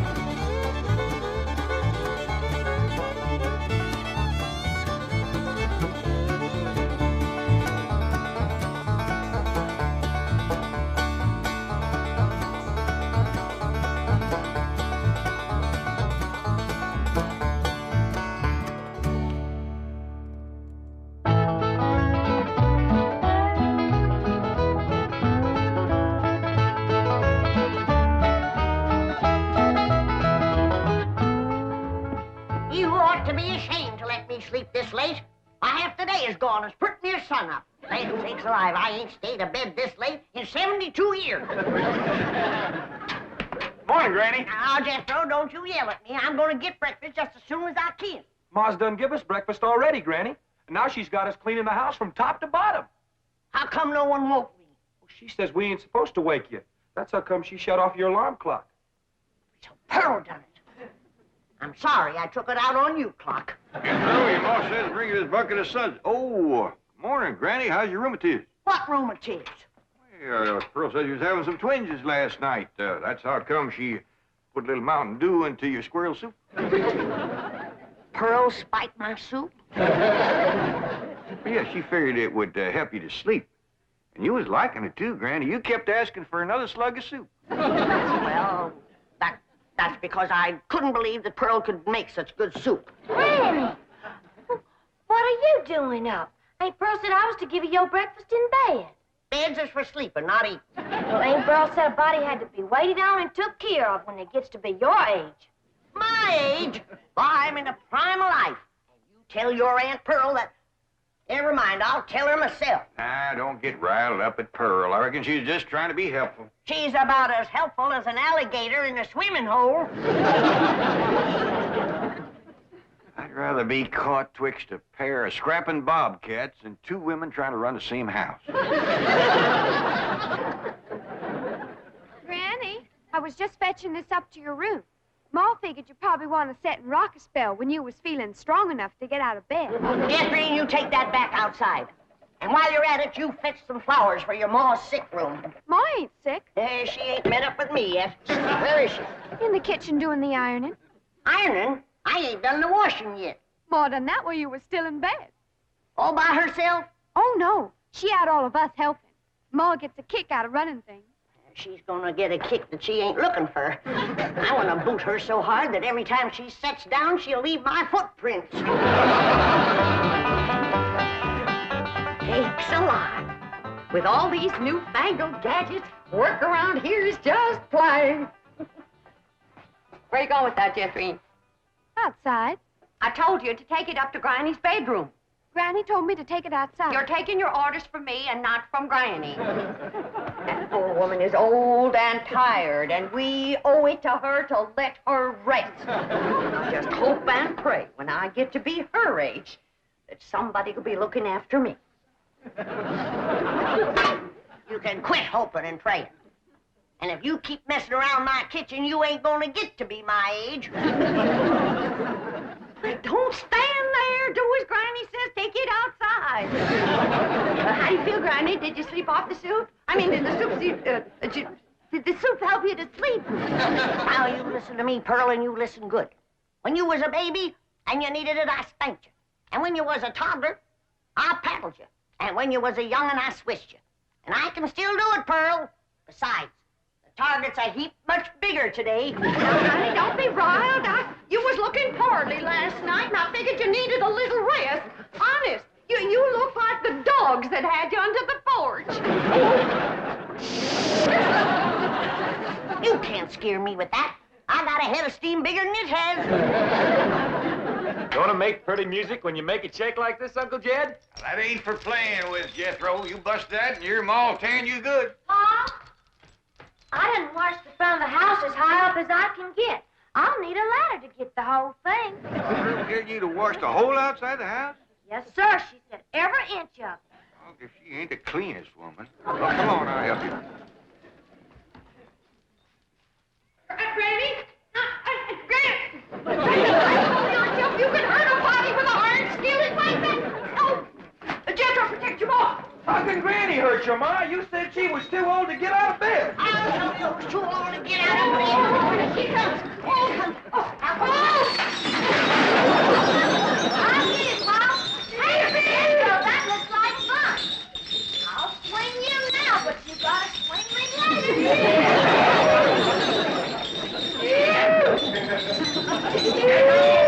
That was for playing on. I'll get down from there. Come on. Come on, get Pearl. Get your big overgrown boy off the chandelier. I'll get him off of there if you get Granny off of me. Ready? You see him? He tried to kill me. Oh! That's enough. This has gone far enough. All of you. Now, Jethro's gone to fetch the truck around, and we's all going for a nice long drive and cool off some of the tempers in his family. Ain't Pearl? Ain't Cousin Jethrina coming? Oh, no, honey. She wants to practice her singing. She can go sightseeing another time.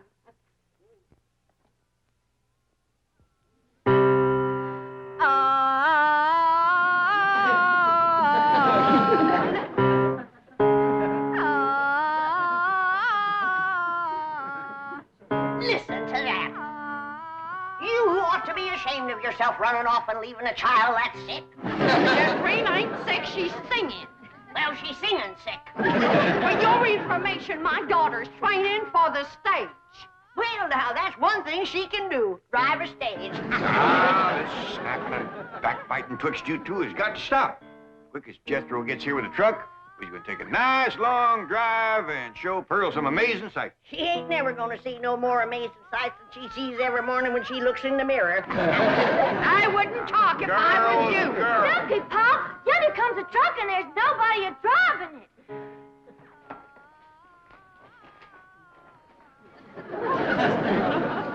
What's the trouble, Jethro? It's out of gas, Uncle Jed.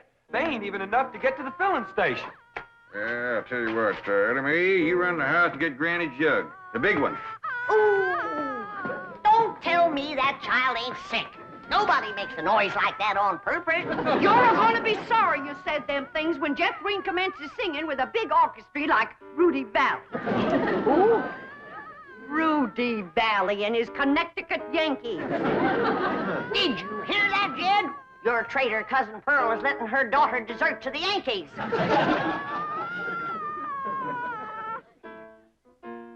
Well, I reckon they're getting what they deserve. There you are, Pop. Thank you, Ellie.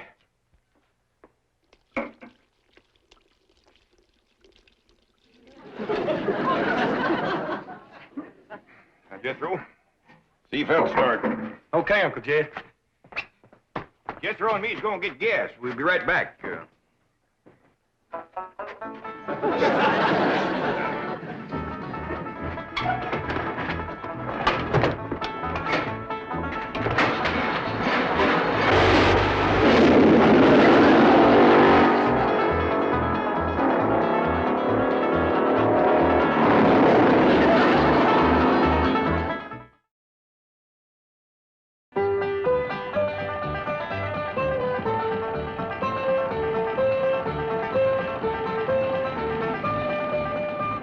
Guess what, Ma? They tell me at school there's lots of movie stars live on this street. Do you reckon that Francis X. Bushman lives in one of them houses? Wouldn't be a bit surprised. Oh, my stars and garters. If I was to meet him face to face, I'd faint that away.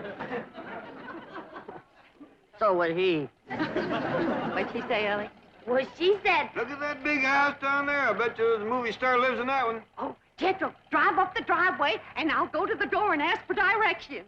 Directions to where, Ma? Directions to the next corner. Who cares? You didn't stop. I know how to get to the next corner. Now we passed it.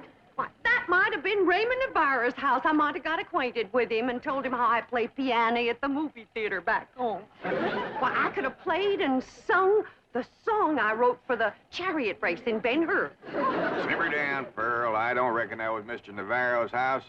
I got a good look up the driveway as we passed. The barn door was open. There wasn't a span of horses or a chariot in there. Well, slow down anyway, Jethro. Land sakes, if I was to see Rod LaRock or John Gilbert or Hoot Gibson, why, I wouldn't even have time to ask for their autograph. Some women is just plain man crazy. What'd she say, Ellie? Well, she said some women... Let's drive down to the business part of town, Jethro, and show Pearl some of the beautiful buildings and stores they got there. Okay, Uncle Jed. Tell your Aunt Pearl not to fret. There's men there, too. Aunt Pearl, Granny said... Never mind, Allie. Drive on, Jethro. I think we'll see some movie stars down there.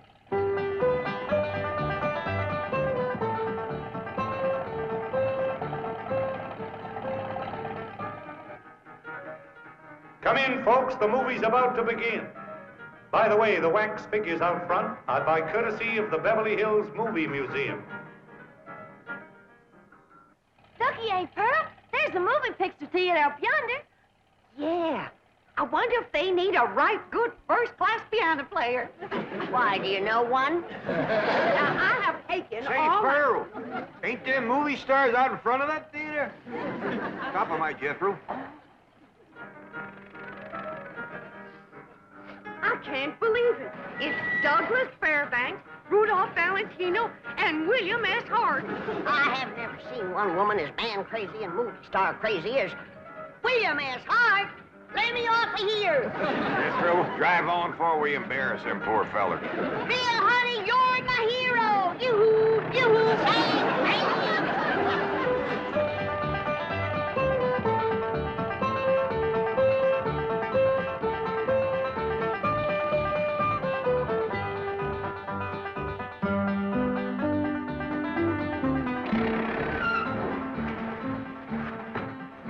Well, how'd you like it, Pearl? Oh, dear. That was the most thrilling, most exciting thing that ever happened to me. Seeing all them movie stars. Did you see how old Bill Hart stood there with them steely eyes just a-staring at me? You bet you, Granny. Well, Rudolph Valentino kind of gave me a scorcher of a look, too. He sure did, Pearl. How about them green drawers that Mr. Fairbanks was wearing? Yeah, Dick. You ought to dye your drawers that color. Oh, Pearl, red's my color. Hey, Jethro, let's go for a swim. I'm too hungry, Ellie Mae. All that driving around give me an appetite. Yeah, I reckon all that fresh air give us all an appetite. I'm empty as last year's bird's nest myself. But eating time, too. I reckon I got time for a little friend before Biddle. Hurry up, Ellie Mae. I could eat a horse. Well, just everybody relax. I'll have victuals to cook in for you can say Jack Robinson. Jack Robinson. And you stay out of my kitchen. I believe that kitchen happens to belong to my cousin Jake. Well, I's a granny, and grannies is closer than cousins. Now, when the granny's on the wife's side, I got clamped blood in my veins. You want to keep it there, you stay out of my kitchen. Hey, Uncle Jed, come on back. There's gonna be a fight. I don't fight nobody twice my age. There ain't nobody twice your age. I happen to be on the sunny side of 45. Well, then move into the shade. You're drying up something awful. Now, hold on. Who's closer related to you, Jed? Her or me? I is, 'cause I's a granny. You're a mother-in-law. I'm blood cousin. You're gonna be... Oh, no, I reckon you're both just as close related to me as folks can be, 'cause I love you both equal. And it'd pleasure me if you'd shake hands. And come out fighting. Come on now, shake hands. Granny, you start it off. Come on. Now, shake hands. Come on, Granny, shake hands with Pearl. There you are. Now, Granny, say something nice to Pearl. Go on, say something nice. Pearl? I never did see anything prettier than the weather is today. Now, Granny. Well, that was friendly. Well, say something nice and friendly about Pearl. Don't force her, Jed. I ain't forcing her. She's just trying to think up something extra special nice. Now, ain't you, Granny? Yeah, and it ain't easy. See? Oh, Pearl. She's always bragging on you. How pretty you are, or what, a nice figure you got? I bragged on Pearl's figure. You sure did. You said Pearl got the kind of figure a man likes. Yeah. And then I said, too bad a man didn't get it instead of Pearl. I wouldn't talk if I had a figure as bony as you. Now, Pearl. You're built like a sack full of horseshoes. And you're built like a sack full of doorknobs. Now, let me tell you, Uncle Jed, you're breaking up a good fight. Jethro, why don't you go out and help your sister Jethrine? What's she doing? I don't know. Find out what she's doing and go help her. Ah, you never let me have any fun. Now, I'm asking you just as nice as I know how to stop all this backbiting and bickering. You're both fine-looking women. I'm proud to be kin to you. Why, if folks didn't know, they'd think you was Ellie Mae's sisters. Huh? Oh, Ellie, honey. Now, why don't you take these two pretty girls swimming down to the cement pond? That ought to cool them off. In the dead of winter? Oh, the water stays warm all year round, ain't Pearl? Yeah, it must be fed by some kind of hot mineral springs or something. Oh, that ought to be mighty good for your rheumatiz, Granny. And I'll fix lunch while you're swimming. I told you to stay out of my kitchen. And I told you that... Now, that's enough. And I hear one more word spoken in anger out of either one of you, dogged if I ain't gonna take a switch to you. Ain't Pearl? Granny ain't too fond of swimming, but I'd be mighty proud if you'd go with me. Oh, that's a mighty sweet invite, Ellie Mae. Earl, did you bring some swimming clothes? Yeah, I did. Well, now, you run along and get into them. Well, I don't... Come on, put them on.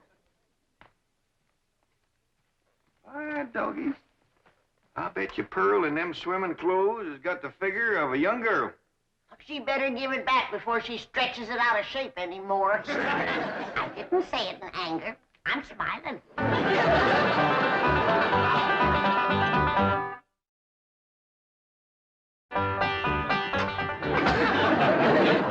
Well, I'm ready for the water.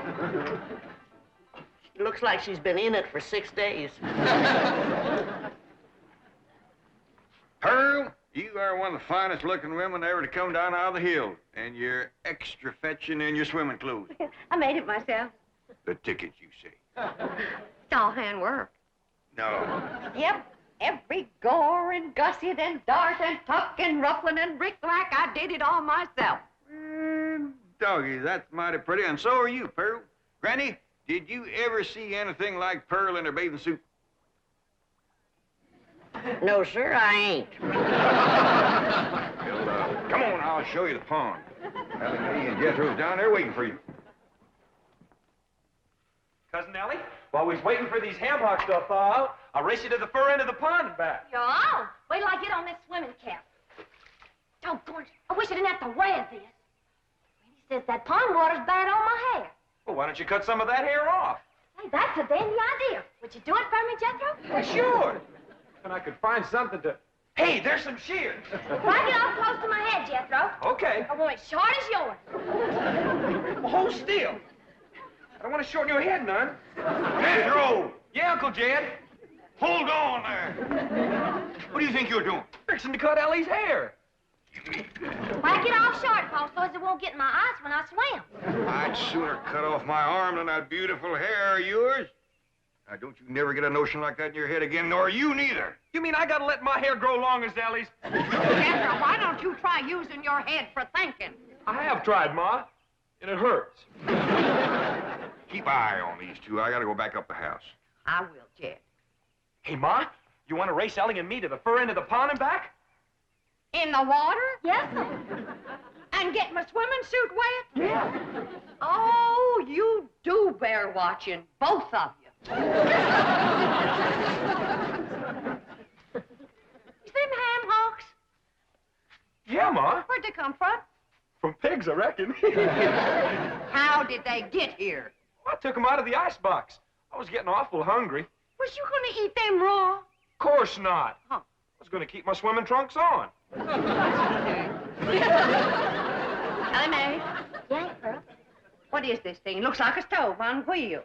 Well, that's what it is. It's called a portable barbecue. You just put a fire in there, then you lay the meat on this thing. All right. Ellie Mae, you fetch some firewood. Jethro, you slice them ham hocks.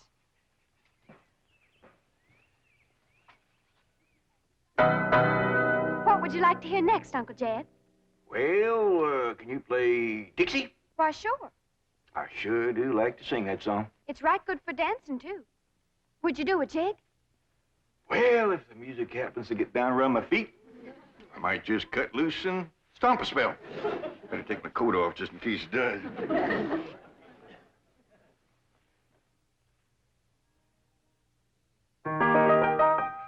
Oh, I wish I was in the land of cotton. Old times there is not forgotten. Look away, look away, look away, Dixieland.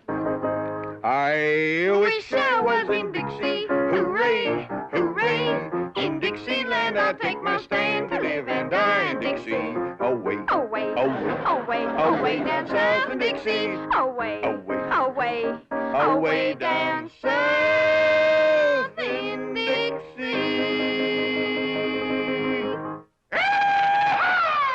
I wish I was in Dixie, away from Pearl. In Dixieland, I'll take my stand away from a cousin of Pearl.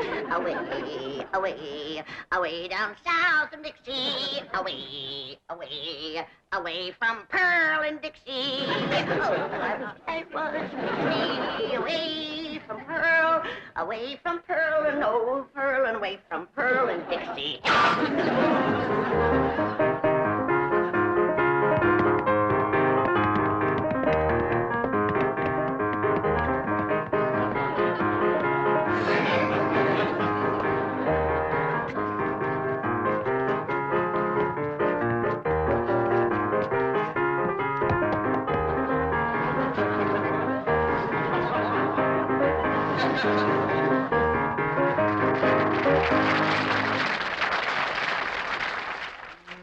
Boy, ain't nothing smells as good as hammer cooking, Ma. That's the truth. Wait till Jethreen gets a whiff of this. Ham is her favorite. Mine too, Ma. Come on, hurry up.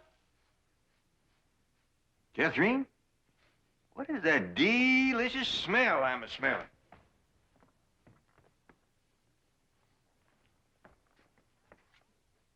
It smells like ham a cooking, Uncle Jed. Well, let's get on down to the cement pond, tell everybody we're gonna have ham. That is a shortcut.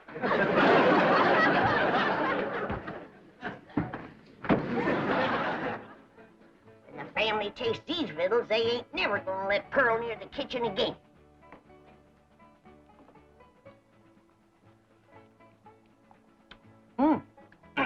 Good. Come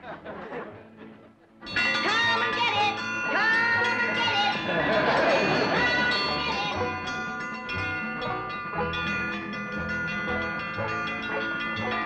Come on, everybody, victuals on! Land sakes, they're all so hungry they can't get up.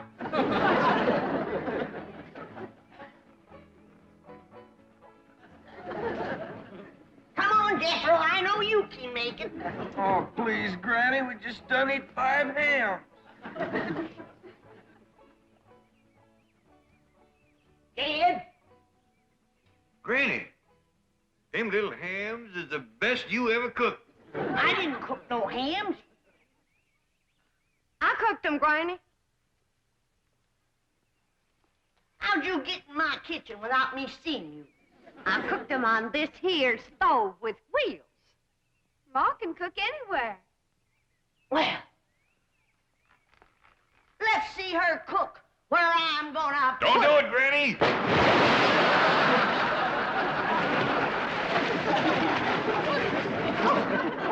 Just a minute. Here's your stove.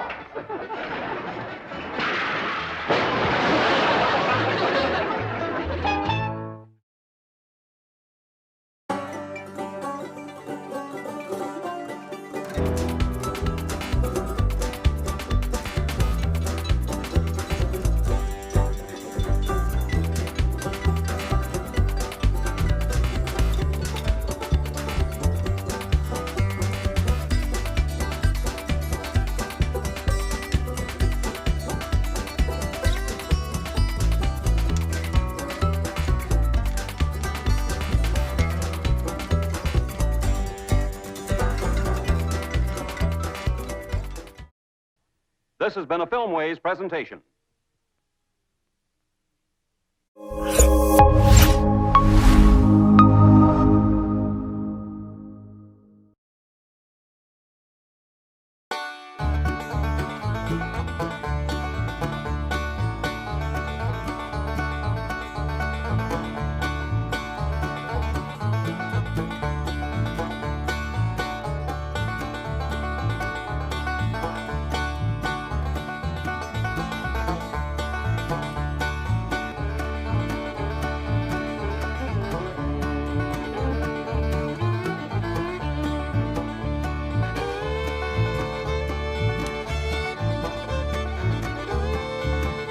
The Beverly Hillbillies.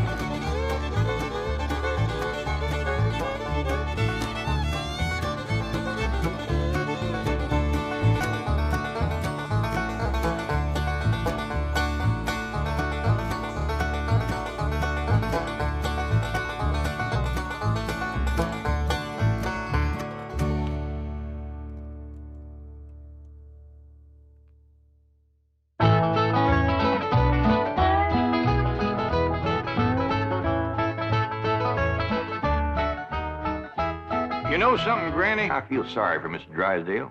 Well, that poor man might as well be single with his wife gone all the time. He's a lost soul, Jed. I was glad you invited him over for supper last night. But even my cooking didn't cheer him up. Yeah, I noticed he hardly touched his plate of grits and possum belly. Even when I spooned on some gopher gravy. He didn't perk up till after supper, and Pearl started playing and singing. Don't tell me he liked Pearl's bellerin'. Bellerin', it was yodeling. Well, it curdled the milk clean out to the kitchen. Oh, I've thrown shoes at tomcats that made prettier music than Pearl. I sure wish you two women would get along together. We ain't gonna get along together till she learns to stay out of my kitchen. I bet she's in there right now, sticking her long nose into my pots and pans. By dingy, if she is... Now, Granny, you just cool down. Really, me, Jeff Green, what in the world have you been doing? Playing ball with some fellas down in the pasture. What's that thing? Well, this here's what you call a football helmet. Ellie Mae, I'm pretty near positive that a ball gown ain't for playing ball in. Well, the fellas seem to like it, didn't they, Jethro? They sure do, Uncle Jed. They's waiting for us right now to get some money to buy a new football. What happened to that one? Well, Jethro was going to throw me a pass, But I grabbed it too hard, and it busted. I ain't gonna give you the money for another one. Oh, heck. Well, that's all right, Jethro. Remember, they said they'd be just as glad to play with us without a football. Come on.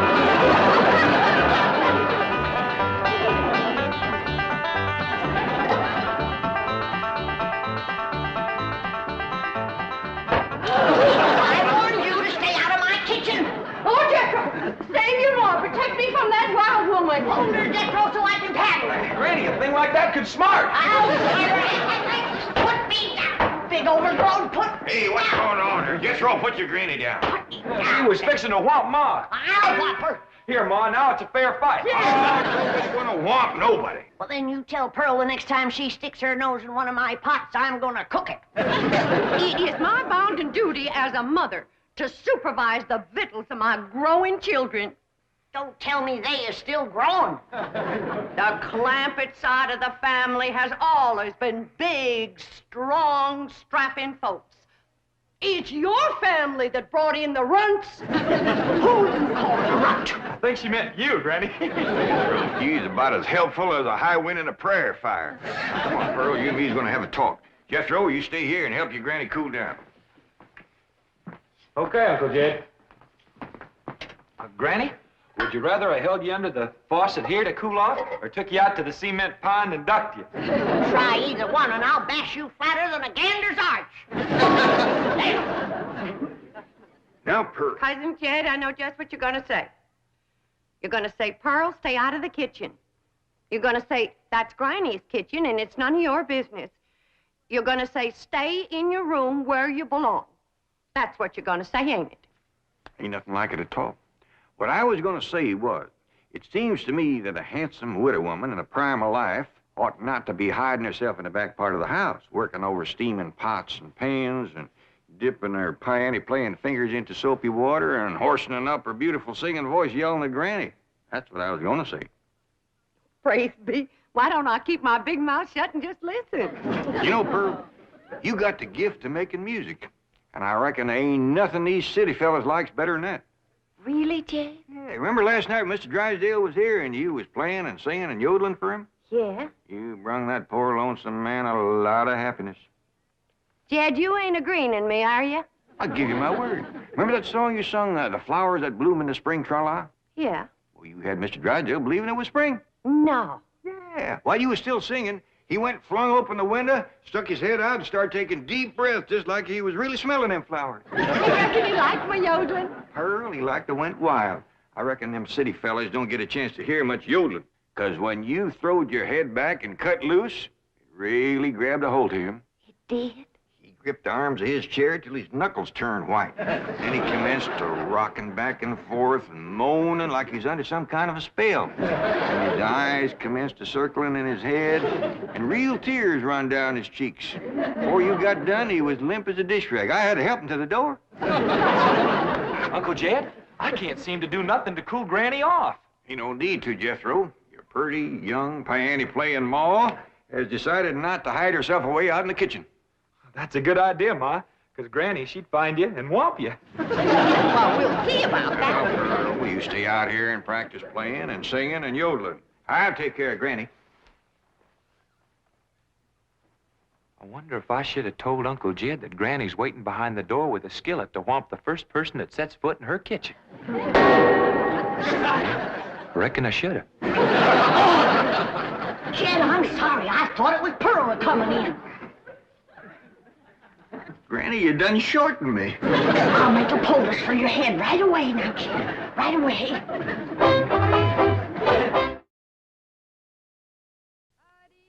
I'm telling you, Granny, you don't have to worry no more about Pearl coming in your kitchen. She's going to be spending her time getting herself a husband with her singing and yodeling. Jed, it ain't legal to torture a man into marrying you. You just don't realize the power Pearl's yodeling's got over men. Last night, Mr. Drysdale like to went wild. Pretty near drove me crazy, too. He loved it, Granny. I bet you he's got that yodeling ringing in his ears right now. I can still hear it. An unearthly screeching. Now, Chief, surely it wasn't that bad.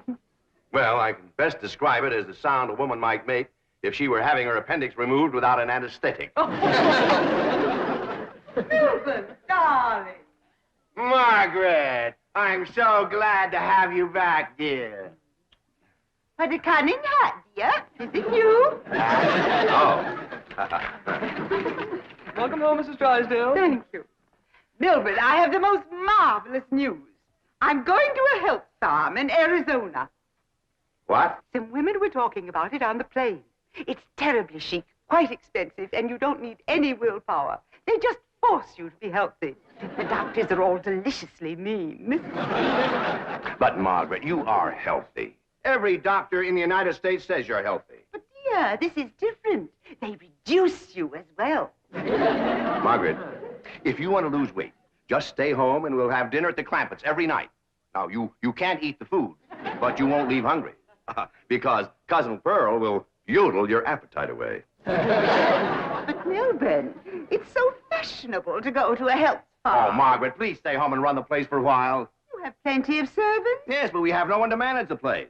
And with both of us away most of the time, the servants are asleep on the job. Well, just hire a good, efficient housekeeper. Oh, yes, just try and find one. Oh, Margaret, please stay home. All right. That's the way you feel. Miss Hathaway, I'll stay home, just as you wish. That's my darling.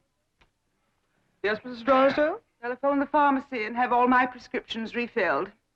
And call my psychiatrist, my neurologist, my internist, and my osteopath and have them come over. Oh, and I'll need nurses around the clock. I just know servant problem's going to bring on a nervous breakdown. All right, go to the health farm. No. My place is at home. Please go to the health farm. All right. If you're sure that's what you want. Oh, I want it. Milburn, I promise to come back a new woman. Bye. Just think, Milburn, you'll have a young, glamorous wife. Slim, trim, beautiful. All right, start looking for a new housekeeper. Won't do any good, Chief. We've been through this with... Mr. Drysdale's office. Who's calling, please? Tell him it's a surprise. Surprise? That's what she says. Milburn Drysdale speaking.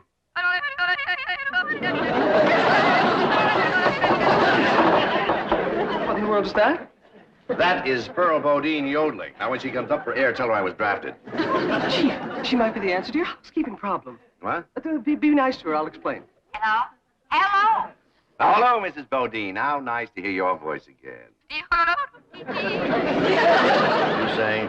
Mr. Clampett says that Pearl is such an industrious housekeeper that Granny is jealous. She might take over your house and hers and solve both your problems. What about that yodeling? I won't be there. And I defy any servants to sleep on the job with Pearl around. Hello? Hello, Mrs. Bodine. I wonder if I might come over and talk to you for a while. What, talk to me? Well, what about? Well, I think you may be just the woman I've been looking for. Yeah. To take over the running of my house? Well, yes. Come right ahead. Can we say 3 o'clock? Let's say 2.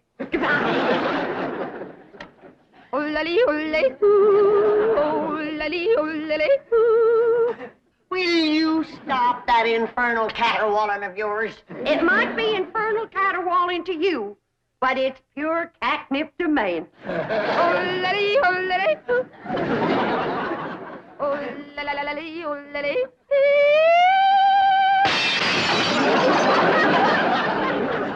Now, looky there. I hit such a perfect note, it busted the glass. It wasn't your voice that busted the glass. It was your face. We'll see who gets the last laugh when my sweetie comes. What, sweetie? That's for me to know and you to find out.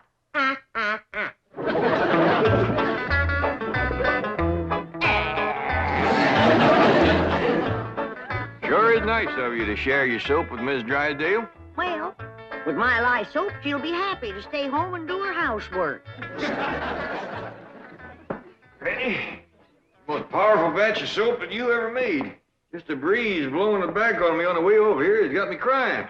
I make a big soap to do a big job. Arrivederci, au revoir, toodaloo. Howdy, Miss Drysdale. Hello. Goodbye. Where are you going? Milburn is sending me to a health farm. Martin, are we loaded? Yes, ma'am. Well, let's fly. Just a minute, Miss Drysdale. Granny and me brung you something. Yeah, honey. Take a good whiff of this. How nice of you. Tell the gardener to spade it in around the rose bushes. Toodaloo. Oh, just a minute, ma'am. Granny and me'd like to talk to you. I haven't time. The sooner I go, the sooner Milburn will have his new wife. Did you say new wife? Completely new. Young, glamorous, slim, trim, and beautiful. Oh, Martin, did we pack my medicine? 16 bottles, Mrs. Drysdale. Good. Drive on. Toodaloo.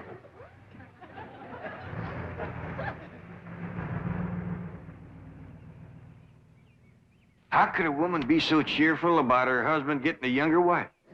You heard her. She's loaded. Yeah, both of them. Sued to the gills. Who do you reckon is the woman that busted him up? Hard to tell, Granny. There's so many young, beautiful women out here. Yeah, probably one of them glamorous movie stars.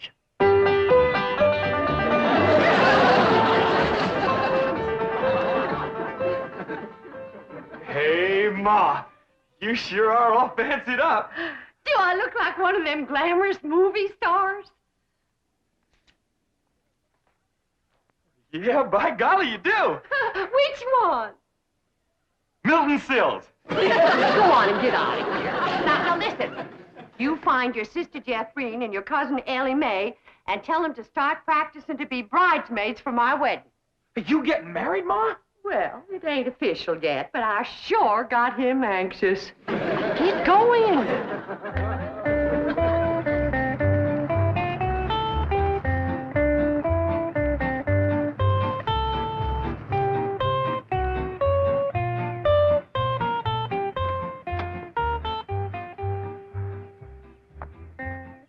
I think we have in about 15 minutes.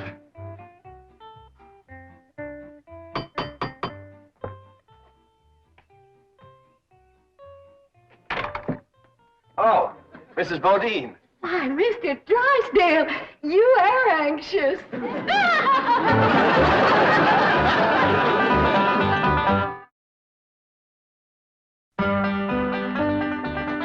I'd have had a little more notice, I'd have baked your sweet potato pie. It's one of my specialties. Oh. Won't you sit down? Thank you. Here, I'll take your hat.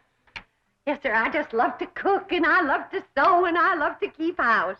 Yes, I've heard you're an exceptional housekeeper. But I ain't one of them fussy ones. No, sir, not me. I say a man's home is his castle, and it is the duty of a woman to make him comfortable. Oh. There we go. Yes, sir. A man works hard all day, and when he gets home, he has a right to enjoy himself. Take off his shoes and relax, and listen to some soothing music to calm his jangled nerves. Please, Mrs. Bodine, not right now. Mr. Drysdale, I gotta ask you to keep a grip on yourself. We're all alone in the house. If you want me to keep a grip on myself, I must ask you not to play or sing or yodel. I understand. Kind of makes you go all to pieces.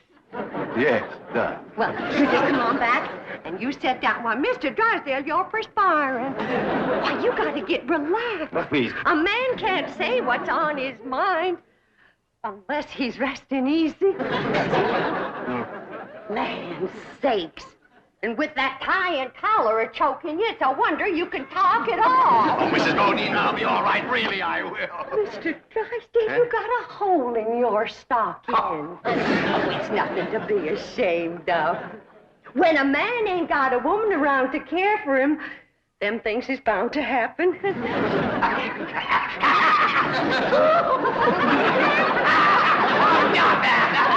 I declare, Mr. Drysdale, you're ticklish. Now, look, I'm gonna let you sit easy, and I'm gonna darn that up before you know it. Oh, Mrs. Bodine, no, really, I can manage. No, I ain't taking orders yet. No, please, give me back my sock. Give me my I sock. know how to handle you.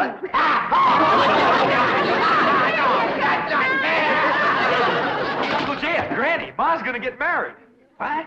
Who to? She wouldn't tell me, but she was expecting him any minute. I reckon he's inside right now. Let's go in and see who it is.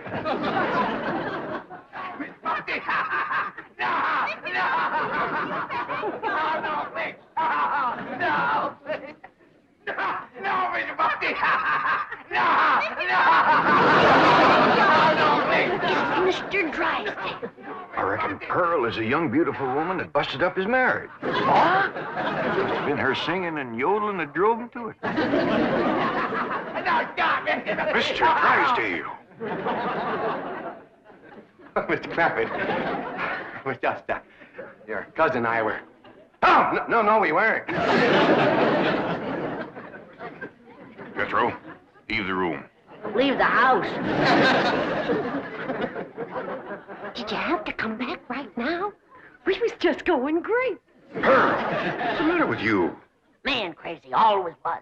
Mr. Drysdale, get yourself decent. I'll be back to talk to you.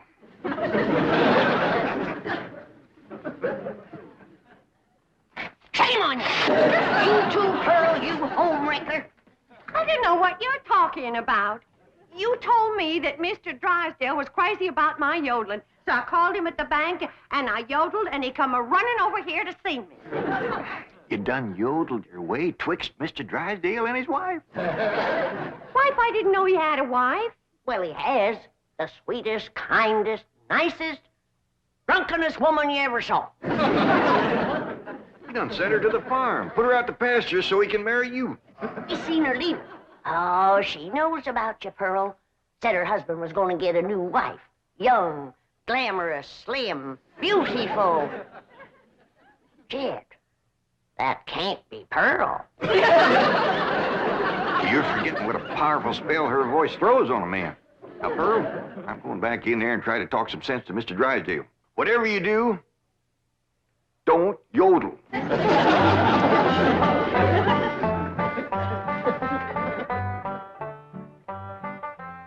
Oh, Mr. Clappett, I'm terribly embarrassed about the picture we must have presented when you came in, but I assure you I wasn't at fault. Yes, your cousin Pearl is one of the most... Yeah, my cousin Pearl admitted that she called you on the telephone and stirred you up. But she didn't know you were going to send your wife away to make room for her.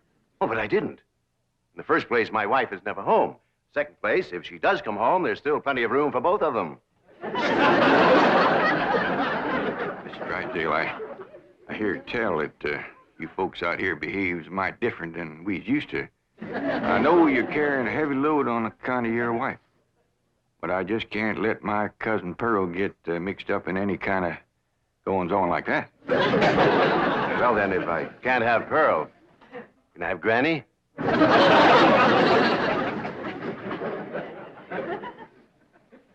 Lord love you, you're a desperate man. What are they saying? How can I hear when you keep pestering me? Mama! Oh! Jed told you not to yodel. I was screaming. Hell the difference. What in the world happened to you? We was playing football with some boys. Yeah, and they sure was dumb. Catherine was a-toting the ball, and they kept a-tackling me. Go get cleaned up, both of you. Jethro says you want us to be bridesmaids at your wedding. Yeah, who you marrying, Aunt Pearl? What's his name, Ma? Puddin' and tame. Ask me again, and I'll tell you the same. Now, get upstairs. That's a funny name, Puddin' and Tame. Oh, Ma don't care. She once said she'd marry Humpty Dumpty.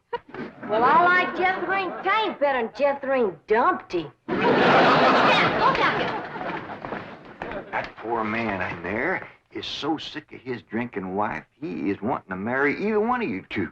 Last one in is an old maid. Ready? We's trying to save the marriage, not bust it up, and I think I got an idea that'll do it. I want you two to wait in the kitchen, and when I bring Mr. Drysdale in, I want the two of you. Yes, sir, Mr. Drysdale. Both them fine, hard-working, good-cooking, housekeeping women is in the kitchen there. All you have to do is go in there and take your pick. Oh, this is marvelous of you. Nobody knows. Oh, no. And they took the pledge.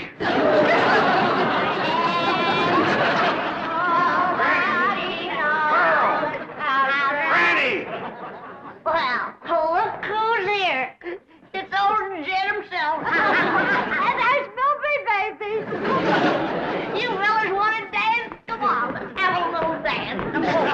Come on now. You can't dance with her. Why not? It's all downhill. your pick now, Mr. Drysdale, while they can still walk over to your house. Oh, he's gonna pick me. Ain't you, sweetie, Milby? Oh, no, he ain't. He's gonna take me, ain't he? Listen, you get your banker grabbing hands off of him. Who you shoving? Who you shoving, fella? Who you shoving, huh? I'll show you. Shove it there.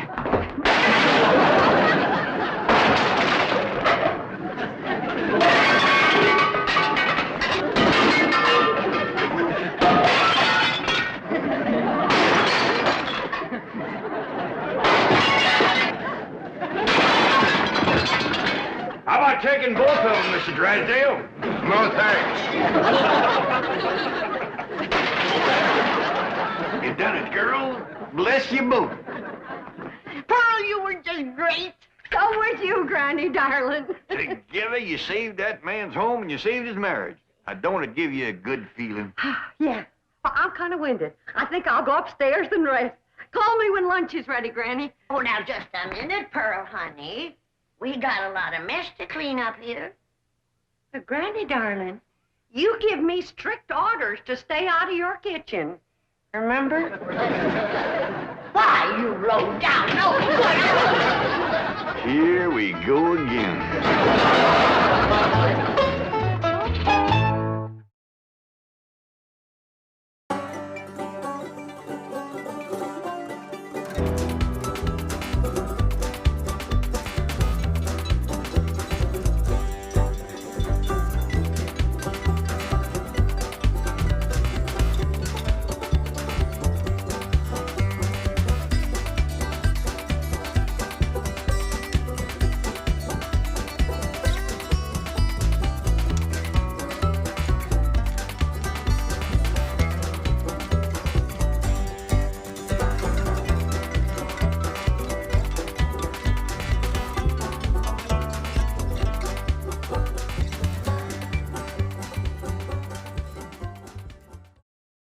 This has been a Filmways presentation.